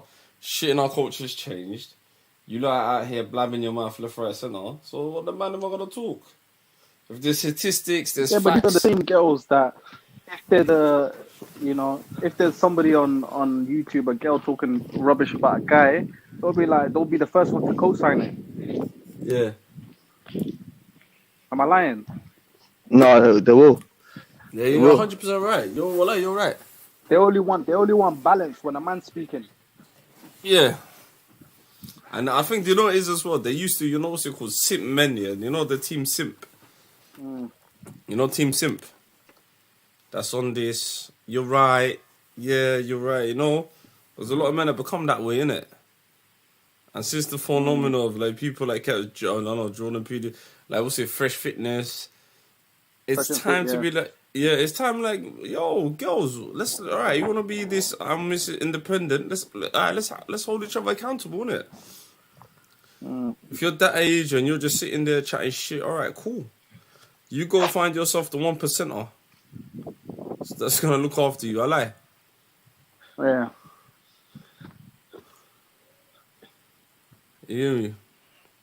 I feel like it benefits women to hear these conversations because at the end of the day, they get this all reality these women check. want to get married. All these women want to Yeah. get married, and if you want to get married, unless you want to marry a woman, you're gonna have to understand how men think. You know what I'm saying? A lot of them, the way they're talking, they're gonna end up just chilling with each other now. No, but like, not because this is what it is. Like the other day, you know, when I was watching this mad parade thing, I'm looking at certain sexy, decent girls. I'm like, why the fuck do you want to be with this thing here? Is it qasab? Is it you're miserable? You know them ones. And alright, the ones that are straight and all of this, yeah. What, you just gonna end up with a cow sign or like what is it? That's it. Buy a dog, die alone. Especially, this is what I'm saying. No, because I'm seeing a lot of the Somali sisters, especially, you know, hitting this, you know, the danger zone. The danger zone. Like, what just came out? I need to get that sound, you know, that sound thing that he does. Danger zone. Danger you know, zone. The danger zone. Because the bare sisters are on the danger zone. I'm like, alright, cool. What are you doing in the danger zone right now? No, I still. What do you mean no? Like, like, what's going on? Yeah. It's just mad, bro. The thing is, a lot of our culture has told women that, you know, your 20s is for yourself. You know, just focus on you, do your thing, you know, have fun, all of that in your 20s. And when they get to their 30s is when they want to, you know, settle down and whatnot. But they can't because it's 30 and 35 and whatnot is late for marriage for a woman. Yeah. Biologically. No, you mustn't remember that. I was reading something. A woman's prime and its best is when she's in her 20s. A man gets to his thing when he's in his early 30s. Is that true? Do you think so? When he's more humble, he's more settled down. You It's know even later than that, bro. Oh, lie. It's early 40s. Yeah. I think it's early 30s. Not in the Western world. I think like when a man's really, you know, I'm alright, I'm good. Yeah. And then, but then what happens? I think it's the same study with the happiness. Yeah. The incline of happiness and the decline of happiness. Yeah. Women tend to decline in happiness when they hit their 40s. Men incline in happiness. No, I see that. Because you know what it is? I feel like, you know, when you start hitting your 30s and all that, you're more mature, or digger saying it, like, but you know, everything's calm. But with her, I don't know what is it, like, my dig. Because I'm looking at certain girls in between that age, like, you know what, 35s, 36s, and I'm looking at these sisters, I was like, bro, a couple of years ago, you're like, it's a whole different ball game. Like, the body's not really there no more, you know them ones. You can see actual wrinkles now. And I think the women age faster than men. The car analogy is the best for the woman. The car analogy is the best for the woman. Yeah. Why? Because it all depends on, the car, the year, how old she is. Okay, the younger, the newer the model, the better the value. Yes. You know what I'm saying? Yes. The older the model, the less money for the car. And you think, all right, the older the value of the car, yeah. Do you think it's been around? Mad. Do you think that is mad? I ain't gonna lie to you, man. The way you said it was kind of crazy. No, but Umar, do you think? No, wallahi, it's true. After that car, do you think there's been a couple of owners? It's been driving. It's been tested around. Exactly. So... There's some mileage on it. There's some mileage on the car. You know what I'm saying? A couple of them, you know, the handbrake's not working like it used to. I'm telling you. The Uber broke off. The window don't go down fully anymore. Man, the malada azo, but you're saying really, the man. You're saying the man of the car, yeah. The man of the car is a Japanese. It's a Japanese car. The high-end survive, yeah. No. The Mandem's car. The car for the guys are them vintage cars that increase with price when it gets to older age. I'm telling you. Yeah.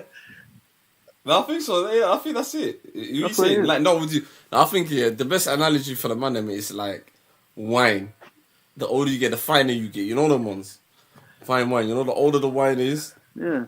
That's For what it anyone is. that doesn't know, like this is just a terminology. The better. Because I was reading something, I was looking at, I was like, "Raw, the girls." That's what it is. The women are born with when their value, bro. they're born with the value, and the When it value comes is to when what men she's want. in around when Men she's want a woman. 20. Yeah, they are. In around when she's and a man is when he's in his early 30s. That's when you feel like, you know. And then what happened? Because I'm not gonna lie to you. I chatted to a couple of women that age in it, yeah. Obviously, man's, you know, obviously early 30s. So I'm looking at certain girls, I'm thinking, rah. Like, isn't it now or never? Like, what's going on with you? Walala? You're accomplished. Everyone's accomplished. Like, what you acting? I'm waiting for Mr. Right. I'm waiting for Mr. Right. I'm waiting for Mr. Right. I'm like, Will you get that? that's what I'm thinking. I'm thinking, like, yeah, well, like you're overweight. You're smoking shisha. Like you're sitting there. Majority of your friends that you used to be with are all mums. So, because I'm looking around the girls you're with, that's your younger cousins, but that's what I tell in my car. Like you're like the mother hen of the place, isn't it? Like, and everyone back up quicker than man's trying to draw this girl is, but she's there, like, and it's like, babes, what you on? You know them girls, Mustafa and Umar, Assalamu alaikum, wallah, ma yigur sanasa. Them type of conversations. Like, Yeah. I just said Assalamu alaikum. You know them, I didn't even, you know.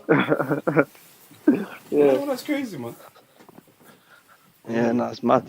Because I bet one of them, you know, on the plane so driving to that's- Hargeisa, innit? I was in Yeah. Hargeisa. She's sitting right behind me. I got to know the sister. Boom, boom, boom. Couple of years, like these times, I was about 28, 29. And then to about 33, 34, but more than it, yeah. Just chat. Literally, like the full third conversation was, Wallah, my good son. And listen, I was like, Fuck yeah. Nice. Wallahi, back by you, and we're both in Hargeisa now, innit? And I'm thinking to myself, I was like, I just met you on a plane. Should have gave her the meal they give you on the plane. You know the meal they give you with the little crackers and the Should bar. have shared it. No, do you know what it was? We both got for Hargeisa. I was like, you know what? What's the best way to get in contact? You Facebook. I was there for a week and a half. I'm like, hey, yo, what's going on? Where? The conversation is, should we get married? Should I speak to my uncles? What are you saying? You ready? I was like, oh my lord, how old are you? 33. At least my man was only 28, innit? And I was thinking to myself, I ain't gonna do what's. Obviously, the older I got now, a couple of years ago, go on. I started speaking to, obviously, that's on Garimaka. Starting to chat to the girls, them ages now, innit? Yeah. Same fact, it just reminded me of that girl. I'm like, rah.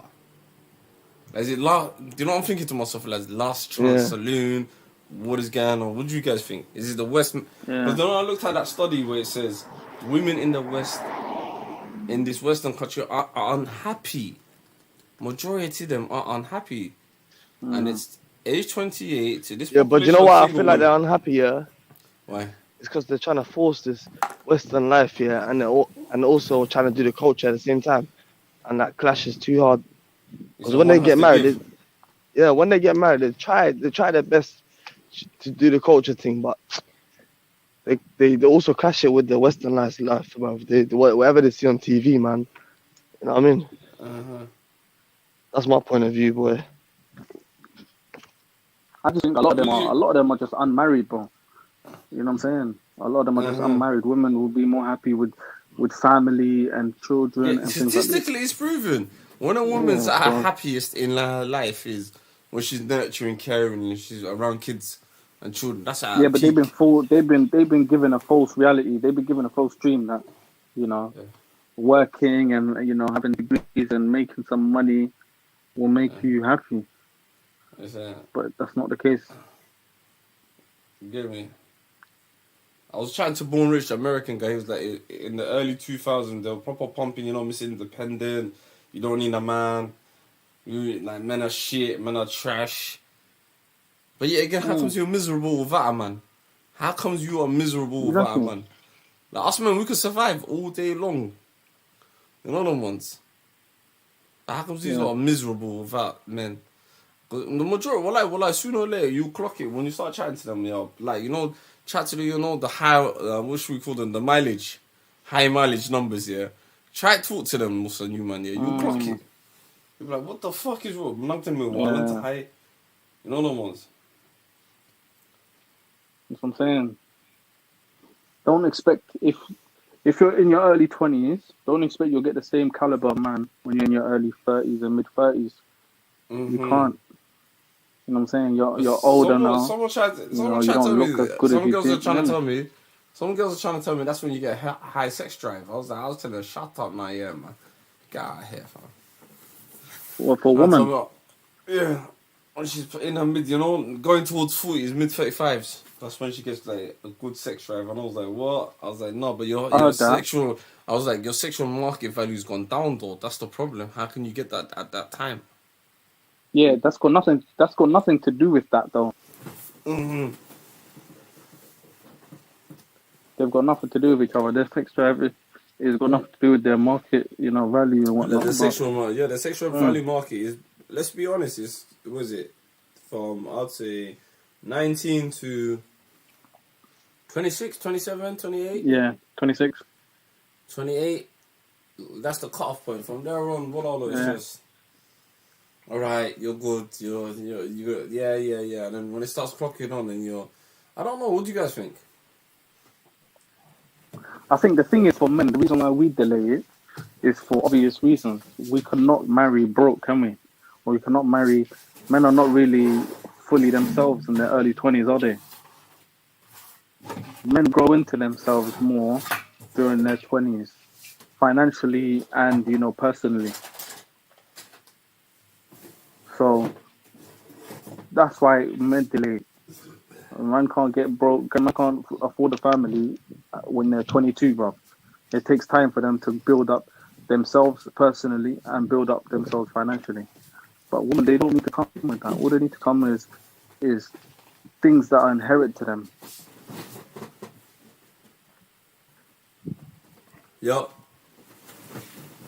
Yeah, you there? Yeah, sorry, no, I cut off, man. So my internet just bugged out, it froze. Naima's laughing, vintage, I hear that.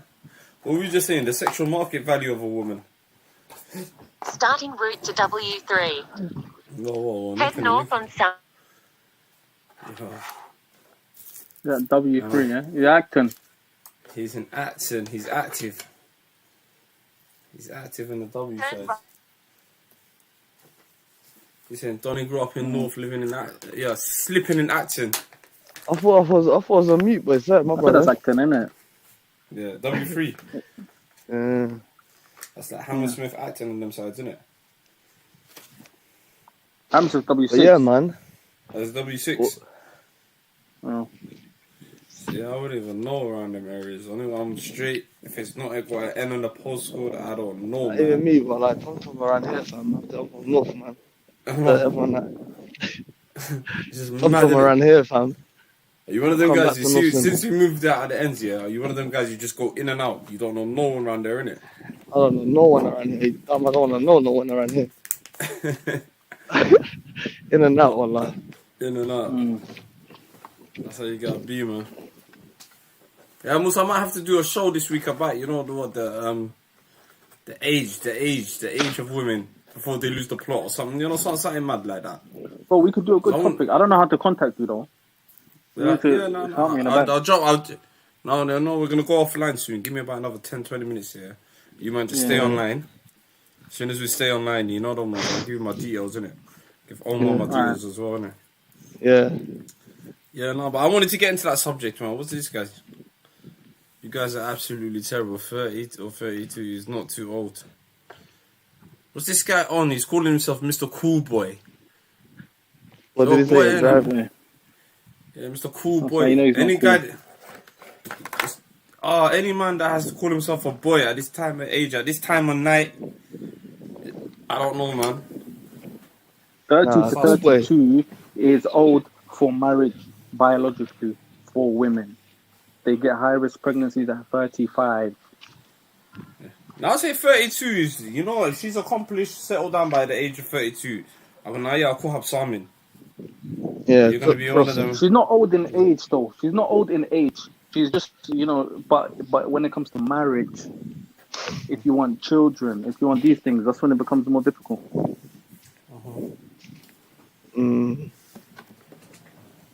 Which is a market value. Market value. What market value is?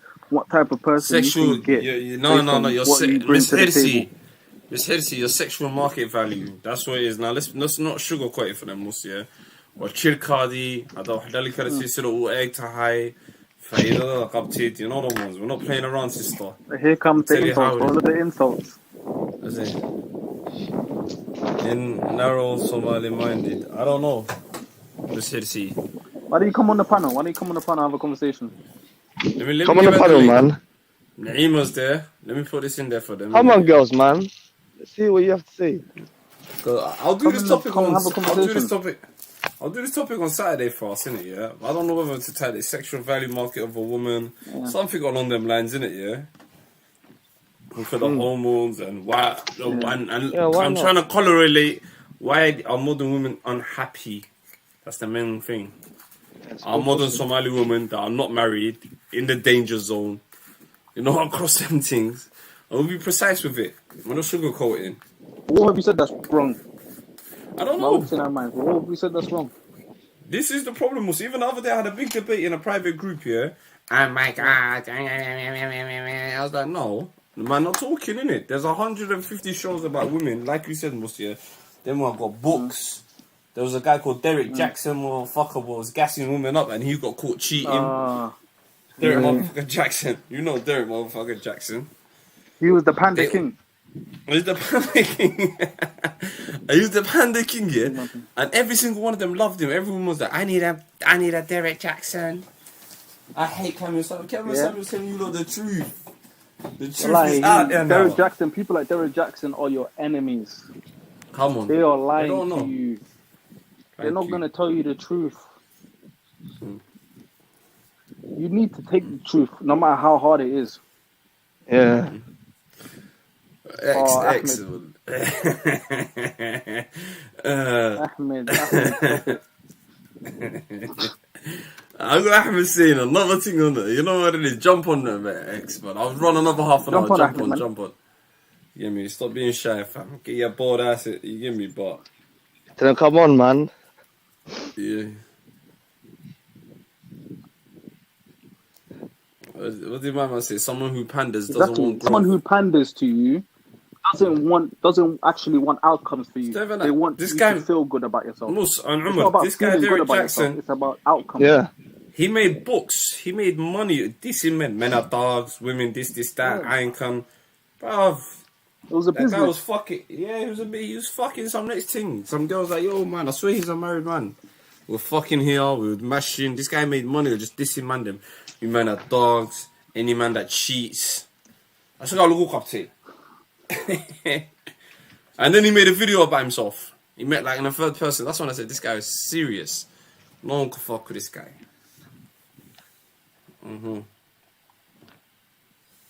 The man said, "You're into tomboys." Women might as well be single. Then be with an average man. Most women are average too, Ahmed. I don't know what you're on about. But the difference is, men are more realistic with their options. A man who's 300 pounds and who weighs 300 pounds and is 5'4" and he's got no money won't expect a supermodel, but women will.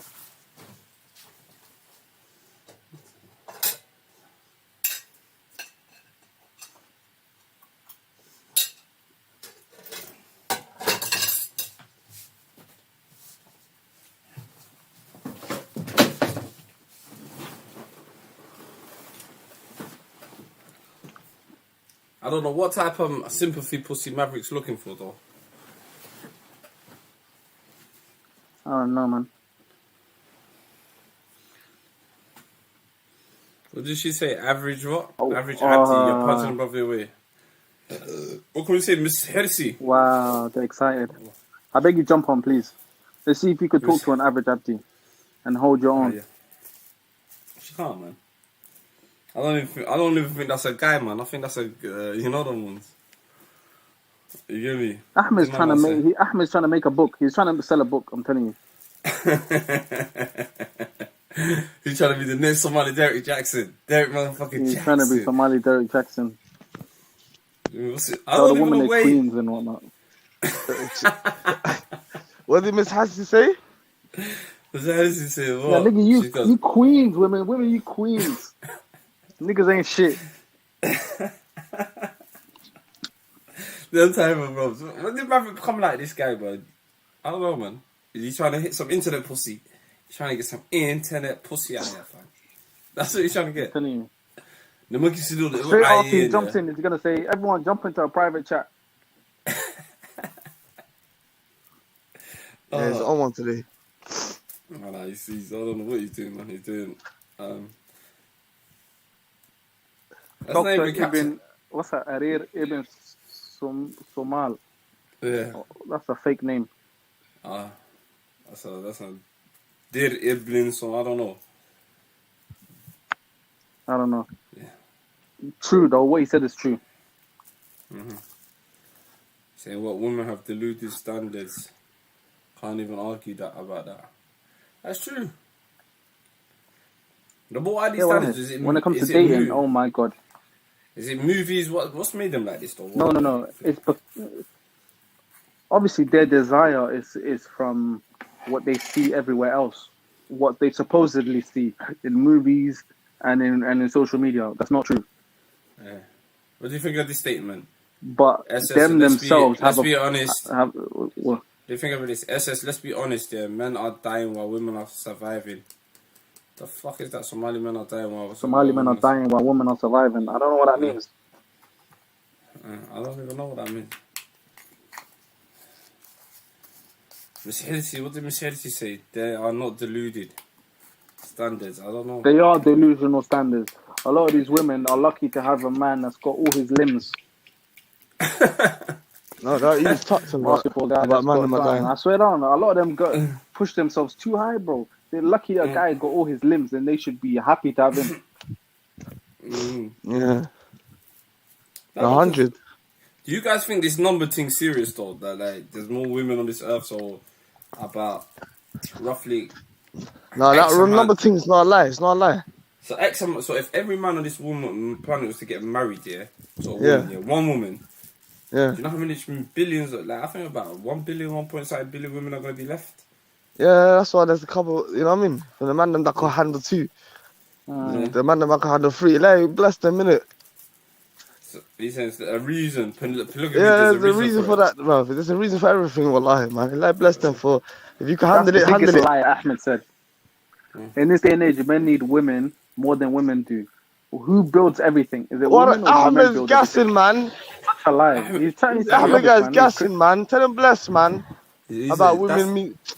Bro, man, he's chatting wet, man. I ain't seen these women in these construction sites building these buildings and doing everything. It's men that's doing that, man. Stop it. Ahmed's looking for a new paycheck.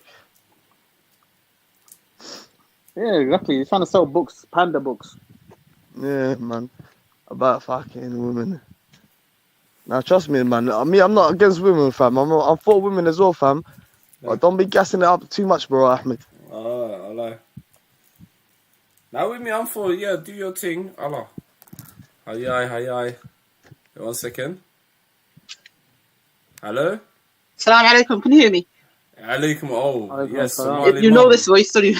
We know you. Welcome, Allah. Heated, I love that. Diyar bit ultimate. Hiya. Miss Diyar. Mandem, let's get ready. Let's go, sister. I'm gonna come back. I believe you're delusional. Why? What's the delusional part? Because it's very easy to see, as they say, Somali men are not doing very well these days. Well, what's the not very well bit? They can't get a job. Well, who can't get a job? What's Somali men? Just don't talk about your dad and your uncles, man. Come on, man. Wallahi, that's man. Just because your dad or your uncle got a job, man. We don't know what you're talking about. Somali men that are not working. I don't know. Yeah, come on, man. Up to my family's working, man. I think you're a very slim percentage, then. Come on, man. That's man. Don't say shit like that on here. Work. If they don't work, what Somali guys don't work, but they're all bus drivers and Uber drivers. They're all bus drivers. Have you looked at the figures of the statistics? What statistics? Unemployment statistics. Somali men. The employment is very low. No, women, not the Somali men. Not women, no, Somali men. What men? Look at the numbers. What numbers? Show us the I don't What numbers are you talking about? You came with the facts. Come show us the facts. Post these Bring things, it out. this is Come on, man. Don't come over here and just talk. Working people. Look on any Somali high streets and you'll see them there. That's man. They're Uber drivers, man. They're having a little break, man. Come on, man. Are you calling on London? Everyone deserves a break, man. I haven't seen any other ethnicity hanging out on the street. Nah, listen, it's because your uncles in your they're just chilling wait. like, don't. Let's keep it respectful. I know your age group, yeah? Let's keep it a bit. Yeah, but it's for you to come out here and say, every Somali guy is out here doing nothing. That's not respect, though. You can't. I know. But you can't. You can't go off a few people you see in the cafe and say Somali guys. Wait. One second. The facts are there. You can't argue against the facts, can you? What facts? Show us the facts. Show us the facts. Bring it. Khalid, I beg you, give it a screenshot. Share it. This is not. Right, we're not talking about you. We're talking about in general. You're saying you walk past. Listen. You know, if you tell me something about, if you say something about Somali women that is true, I'm not going to get upset about it. I'm going to be honest. Yeah, so then, okay, you might have heard, you might have heard something that you took it to offense. Doesn't mean you should come in here and offend people. You should come in here and say, this is what I took to offense. What's offending you? Okay. I'm talking in general. Okay, so what percentage of Somali men don't work? What percentage of Somali men don't work? I don't know about I don't know about under 25s, but like there's a high percentage of people. I don't know if they can't get jobs. Holliton, number one. Okay. What I've seen with what percentage? Listen, number one with young. I'm older than you. I'm like 40. Yeah. So young Somali brothers, a lot of them, I think they lack like self-esteem or something. That's what I noticed about them.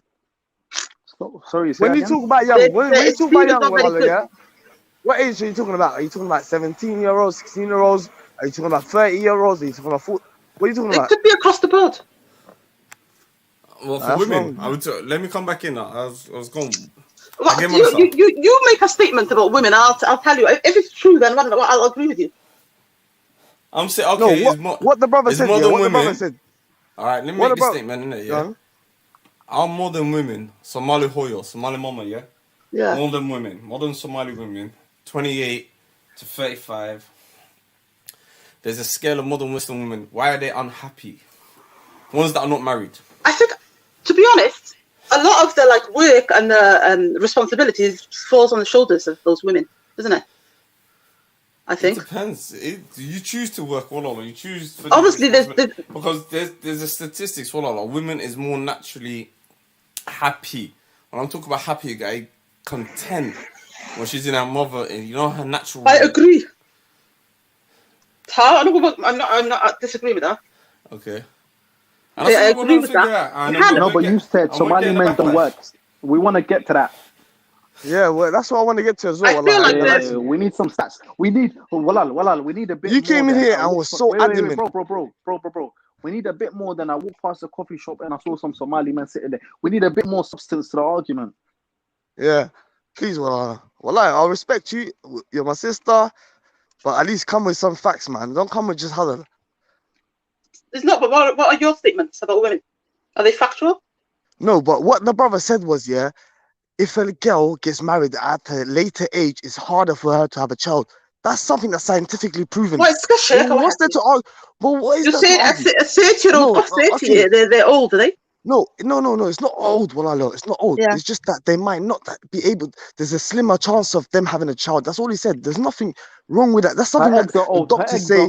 That's something that the scientists say. That you go to school, Walalo, that's something that a teacher says. You don't argue with the teacher. That's all. He said the same thing as what we learned. The thing is, we've heard Somali women put down Somali men for so long. He's not said Somali nothing men wrong. Ain't this or Somali men ain't nothing. I've heard so many Somali girls say this, that about Somali men. Can you say something about them? Allah, what the hell are you talking about? It's colored, man. It's for you to come out here and think, let me get one back and say this feminism? And that. That's wrong, Wallah, because he never said nothing wrong. He never said nothing wrong. With your wife not obeying you, Islam will fix it. Islam fixes a lot of the problems that men are currently facing. The problems we're discussing on this show, Islam fixes. This is coming from a girl. Listen to it. That's the thing about Islam.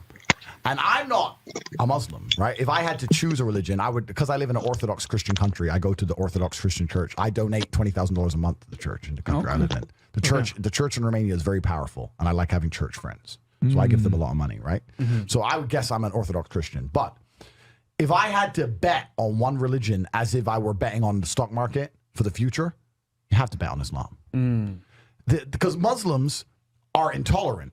And I'm not saying that disrespectfully, because if you're tolerant of everything, then you stand for nothing. Facts. Christians are so tolerant now that you can go to church. These girls will get f***ed on a Saturday night and go to church on a Sunday morning and get f***ed on Sunday night, and it's no big deal, right? So you don't believe it. They have gay pastors that I'm not even anti-gay, but if the book says don't have, like, what do you believe in now? If you're tolerant of everything, you stand for nothing.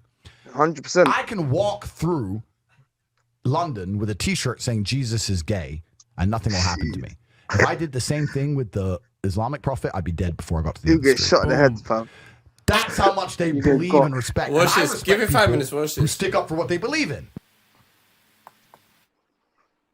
It's the bit where he was talking about women. Yeah. I missed it. Well, no, basically, he was saying. No, I beg you, put him back first. I was winning. I don't know. I think it's the. Did you find it? No, bro, explain to us. Basically, in the beginning, If you have a problem with feminism, Islam will fix it. If you have a problem with your wife not obeying you, Islam will fix it.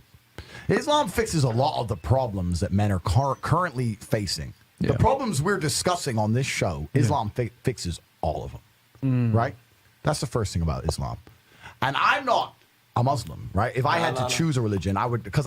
No, it shows you, it compares modern Islamic countries, first world Islamic countries, to first world Muslim Western countries where the women are unhappy. They were moaning. Somali mother, would you like? Let's ask the sister. Let's ask the sister. Yeah. Why is that? Do you think our Ayeo's generation, okay, were they married more in that generation or our generation or this generation? Oh, they were married more, I suppose. Yeah. They were married younger. What's the difference now? What's going on? The immigrant, I believe that people obviously I believe that young women want to get married, but a lot of them are getting married and then they're getting divorced very quickly. So whose fault is it? I don't know who's to blame. What do you think? So why are they getting? If they are getting married, okay, not all of them are even getting married. There's a lot of them are actually not even getting married. Not even they're not getting married at all. But the ones that are getting married are getting divorced very quickly. Whose fault is that then? I don't know. Why is that? Is it because the value of marriage, or is it society? Is it the value of marriage? It's society, yeah. Naeem Chama said they're both. Like before, imagine like a woman, she would leave her family. It's not both. It's not both. She'd go and live with her husband's family, wouldn't she? The men are the same as they were then. The men are the same as they were then. No, they're not the same. They're not the same. Definitely not. How are they different? I think they're like. I feel like this. They're basically. I'll tell you who the Somali men. I think they've pampered a lot, haven't they? Like Hoya, though, she pampers them. The sisters all like probably waiting on them. In the average Somali family, I'd say that happens. So when they like also behind they can't stand on their own 2 feet. They're very weak. So that wasn't happening with our grandpa. Because they have to compensate. They're going to be masculine, aren't they? They're going to have more of a masculine energy. If they're not standing on their own 2 feet, they're waiting for more from her, aren't they? The men of old had it easier than they did now. Even it depends on when it comes to the women. The men there, they didn't have to cook, they didn't have to clean, they didn't have to do nothing then. Yeah, but at least they were going and they were doing a job outside. But they still get married, huh? At least they were going to pull their weight, like financially, especially that sort of, right? They were working very hard. Yeah. You know, everybody had their role and they did their role. They stayed in their lanes, didn't they? So. Okay, so who came out of their lane more, men or women? Number one, there's been a war. It wasn't kind of people, and then there's been the epidemic of GAD and things like that happened before. Yeah, it took men it took a lot of people, didn't it? Away for years. GAD has not changed. It's not the GAD that changed. Obviously, the youth, the young men, I feel like they're just out there, aren't they? Some of the young women are as well. So they don't feel like everything is like certain things that weren't normalized before are normalized. Yeah, that's true. But So they want to play that. They want to spend a lot of time outside running around, and then they want to come back and get like a good girl later. So you can't have your cake and eat it as well, can you? No, it's true. I agree with you on that. But yeah, like there's women similarly equally like that as well, aren't they? Yeah, 100%. That's the thing, though. The issue. It's not just the guys. It's not just the girl. It's everyone's issue. That's the issue. It's never The just thing is, one. the men's But that's roles what. haven't really changed from before. They're No, it pretty hasn't. much the same. You know, the men are expected to do the same as our grandfathers were. You know, we're supposed to provide. We're supposed to protect. And we are working people. We do work. We do these things. You know, and our mothers and our Ayeyo's generation did the exact same thing, as in they were doing what the women used to do. But now we see the difference between our women and our Ayeyo's generation. They are nowhere near the same. I think the majority of Somali women, what do it for? I'm doing it for him. It doesn't feel that bad, Yeah. to be honest with you. I think the brothers need to like, you know, level up a little bit though, in terms of their like Financial. You want them to get. not just, you don't have to be wealthy, but you just have to be like, you know, even if you're a dustbin man, be a good dustbin man. But that's Who are you talking about? No. When Even a if you're Somali like, guy you know, goes to a work, road sweeper, be a dedicated road sweeper. Are you talking from experience of working with Somali people? Or are you talking just Yeah, in general? I've worked with Somali youth and they're useless, balada. they're not useless. No, that's fair. I'm with you, man. I can't say that 100%. I think the men are lacking, to be honest. They're not strong. Masculine, you can look up to. Do you know what I mean? No, well, where you from? Are you from London? Or are you from where? I'm from Wales. Wales, okay, jeez. No, that's different, isn't it? I don't know about Wales. I don't know about London. That's one, no. No, London, what I know. Yeah, but London, there's got a fair share of guns there as well. No, I think you lot are more tight-knit community. That's the thing. I think you lot are tight-knit community. Yeah. The thing about Cardiff is like everyone knows everyone and no one can really step out of bounds, innit? In London, and plus the option, go on. No. But the thing is, the men are not perfect neither.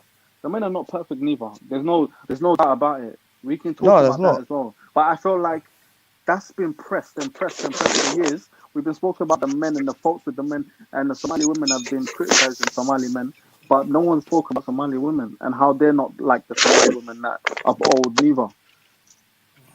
Yeah. No, well, it's true. It's true.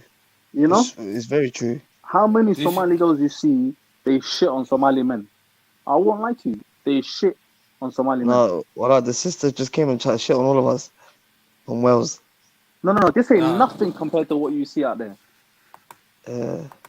How would you say the sister? What did she say? Guys, I'm on your side. I'm not even like against. She said, no. What got to me was the Somali guys don't work. Well, we work hard, man. Yeah, the first bit wasn't shitting on. She did a little bit. That's the only thing that got to me. No, I think do you think Somali that's a myth that's been? Somali guys waking up in the morning to go work every day, bro. Even Gurgas come around, bro. Yaga hado hargeysa wada geynaya, Somali wada geynaya dadka. I don't know. Maybe you're talking about your like area. Yeah, maybe that's the problem. Well, maybe that's the issue as well, because we have to talk about from our environment and where we grew up in it. Maybe in Wales it's different, isn't it? Maybe the Somali men are softer. Okay, you know, let me give you a comparison. Like compared to like Asian men, like what do you think Somali men like in terms of their work ethic and stuff? Who's got a better work ethic? Yeah, but the Asian guy, they've been here, they've got a better community as well. Yes, we've been here for centuries. We've been before them. No, you may be talking about Cardiff here, but I'm talking about community centre. No, I'm not trolling it, guys. No. We've been here for a long time. We came here before Asian people. No, they might do. But that's Wales. No, but that's Wales. Well, this is the thing. We work just as hard. We work just as hard. Sheffield, Melbourne. There's been so many communities. No, but do you know when? Do you know when the Asians came into to the Great Britain? Now, this is the problem. You see people in Cardiff here, they got the sea mans. You know these areas you're talking about? Okay, we're talking about, you know, when the Mas Kahorti came in there, and the Mas Kahorti came in Cardiff, like, there's two generations even in Cardiff here. I've got family members there, man. And majority, like, we're all Northerners anyway, I think, majority of us on the panel. Majority of them are here. Yeah. So, basically, there's a group that was born there. I've got cousins that were born there, and then the refugee generation came in, innit? Yeah. So, well, like I'm saying, in London, we're scattered all over the place. But I've been to Cardiff where it's like everyone knows everyone. Yeah. You know what I mean? Every family knows every family. Where in London, and especially with the Asian community, especially like when I look at, I was working in East London recently, like Tower Hamlet, Oakley, yeah? You can't be a mayor unless you're Bengali. That's how the communities have it. Somalis, we don't really do that. I don't know about Cardiff, if the communities are like that. You know the ones, yeah? But, plus what you got to remember, they're more established than us.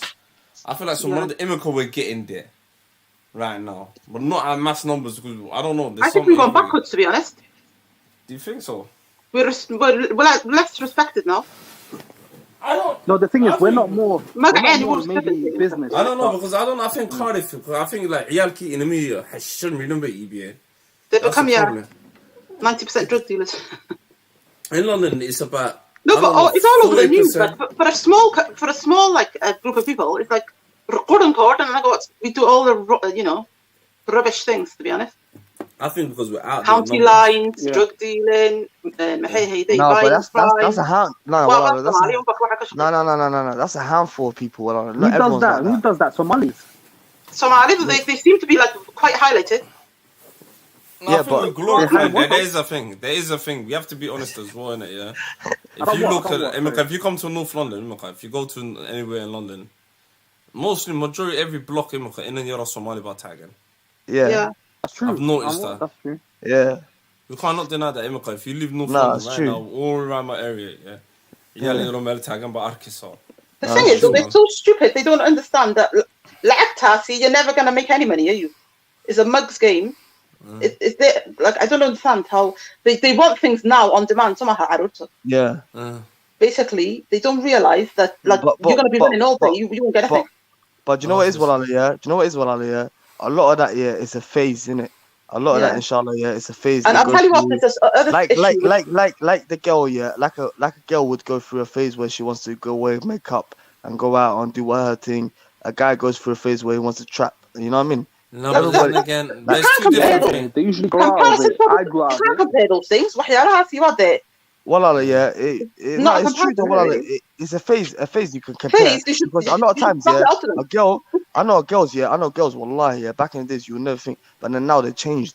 You think, no, that girl could never change, but then boom, mashallah, she's different, mashallah, she changed, you know what I mean? Mashallah. Yeah. The same for a guy, fam. The same for a guy, like, it's a phase, isn't it? Like, at the end of the day, it's the same.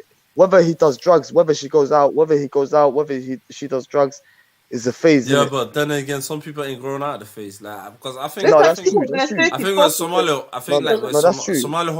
Somali Hoy is coming from is Cardiff and these sides. I see, like I've been there. When was I last there? I think maybe 2 years ago. I think I went there to Wednesday and I stayed over. Certain men are deep in the thing where you're like, raw, you're 40 and you're still in the thing. Like the sister say, you're 30, 38, and you're still in the game. Yeah, but that's not the norm, bro. That's not the norm. No, because you got to remember over there, there's hardly any job opportunities, innit? It's in London, like it's a metropolitan city, innit? Yeah. Over there, you're a taxi driver. I don't know the dynamics. The majority of them are either Chamadig or I don't know how it is in Cardiff, I tell you what, there's a younger generation that's quite educated, Yeah. And then there's people also that they've never had a job, basically. Yeah. Apparently, most of the 99% of Hablaha, they're doing quite well. They've got degrees. They've work. Mm-hmm. But would you say it's a small number that are not doing anything for their lives? Yeah. But do you think that was the generation, the Memphis generation? But our sisters are not failing. Our sisters are not failing when it comes to education. I won't say that. Yeah. They're failing when it comes to marriage. Yeah. Yeah, but then again, if they haven't got the right spouses, they're not failing. You have to understand something. Yeah, they're smart. No, but you gotta understand, like, man, Cardiff level, the sisters got a point. Yeah, there's the generation God generation. Yeah. And I think me and Umar know about that, innit? It was certain man spent 10 years, 15 years in the Methodish. Okay, Methodish in London, at least in London, you have to go get a job in it. I know you can't stay still, yeah. But in Cardiff, for them sides, like you probably see man them just on a block, like and like literally it's just a block. And No, like look, quickly, look, like in 1 hour, you could go around the whole city. 2 hour, like hour drive, back, north south. You know them was crazy. Look, see me. Yeah, I got a situation where I got two situations where one, yeah. I got guys here that they're in their late 30s, they're still on the block, but of course they're elevated now. They're selling big bits, whatnot. How is anyone gonna talk to him? Cool, that's one. The second guy, he's getting deported. He's got bare cases. He's ready to go back to Somalia. He's getting deported. He don't care. He's doing his thing. How could you talk to him? You tell him to do your thing. Yeah, that's foolishness. I know. Yeah, I got out of that stuff at 21 or 20. You know, there was a phase when people go through that and they. I like the phase, isn't it? Yeah. But there's a lot of people. I've noticed about the Somali that did care now, even men and women, they're quite they're sheep. If one person does something, that everybody else has to do it. Yeah. So it's like the biggest example. We need to break out of that sort of. Sorry. No, I said the biggest example for that was internet cafes. One guy opened it, everybody. Somali started doing it. Everybody had an internet cafe. My friend was telling me that one guy was debating with him, so he goes, "What? The first internet cafe Somali, we were done by high state. That's when we first started noticing you lot like hang a business, innit? Yeah, you know, because I was with Caribbean boss high and on the other Caribbeans like just look in Tottenham High Road. There's only one to can. That's just a jet shop. You know, measure into that. And to kind of like there's 6-7 Somali shops. So I see we're up and coming. No, well, I see growth in our people. I think it depends on certain areas. That's what I think. Like Cardiff, I thought to myself, Somali do we but then alhamdulillah we're they're counsellors. I thought they were in the like fabric of society. But what you say, well, mission let's get the game. And taxi drivers but I think there's a big lost generation now of like I'd say there's young guys from their mid-20s to like up to some of them maybe hitting close to 40. Yeah, have been lost. Yeah, but what are women doing? Are the women just perfect and the guys just falling off? They're not perfect, no, but like there's a big disparity. To be honest, there's a big. I'll tell you what. You know, the girls now are running around. It's a small town, isn't it? Yeah, it's a small town. No, do you know me? Yeah, my issue is.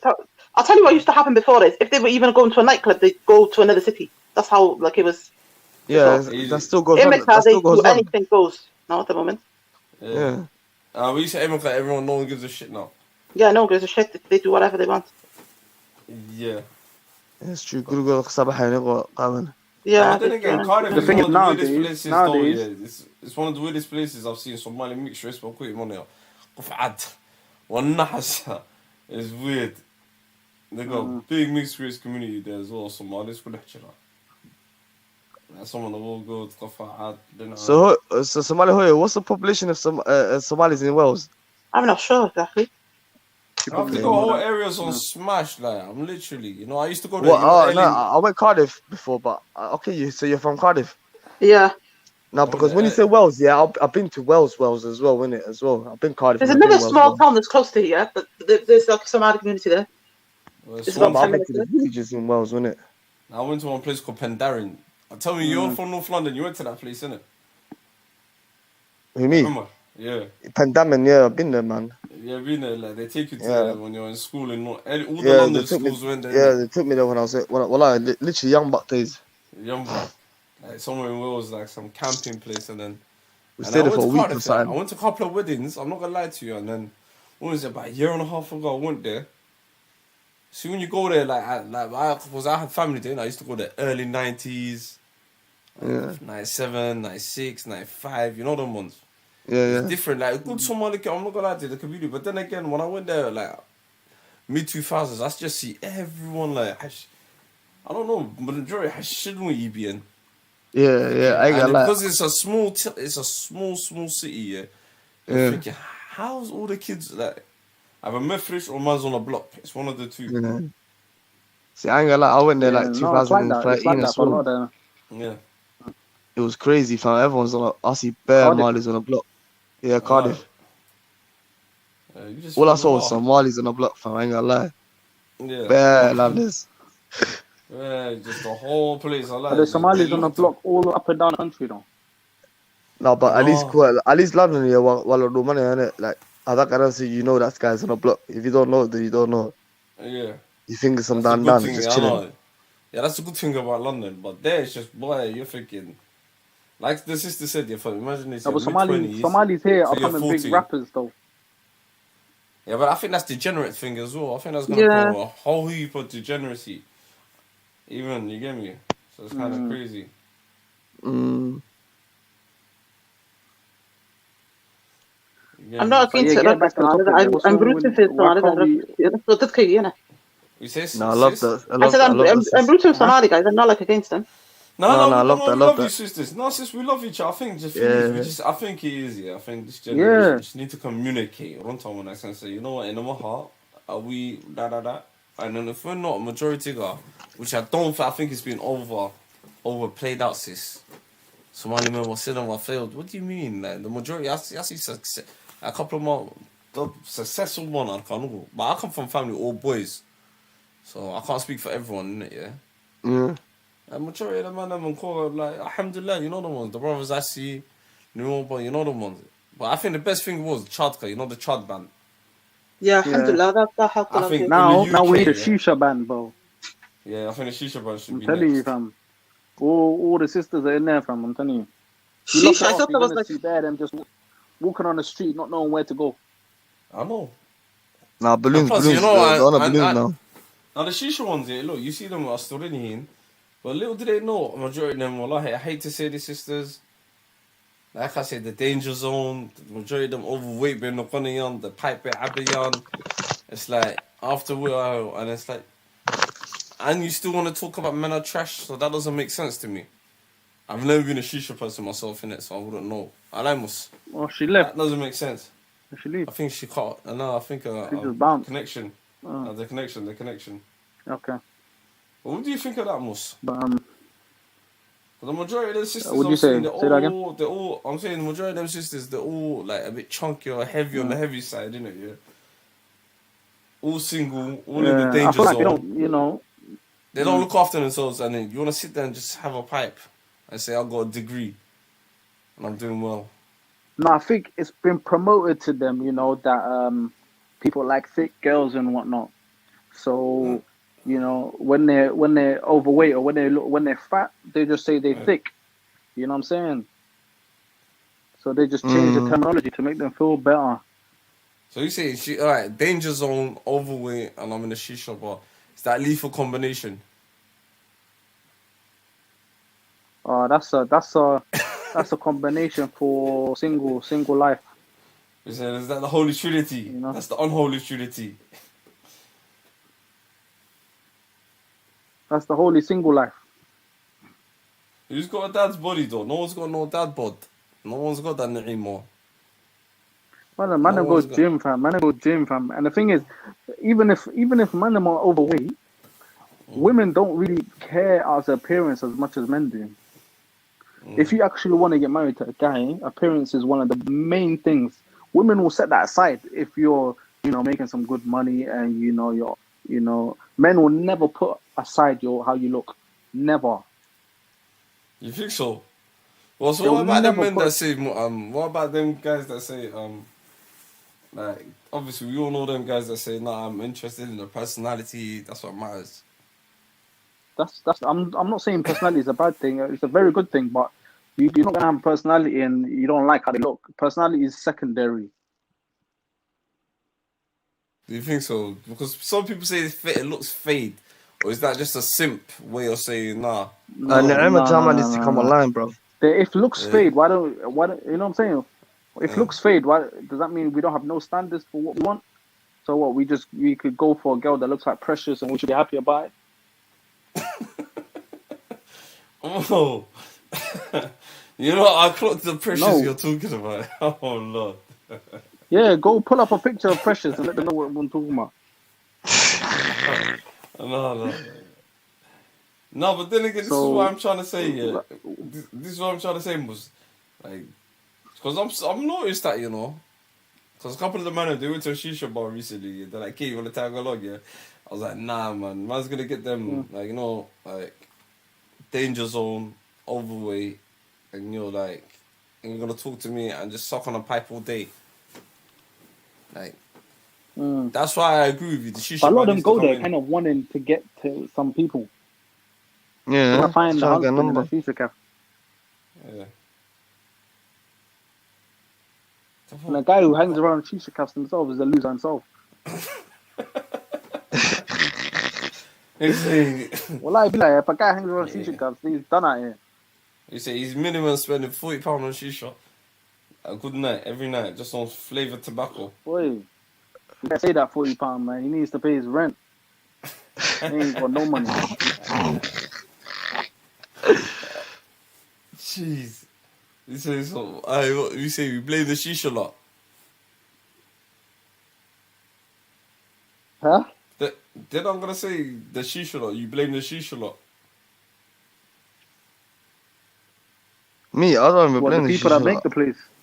No. As you say, What? that generation. You know how the sister said there's a lost generation of men that's on the roads. You say there's a lost That's generation true. of sisters that are in the shisha store. 100%. Shisha girls. Yeah. 100%. Fucking, that might be the title, man. 30-year-old plus, and I'm smoking shisha. Tell him you wanna pipe or you wanna get married. That's the title.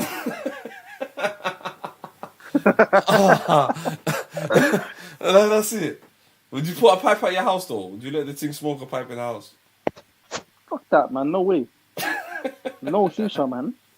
Say she's No gorgeous. shisha, man. Alright, man. Say she's gorgeous, isn't it? Yeah. And she's got shisha addiction. If she got shisha addiction, Yeah. then I'm not into that. I'm not into that. You know what I'm saying? She got to go rehab or something. Now, would you like that's like little? When you see the faham in the yard, cool. You got the addiction, yeah. As long as she keeps that body tight, she doesn't do the chunky. I wear the XXX large abayad, one of them ones. Look, let me tell the sister again why we care about how you look. Because we know as men, as soon as we get married to you and you have our children, you're going to gain weight. So you're going to look bigger, you know what I'm saying, regardless. So you might as well, you have to be nice in the beginning because then you're going to blow up, after. You look a lot bigger. No. I don't say, you can't say that, Musa. Would you recommend that? All right, health is wealth. Would you go gym with her? Then? Would you encourage her, like, fuck it, let's go? I'll get her. Look, there's all women gyms, in London. Yeah, there is. I would get her there, and she could go there. One of the sisters said, "FA." She goes, "I just got back." You get me? She's saying you guys are going on the shisha. No, the shisha heads are dangerous for all. I do gym every day, bro. I go gym every day. Yeah. So it's not a problem for me. It's not a biggie. Would you take the missus there with you though after the pregnancies? I mean, I feel like it's definitely, you got to be eating good. She has to be able to, we both have to be able to cook, good food, but especially her, because she'll be doing most of the cooking, like it or don't like it. I don't care. I don't care. All right, carry on. All right. I want to hear this. You know what I'm saying? Quad. So, but I agree. Well, I don't think a lot of us No, I met Somalis two don't want sisters to work that out. told me I can't cook, innit? Is that a deal breaker? Oh my God, you can't cook, then, you know what I'm saying? Don't expect to get married. I would say that to let me ask you that question. Yeah. Is that she has to learn to cook, innit? Oh God. Bro, like, who's gonna cook for your kids, fam? If you both can't cook. If she's hitting 23, 24, and she can't cook, that's on her. Honestly. Our Somali mama comes back on. FA's in the building. Big up. FA, what you got to say about that? She goes, health is wealth here, but don't be preaching like them vegans. Nah, fuck the vegans, man. I'm not with the vegan stuff.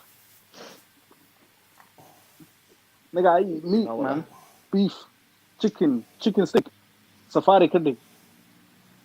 Man said, yo, Colin said that Somali woman that cannot cook red light. He put some red next to it. He said, nah, man, that's red flag. No, well, it's not even that. It's ab upon her, fam. It's embarrassing. Yeah, I know Miss Hirsi said good girls are not... You never know, but there's some... I'm just saying, yeah, if you're going out there, this is the angles I'm coming from. There's two types of girls, yeah, well, yeah. It's either you're in a raver, claver, you're them girls that shaking that, hey, it's Friday night, or you're smoking shisha. It's one of the two. Where else you gonna go at a certain age? It's one of the two.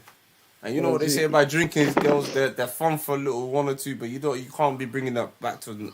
You don't even introduce that to your pet dog. Forget Hoya, and then that's gone on. Because drinking girls are on the next thing. All I'm saying is, generally, women are going to be, you know, if women want to have children, they got to be able to feed those kids. They're not going to have them ready cooked meals from Iceland that they just put in the microwave. Yeah. You know them ones that you just shove in the microwave, 2-minute meals. What did she say? What did this sister say? Do you know why Somali girls are gaining weight? Yeah, because they have to do everything and they don't get. I don't think that's true. What if they had to do everything? That means wait. If they had to do everything and they're running around the place, they should be losing sweat and weight. If they're running around doing everything, stop it. That's true. That's true. No, wallah, Miss Harisi, and I got that. What are you doing? Why act like you do everything? In this age, come on, man, you don't do everything. Nin had actually. Man, that's 2021. I'm not. This is what I'm saying. So, ninka gaadiga manu kula caawin, manu ciyaalka wax kula qaban. Nah, exactly. Hadii indre markuu shaqada ka imaado, haduu shoppingka kuu raaciyo, hadda wax isla qabanaysan. Maxaa qabato baas, walalo. I'm coming from the perspective, personally. Yeah, I'm coming from the perspective. Now, if you really deep it, man, I'm gonna complain. Wax badan, waxa wada maxaa qabato walalo. You know, inta yar gurigeena nadaafada ay cunto ciyaal ba ka adag weydii Allah come on man come islaam sideed ciyaal bay lahayn wana soo qaxeen ninka saxa maaliya hay ku leeyahay bas he doesn't do nothing ninka saxa maaliya oo holiday keliya hagbada keliya everything doing everything waxa ku leeyahay wax ma sameeyno qof shax ma saacibiya man, Umar, we have to put some stop to this fallacy. Allah is man. Women, exactly. Look, this guy said facts. Swag, what's the name? Swag-tastic. He said, did the Somali women of the past gain weight like the women of today? I'm telling you, the women of today tell them put down the fried chicken and the beef burgers and all these things, and go eat clean, man. Put some broccoli, some salmon. What do you think FA just said? Good.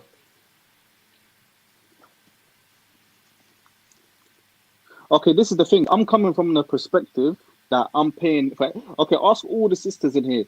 If the guy is paying all the bills and you don't have to work even a day of the week, would you do everything or would you still expect him to do stuff? That's what I'm saying. Listen, I agree with FA slightly, but what do you call it?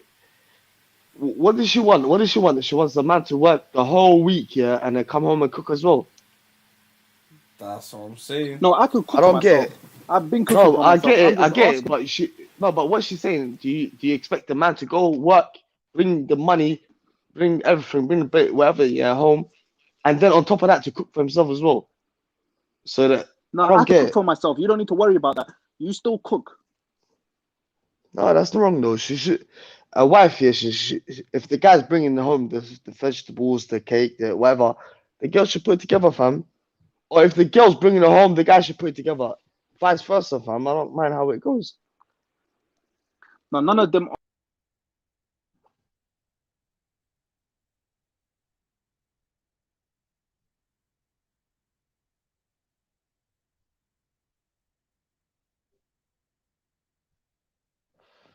No, well, alhamdulillah, boy, I know how to cook, man. I'll tell you that for free. You get me? But a lot of men, I don't know, man. How could you say that as well? Have you spoke to a lot of men for you to tell them, for you to say that they don't know how to cook? Because the best chef are men as well. You have to remember that. You even go to Mogadishu, man. Some Mogadishu, there's men behind that cooking that.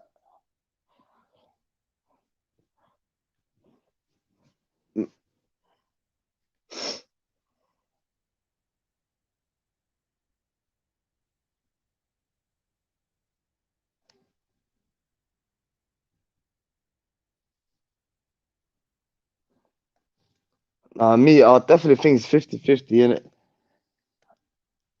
I definitely think like if the guy he's got his days off and whatnot, he could definitely help out in the kitchen.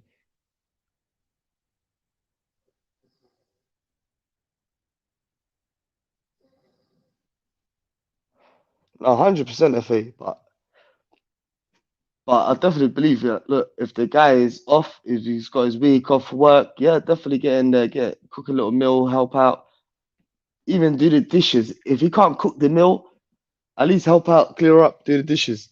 That's shut off. Or even help out with the kids. While she's doing the cooking, patting the kids, see I don't know, put them in shower and see while the girl's cooking. I don't know, but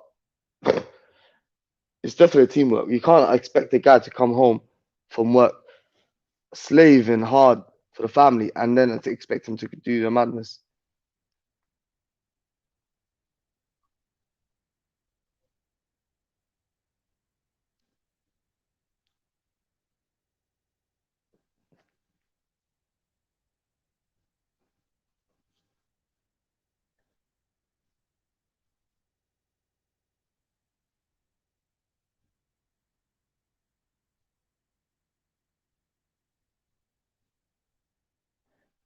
That's it, Miss Hassi. I ain't gonna lie to you. As long as the man's providing, the girl shouldn't. Wallahi, that's exactly what I'm saying. That's how it works.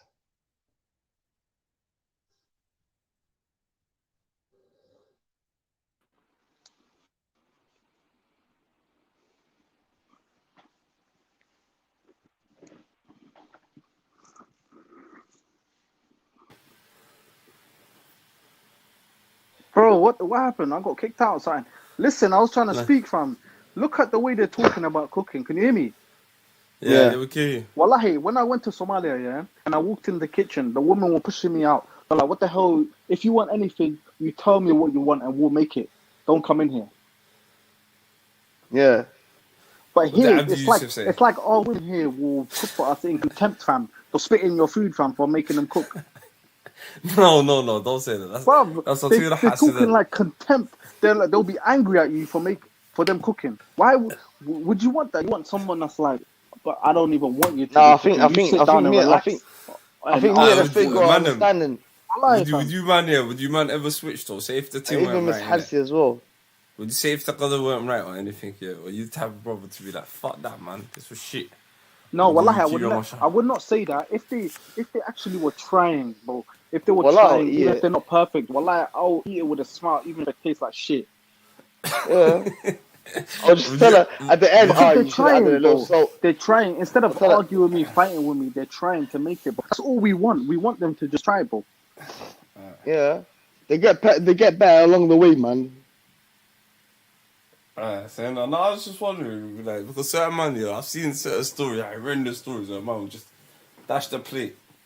It's kind of fuckery. I was not fair. Wow, FA, clearly, we wouldn't match together. Clearly, we wouldn't match together. I'll be honest with you. Because I want you cooking, smiling, that you're even making me food.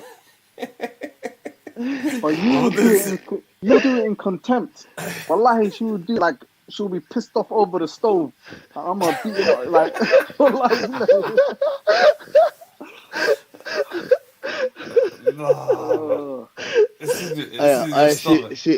that was a good one. She enjoyed that joke. And then how cook you said, man, Kadaya, man. You saying you two wouldn't work out? FA's kind of calm, man. FA's a kind of calm sister, man. Yeah, it's all love, man. I'm just being honest. We wouldn't gel together. Why is that? What type of woman you wouldn't gel with? Because, man, I'll just get one from back home, bro. Because this is fucking annoying now. I'm not. Nah, but listen, take that back, Mustafa. Men like you should be starved. Wow. Mustafa. Yo. Miss Hassi said earlier, that she don't mind cooking, as long as the guy's providing. That's what we're saying, isn't it? That's what I like. Let me deal with the you money. don't need to go back home, man. There's girls here for that. That's what I need. FA, she's lovely, man. You get me? I think.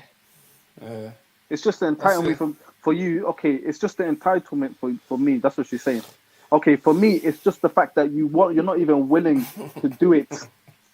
Just do it. If she's willing, come on, man. I would love to hear your voice. You know what's funny, bro? If she was actually cooking and things like that, I'll probably come and help her and do things with her. But the fact that she's doing it in contempt is what's annoying about me. It's what's annoying. I see. That's different. That girl, look. If a girl came back from work, content is dangerous. The guy's also gonna. If the girl's gonna come back from work, the guy's also gonna come back from work, and they'll order. They'll pattern something. Ask FA. Things will get patterned. FA, if I'm paying all the bills, you don't have to go work. You don't have to do nothing. In that situation, would you cook every day for me with a smile on your face? That's the better question. If you've are you submissive? Are you submissive? Tell us. We need to know. No, submissive is regardless. But I'm talking about cooking. No, I'm saying not everything. Right now, you're a top-notch guy. Bilky, house, everything's on deck, innit? Yeah. I don't need you to go to work. Yeah. Should she be submissive then? Naturally. Yeah, answer. Nejma's just laughing. You answer as well. Nejma, I don't know, man. Nejma wouldn't know good thing if it's slapped. Khalid, you have to ask these questions to the girls. Let's see what they have to say, because they got a lot to say in the comment. It's Naima. It's not Nejma. Answer. Naima, sorry. Naima's a shook on, man. All she does is comment. She's coming, yeah? Nah, have a man. No. Nah, but listen, that's the thing. I think the girls are choking on the mic, innit, yeah? It's what it is. Hada bilki, hey, are you submissive? I'm talking about Gurigana Dafradisa, and of course Rahada, you know what we're talking about, Raha, it has to be on deck. Yeah. Regardless, even if a man is not working, I'd say, for example, the man isn't like contributing 100%, but he's doing 80, and then maybe the woman works maybe once a week or twice at most as a nurse, but he works maybe 5-6 days a week. Okay. Yeah. Still, it should be the exact same. Yeah. Who, at the end of the day, if you have kids, who's going to feed them if I'm gone 5 days out of the week? Yeah. Yeah. That's a big question.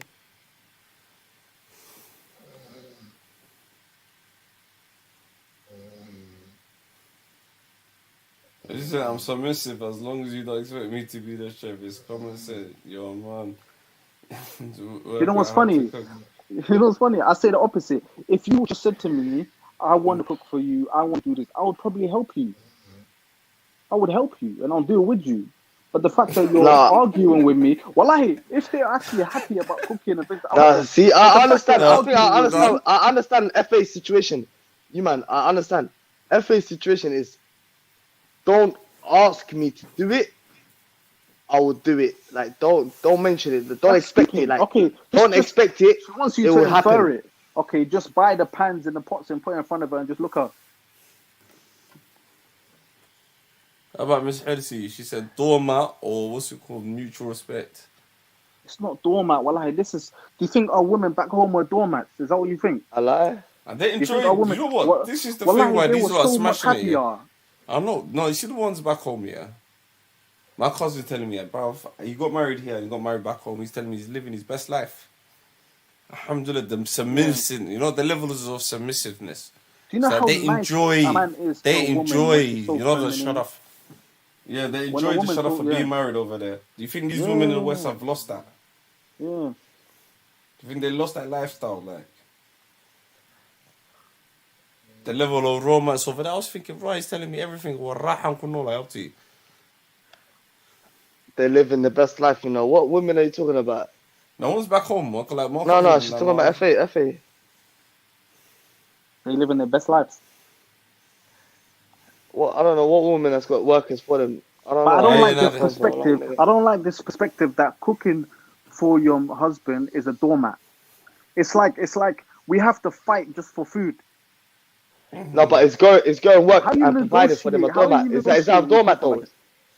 It's going to work here and providing for them a doormat as well. The thing is, as men, we should provide. We should basically put pride in ourselves for being able to provide for our family. We feel like when we're able to provide for them. And they should have pride here in order for them to feed and cater to the loved ones like that. That's how it should work. They should have pride in taking care of their husband when he comes home, taking care of the kids, make sure the house is in order. Like the house is their domain. They make sure everything's in order, running smoothly. FA man, FA, what are you talking about, man? What? I think FA did get her nappy changed by that. He's saying, I don't have to change the nappy. I'll pay for the nappies. You change it. I don't have to change no nappy. I think FA did get changed. Her nappies did get changed by her dad. That's what it is, man. Wallahi, they don't understand. Even if they were willing to do it, wallahi, we would help them. We would always help them if they just. But the content is the thing that we hate. Am I lying? Yeah, it's the content. It's the content that we hate. If they were like to us, look, let me cook for you. You just sit down. You would be like, nah, let me help you. But the fact they're contentful is like, fuck you. You cook for me. I'm not even helping. Hey, wallahi, please, girls, come jump on, man. I want to hear what you have to say, man. I can't be reading these comments all day, man. This is saying no. No. One D-Day bank really. Must know. What do you say? Listen. I kind of agree with Miss Hirsi. I don't mind what Miss Hirsi is saying, innit? Yeah, but that's Ab, man. I'm sure, the guy will say, look, thank you, babes. Give her a little kiss. You get me? That's our generation. Babes, thank you for a little kiss. That's we'll acknowledge that. Now I don't know about the old generation, innit? Or the actual, innit? Yeah, what about this you, man, yeah? Like, say she's heavily pregnant, looking after the kid. Would you go step in the kitchen? Yeah. Of course. Yeah, I'm not even going. I'll take my maternity leave. I'll take my maternity leave and ride out, man, like a general. Yeah, I'm not against that. Like me, I would want things to be easy and things like that as well. But it's like they don't want nothing to be easy for us. If they have to do something for us, it's like the end of the world.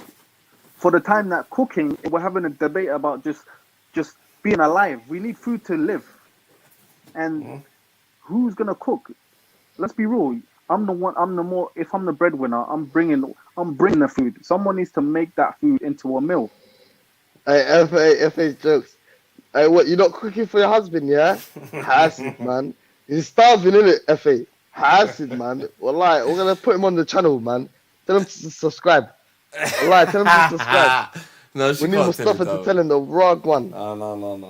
Wallahi, tell him your husband to subscribe, man. Tell him to subscribe, man. Let me give him some information. Yeah, wallahi. He's starving, innit? Oregu. Miskin kebab. We're gonna make donation for him, man. Look, Naima, we have to fight for food. Go fund me page. No, I get that. Are you looking after him happy though? Are you happy with looking after him? Or is he cooking or you cooking? We have to find out. We have to. That's look. Just the only way you smash this whole argument. Hey, wallahi, FA. Hold on, quiet. Nigga, innit? You go about the headlock. Say you tell him say hot or say hadiya. No, I respect that, man. FA, do you cook for your husband or do you like tell him you have to cook? Or does he work 5 days a week? Or he works and he cooks, man.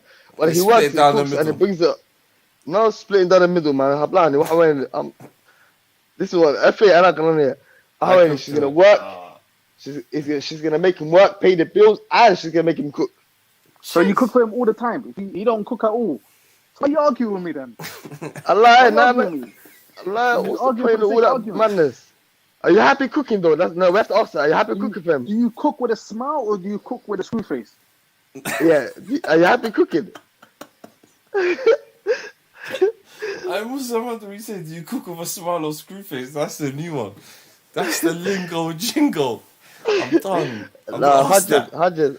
That's my new bars from now on. I'm gonna be like, Yeah, yo, do you wallahi. cook with a Hey, swag or a spoon feed? ملح ما قدرتها.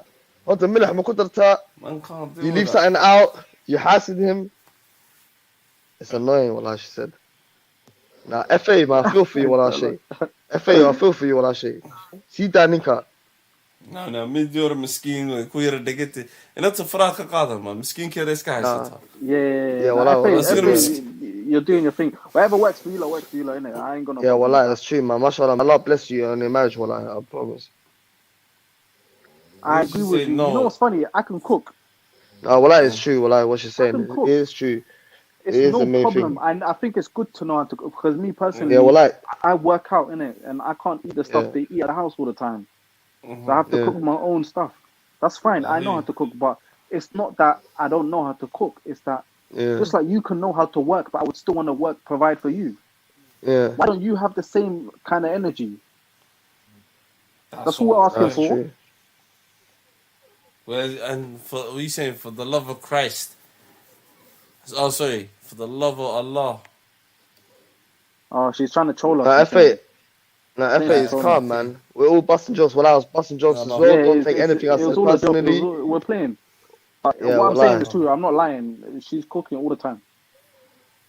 Well, clock after minute, but some of the information the lads are lacing out, they're trying to say. No, you don't. Well, listen. Even Miss Hassie said it as well earlier, man.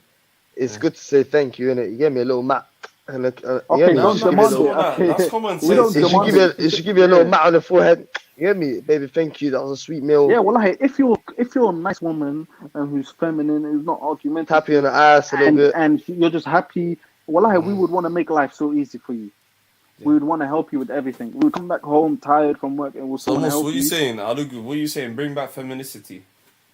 Femininity, yeah, man. Yeah, that's one of their greatest the weapons. I've never seen a greater weapon for a woman than femininity. Do you not know how it disarms a man when you're so feminine as a woman? I don't think they understand this. You can't fight a man with masculine aggression because he's going to argue back with you masculine. It's just stupid. Well, femininity, I've spoken to women feminine. I can't argue with them, even if I want to. I just can't. No, you can't.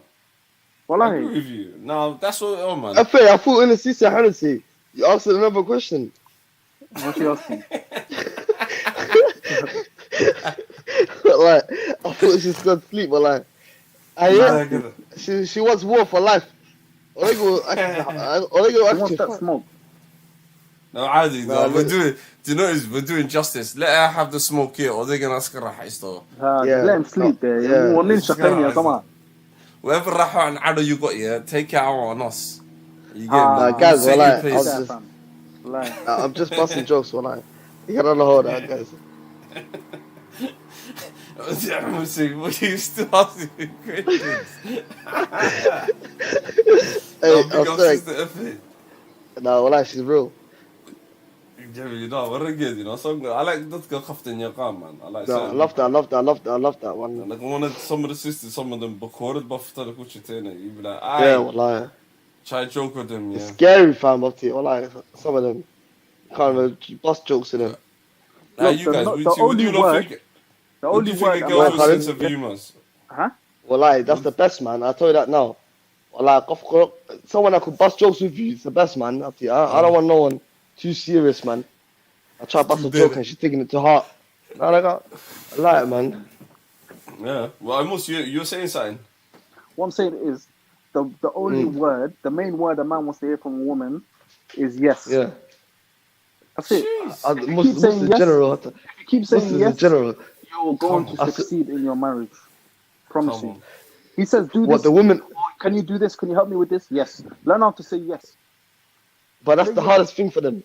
Yeah, that's very hard for them because a lot of them are combative. You know what I'm saying? Imika asked Nejma Chama, yeah. She called you a Ben Law. She'll say yes to her husband. She'll say no. No, she called us a Ben Law. She said you're lying. That's what I'm saying. What?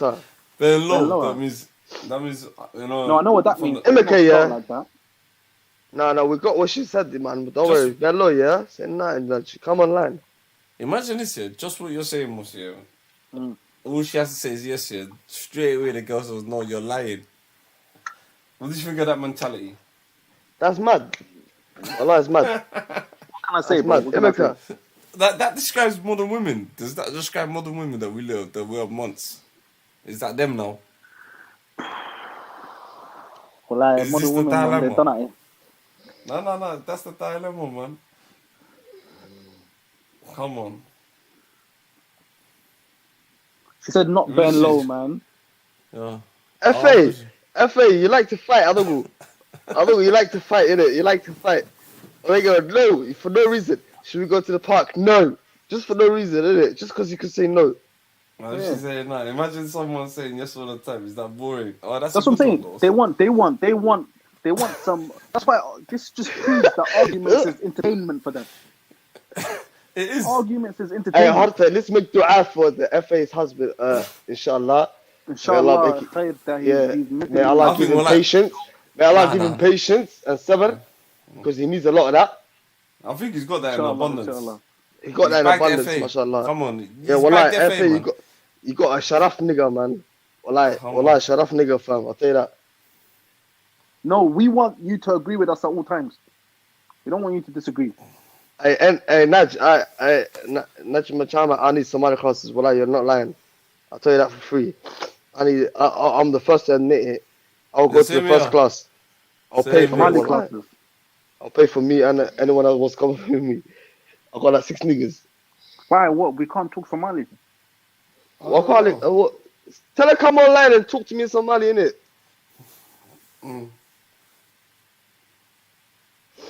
I don't want someone that agrees with me.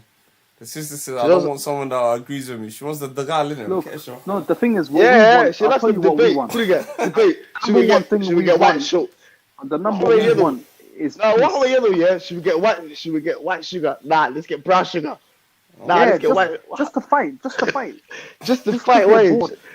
Should we get ketchup? Nah, we're gonna get mayonnaise. What do you mean? I swear, man, the other day we were online, innit, yeah? And what was it? Man, I swear Maverick was telling me, what was it? Was it the bold one? Mr. Bold one was telling man, you need a girl to fight. I think him and FA will suit each other, fam. The guy made it. Man don't want that. If you're married to somebody, you should respect their judgment. No, wallahi, if I'm in the wrong, check me. I expect that. Wallahi, I'll be the first. Personally, me, I can speak for myself, innit? I'm the first to admit, if I'm in the wrong, my bad. I'll tell you straight to your face, my bad. I went in the wrong, innit? What can I do? No, but the thing, okay, let me be real now, yeah? Okay, let me just, there's no joking. Okay, when it comes to these things, I'm not saying we always have to agree with everything, okay? But we need to know who has the final say when it comes to certain things. We need to know these things. We can't have equality in our marriage. It's impossible. We can't have equality in our marriage. There has to be if you want a man that's led by you, then I'm sure you won't respect him. I'm guarantee you won't respect him. You want a man who can lead, and if a man can lead, you have to respect his judgment. If I'm wrong, tell me I'm wrong. No, you're not. Wallahi. I'll tell you that much. I'd rather have a yes woman than a no woman. Okay? No, me, I understand what she's saying in challenging, but what do you mean in challenging? Like, what do you want to challenge about? Like, women want equals and men want to lead. So you want 50-50 for everything. So if you don't have a disagreement, nobody's right. So you're gonna okay. What are you gonna do if it's 50-50? Who's gonna make the final call? It don't make sense. One person has to be above the other when it comes to decisions in life, man. No, look. That's just the way the cookie crumbles, though, Alamos. It's just the way the cookie crumbles. Someone has to lead. You see in a car, 2 people can't drive a car, bro. It's impossible.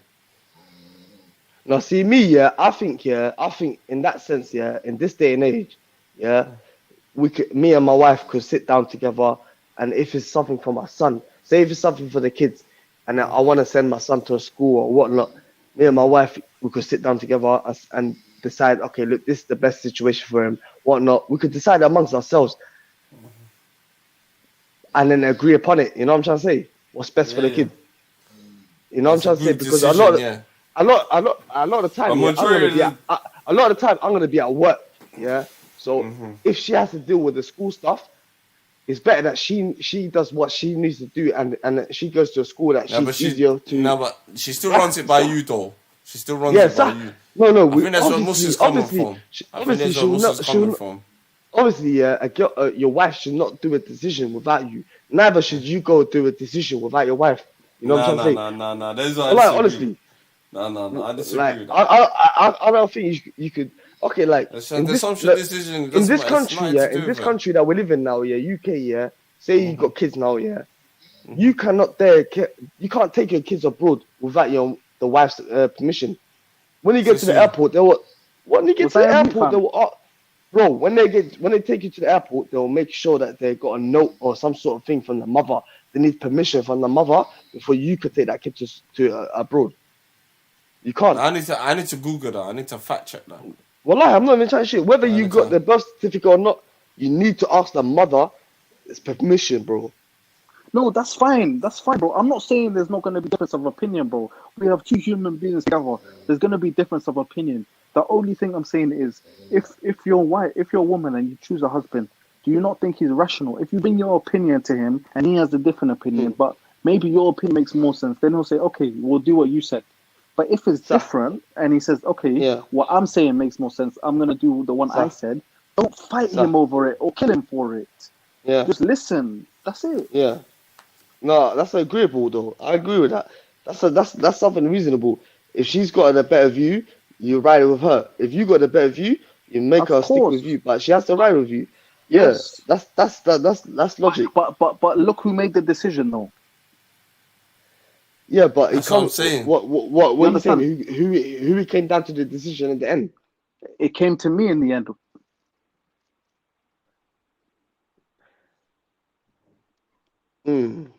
Yeah, I hear what you're saying, but it's still an agreement, isn't it? No, it's an agreement, and it makes sense. Wallahi, I know what you're saying, boys. Yeah, but you know what is in this country where we are, we're in Great Britain, bro. The way we think, and that shit don't run here, bro. A woman's got way more power than you, bro. A woman could come to your house that you own and end up sending you to the cells, fam. If she says domestic violence, bro, she'll tell you to go to. You know what I mean, bro? Yeah, that's true. I see bro, women have got power here, fam. I know. You don't. Honestly, you have to work with everybody anyway. I've seen that. It's happened to a couple of men I know, man. The girl went into the toilet, hit herself. Yeah, but what's this got to do with your wife? Asghar. And she could do that to you, bro.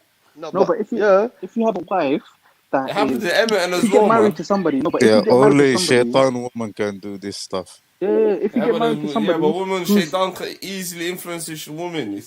No, I'm not saying all and women us, like that. not majority of them, they easily influenced by the shaitan. And I don't think this weakness is women. But my point is, I wanted to say first of all, assalamu alaikum to everyone. Hey, mate, brother. You can't.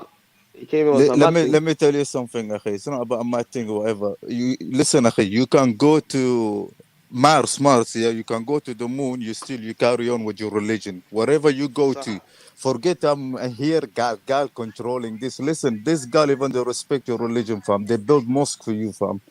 You know what I'm saying? It depends on our woman nowadays. There is no such a woman. There is feminines. You understand? Are you telling me Khadija, Aisha is better than those women now who's running on this earth better than Aisha and Khadija? Karramallahu wajhuma. Nobody's better than them. We're not in them times, man. No, it's not about them times. But look at Khadija. She was a businesswoman. She was older. Forget all of them. Doing? No, but listen, bro. Forget women to follow the prophet. Bro, listen. Forget that. We were talking about grandmas. Grandmas and women that just 30, 40 years ago are different. And you're not talking about the Prophet Sallallahu Alaihi Wasallam time. You're coming from listen. You're coming from different angles, please, Qazi. Assalamu alaikum. We're talking about women's and men's, right? Listen. No, this you loves to keep doing this, man. Some people think this is a masajid, Yeah.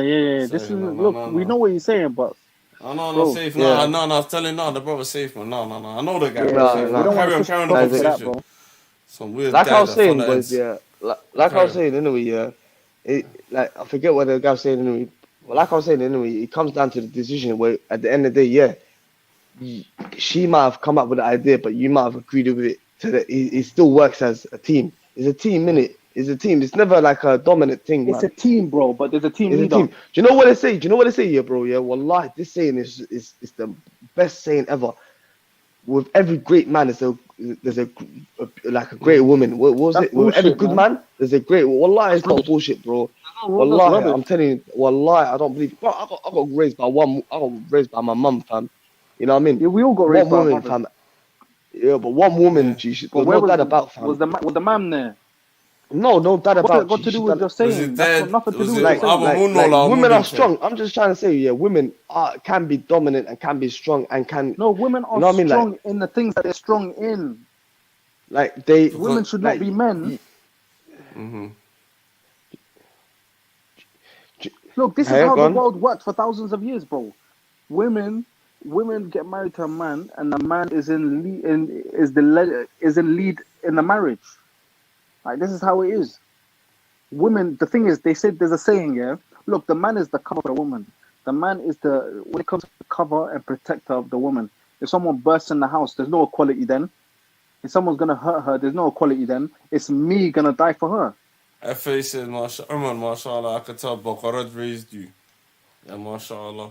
Nah, come on. I could tell, Alhamdulillah, no, but I wanted to ask you, man. Umar, was Aba Munola or Mudinte when he No, was my dad, he moved to America like from when I was like two years old.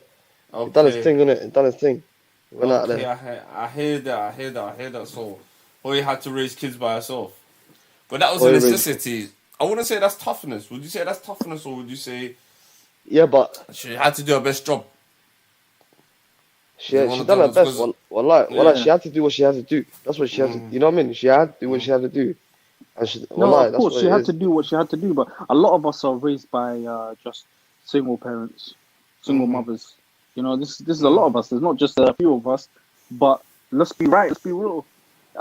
We'd probably turn up like the statistics about men and women when it comes to children that are born in single parent households is not great.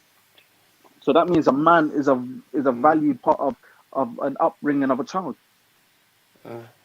Yeah, no, he is. You know? A man plays a big role. Very big The role. role that he plays. Do you know what it is? Yeah, growing up with no father, I feel like you understand how big of a role a father plays here when you grow up without a father, slightly. Definitely. Because you understand it. Because me, I used to grow up and think, why did these men fear their dad? Like, why did these men? I used to think, why these men used to fear their dad and shit? Like, I used to think, what's wrong with these men? Wallahi, Why even a dad highlighting plays. that? What strong man? No. Which woman, fam? I don't know what you're on about. No. I'm just saying that a dad plays a massive role. No, not you. I'm talking about the comments. Yeah, come on. Huh? Yeah, I'm talking No, about the comments. in terms of the kid, in terms of how he disciplines the kid, in terms of who the kid looks up to, in terms of how the kid's gonna turn out, you know, like that, what kind of kid's gonna be, you know what I mean, like how he deals with his marriage, how The he's thing gonna is, deal with his wife. There's a saying that I've heard, yeah. Pressure is built for shoulders, not hips. Jeez. Say it again, bro. Pressure is meant for shoulders, not hips. Yeah, bro, nigga. A man. Look, a woman can thrive when she's under the protection of a man. So. You know, when the man is dealing with everything else, the man is the one. He's paying for at least majority of the bills, but he's paying for the bills. You know, he's doing all these other things, and she doesn't have to become the man of the house. She can remain as the woman of the house.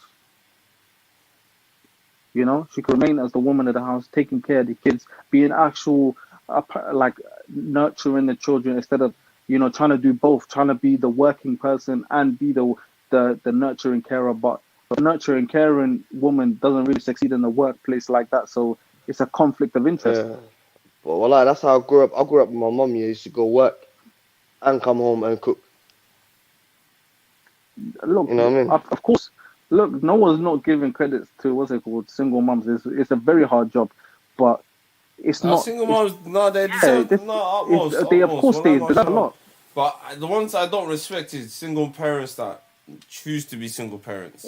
Yeah, that's the difference. Good That's the people. difference. That's a dumb woman, That's bro. the difference. Wallahi, That's that's the biggest yeah. difference. That's The why girl I that wants don't to, respect the that. girl that, yeah, the girl that wants to choose to be it and act like act down and liberal and act this and that. Yeah, bun you, man. I like you're on some fuckery shit that we man do Yeah, not bun need you, to man. hear. But wallahi, for the girl that wants to live it legit, like live a legit life, do everything legitly, wallahi, bro. If a guy don't worship her, then he's an idiot, fam. Like, Yeah, but look what FA said. Yeah, look at the reverse. She said, "Do you think part plays of the? Do you think that plays a part of a lot of men not knowing how to be husbands? Look, our women, our sisters grew up with their mothers showing them how to make food, showing them how to make shah, and they still don't know how to do it. And they'll still argue with you like I'm not gonna do it when you was raised to actually do it. A lot of we're different to other cultures. We were raised with our mothers cooking, cleaning, and stuff in the house. But then they'll argue with you. Our parents never argued about with our dads, or you cook, or you clean, or no, did they? No, they did not. But why are you doing that then? If you were shown how to be like a woman by your mum, what went wrong? Why'd you change? Am I lying? That's true. No, it's true. It's true because I grew up. I ain't gonna lie. Look, I like I said, I didn't grow up with them, but I definitely grew up with cousins and shit. And my female cousins, yeah, they were definitely there looking after man, innit? Like cooking. You know what I mean? My mum was patterning them, making them know how to cook and that. You get me? Even making us do the cutting up onions and that. We used to cut up onions, like those days was just boys in the house, man. We have to cut up onions and potatoes. Yeah. No, you come from a family of boys, innit? No sisters. Yeah. I'm those like days were like we had to cut up the potatoes, man, cut up the onions and that. Like, no, that's how I know how to cook on Nugma, man. They had no sisters in it, so. But households that had sisters, like my man saying, I know girls that don't know fuck all. I've got 3 sisters. You get me? Mashallah.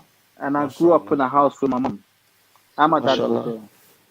I saw my mum always, when we was young, grilling my sisters, like, look, come here, learn how to do this. Learn how to make shah. And then when she would be off, also when she'd be chilling upstairs, she would expect her to my sister to make it and come upstairs and make it and bring like it. And they'll be sitting with her when she's making food and whatnot and all these things. You're saying teaching the learning. femininity. Bruv, this is amazing, bro. This is what you need. But then the thing is, our generation of women think that is oppressive and they reject it. It's not that they haven't. They don't know that or they haven't been taught that. They reject it. They say, I don't want no parts of that anymore. I don't want to serve my husband or help him and da, da, da. It's equality now. That's what I'm saying. No, I don't if think equality, that's the wallahi, case. let someone burst through the door. I'll show you how equality really works. It's not equality. We both have. The thing is, we wanna work on our strengths. We want to work on our strengths. Let the man work on his strengths and the woman. But why are you trying to force the man to be in a woman's position? It's not going to work. I need to stop forcing women to be and another thing, I feel like the women or the female, they keep forgetting that the man provides the money. He provides the bill. He provides the shopping. He provides the kids. He provides you. What the girl makes now, if she makes money or brings money in, that she doesn't have to provide that to the family. That is hers. But whatever the man makes, he has to provide it to the family. Yeah. You see what I'm trying to say? And he has to work in general, bro. The man has to work in general. But if the girl makes money now, whatever she makes, that's her money. She has no. That's standard. Everyone knows that. Like Islamically, I'm saying Islamically as well. She does not have to bust the guy or the kids. This is the thing. Who wants your wife to bust you? I wouldn't even. No, that's true. That's true. That's foolishness. Unless she's paying for her own things and she's like, you know what, babes, I've got this for you. I want to support you on this. I understand that. No, right now she's got some money and she worked in it, and she says, babes, let's start a business together. She chips in for something. I understand that. That's for the family household. You get what I'm coming from? The only way this thing is mendable is I agree nowadays. Okay, things are expensive. If you want to get married young, you might need your. If you say you want to get married around 24, 25, you might need your wife to maybe work a few days a week. You know what I'm saying? It's true. Like nowadays, you might need two incomes for the house. But eventually, when you grow up and you're a bit more established, making more money, you would want your wife to stop working. That's why I tell a lot of people start making second income streams. That's what I'm saying, bro. Would Money you do this? is what makes it easier. Would you make this into initiative? All right, you go out there work, and while she's in the house, make her run maybe an online business, whatever business she needs to run. I ain't gonna lie. Would you sell That's what I've done to my girl. Yeah. Yeah, over time. Like literally what Khaled said. We would want stable. Yeah. My girl, she was bitching about. I wanna, bro. I bought her hell of perfumes from Turkey or whatever. I put her online. Told her to yo, make your money online, man. She was making more money than me at work, fam. How about that? Come on, that's what you gotta set them up. Bro, I've done hella online businesses. Yeah, online makes money, fam. I was making a killing. Come on, tell her, yo, do something like that. Boom, boom, lost. But you're calm. I'm telling you, it's something you can do. But the thing is, not everybody can do online businesses. You know, not everyone can have that as a solution. That was my ex, by the way. Yeah. Yeah. So you spoke about it like it was, she was your ex. So, I have to put it out there. You know? Yeah, no, the disclaimer. I hear you. I have to put it out there. So, hey, go on, brother. Yeah, not everyone can have online business. So what you might need is, you know, her working 1 or 2 days a week, but no way could she be working as much as you. Mm-hmm. You know what I'm saying? Especially if you got kids. Hey, wait? I want to ask this. FA, do you do what you want in your household? Whatever Why can't she just do what she wants? Wow. No, I want to ask her. I want to ask a question, yeah? We would not get along, no way. No, I want to ask her, do you do what you want, FA? You know what's funny, bro? At your household? Me and you, yeah, if we're married and we got kids, do you think we want to work like 5 days, 6 days out of the week? Do you think we want to, bro? We'd rather just chill and watch some football or something and relax. But we got priorities, bro. We got things that we have to do. We have to provide. Yeah, like we have. It's a pressure. You have to. That yes is not. That yes took that long. Now, what do you guys think of that, though? Why can't she? I told you. I said it before. Me and FA would not get along in that way. We would not gel. What's your interpretation of wife, though, in it, FA? Because I feel like you got your husband in a headlock, and you tell him, "Shut up and sit down." Or make, you know what I mean? We're having fish and chips tonight for oven food. They said Uber Eats. Oven food. Uber Eats. You might oven food. Your yard is full of hella takeaway boxes. And she's watching EastEnders while she's got him in a headlock. Jeez. How'd she get skid there, fam? How'd she get skid there before he goes nuts on us? Hey, nah, FA, wallahi, this is. I think you got this guy by ransom. Wallahi, we're gonna do a petition about this guy. Wallahi, we're gonna say free FA's husband. Wallahi, free him, man. Allah bless him, man. No, wallahi, I'm gonna do a petition, man. Free him, man. Skin he doesn't. If I speak to him behind closed doors, I guarantee you, you say I'm dying. We have to be real. The way she's talking, for us as men, it makes us feel like he's not in control of this. I'll be 100% real. It makes it feel like he's not fully, like, you know what I'm saying, got his household on lock. I'll be real. That's what that's what I like about FA. Yeah, she's got him by headlock. That's what I'm telling you. She's watching EastEnders while she's got him by headlock. You know what I mean? She's telling him the food's on the way. It's Uber Eats. That's what I'm saying. Well, it is, man. She's munching, putting her feet on his back while he's just sitting there. No, not lock. Just headlock. Just you got it by the headlock. FA, it seems like you're the leader of your household. Seems like you wear the pants in your household. No, but the thing is this the modern new craze? A lot of men just bending over and just taking this. Bro, for the guys, there's one advice for the guys. That's what it looks like. The guys have to get their money up, bro. Mm-hmm. You have to get your money up so you don't have to deal with this rubbish. Hey, FA, maybe you just happy. Maybe he's not happy. How about that? Maybe you're just the one that's happy. Huh? How about that? Of course she's happy. She's in the lead, bro. Yeah, that's Ask him what how I'm he saying. feels. She's Man, making him burst in tears. She's making him cereal and that. She's telling him she's happy.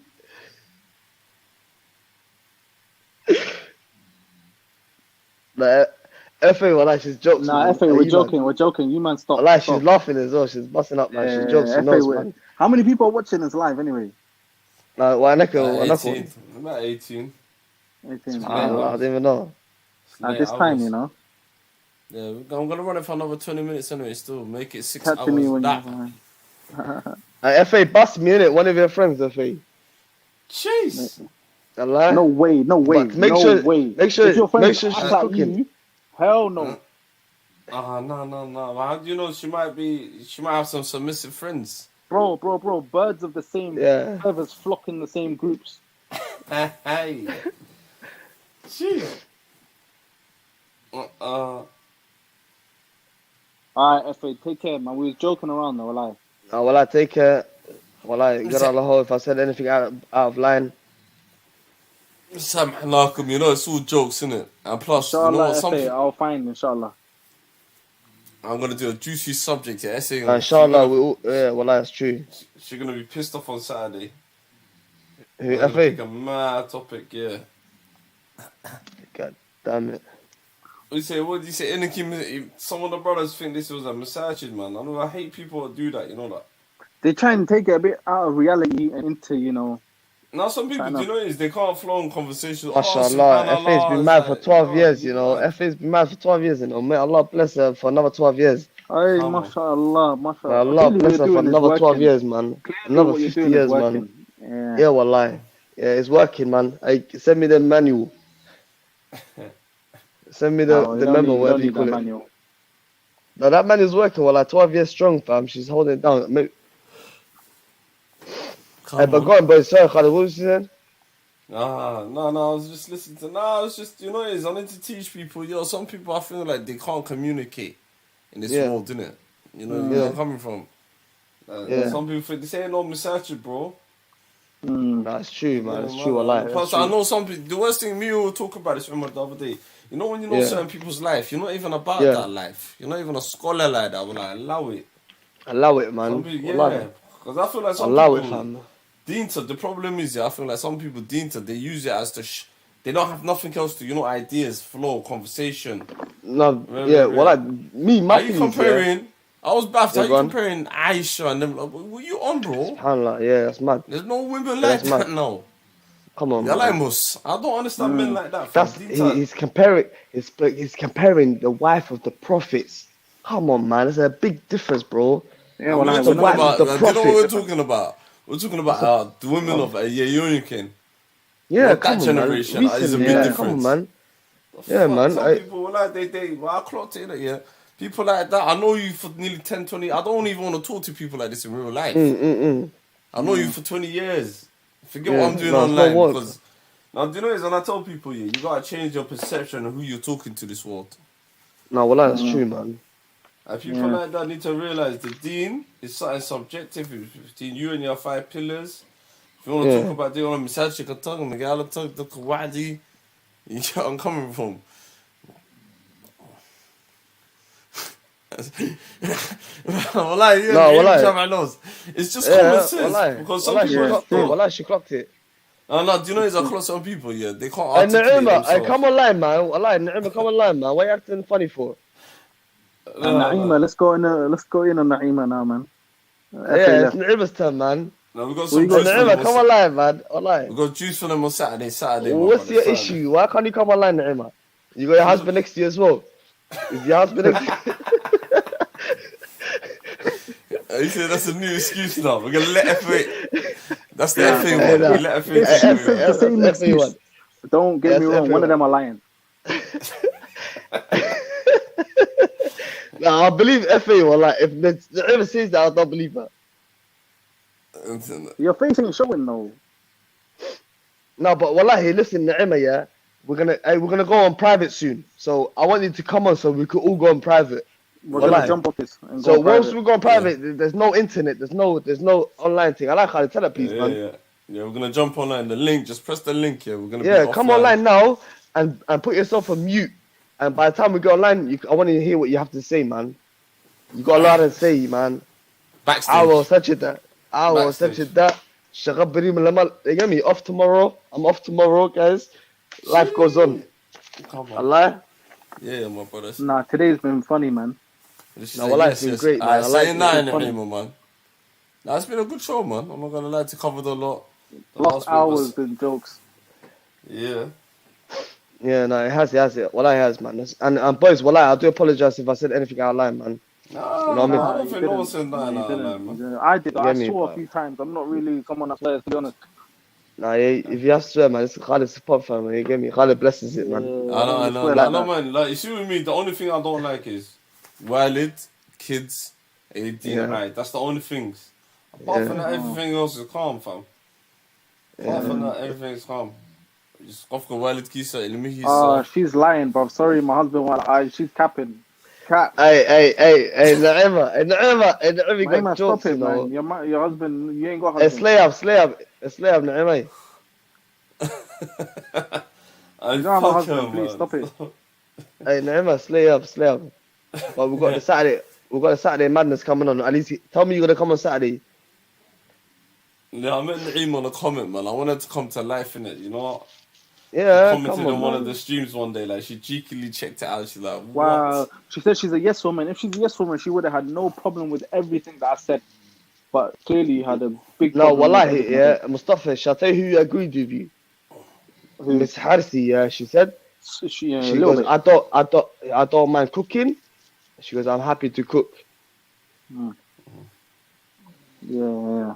Nah, say no more, Naima. We'll see you Sunday. Subscribe, like, you know what I mean? You know the rest. Yeah. Come on. I'll try on Saturday. Yeah, Saturday I'm going to do... Put the bell on. You hear me? So you don't miss it. Yeah. Tell your husband to subscribe as well. If we don't get more subscribers... Yeah. Guys, we're going to be on the back, you guys, innit? Yeah. So anyone that wants to join us, just press the link. Yeah, Naima, come join us now before we go off backstage. Yeah. Just press the link. Boom.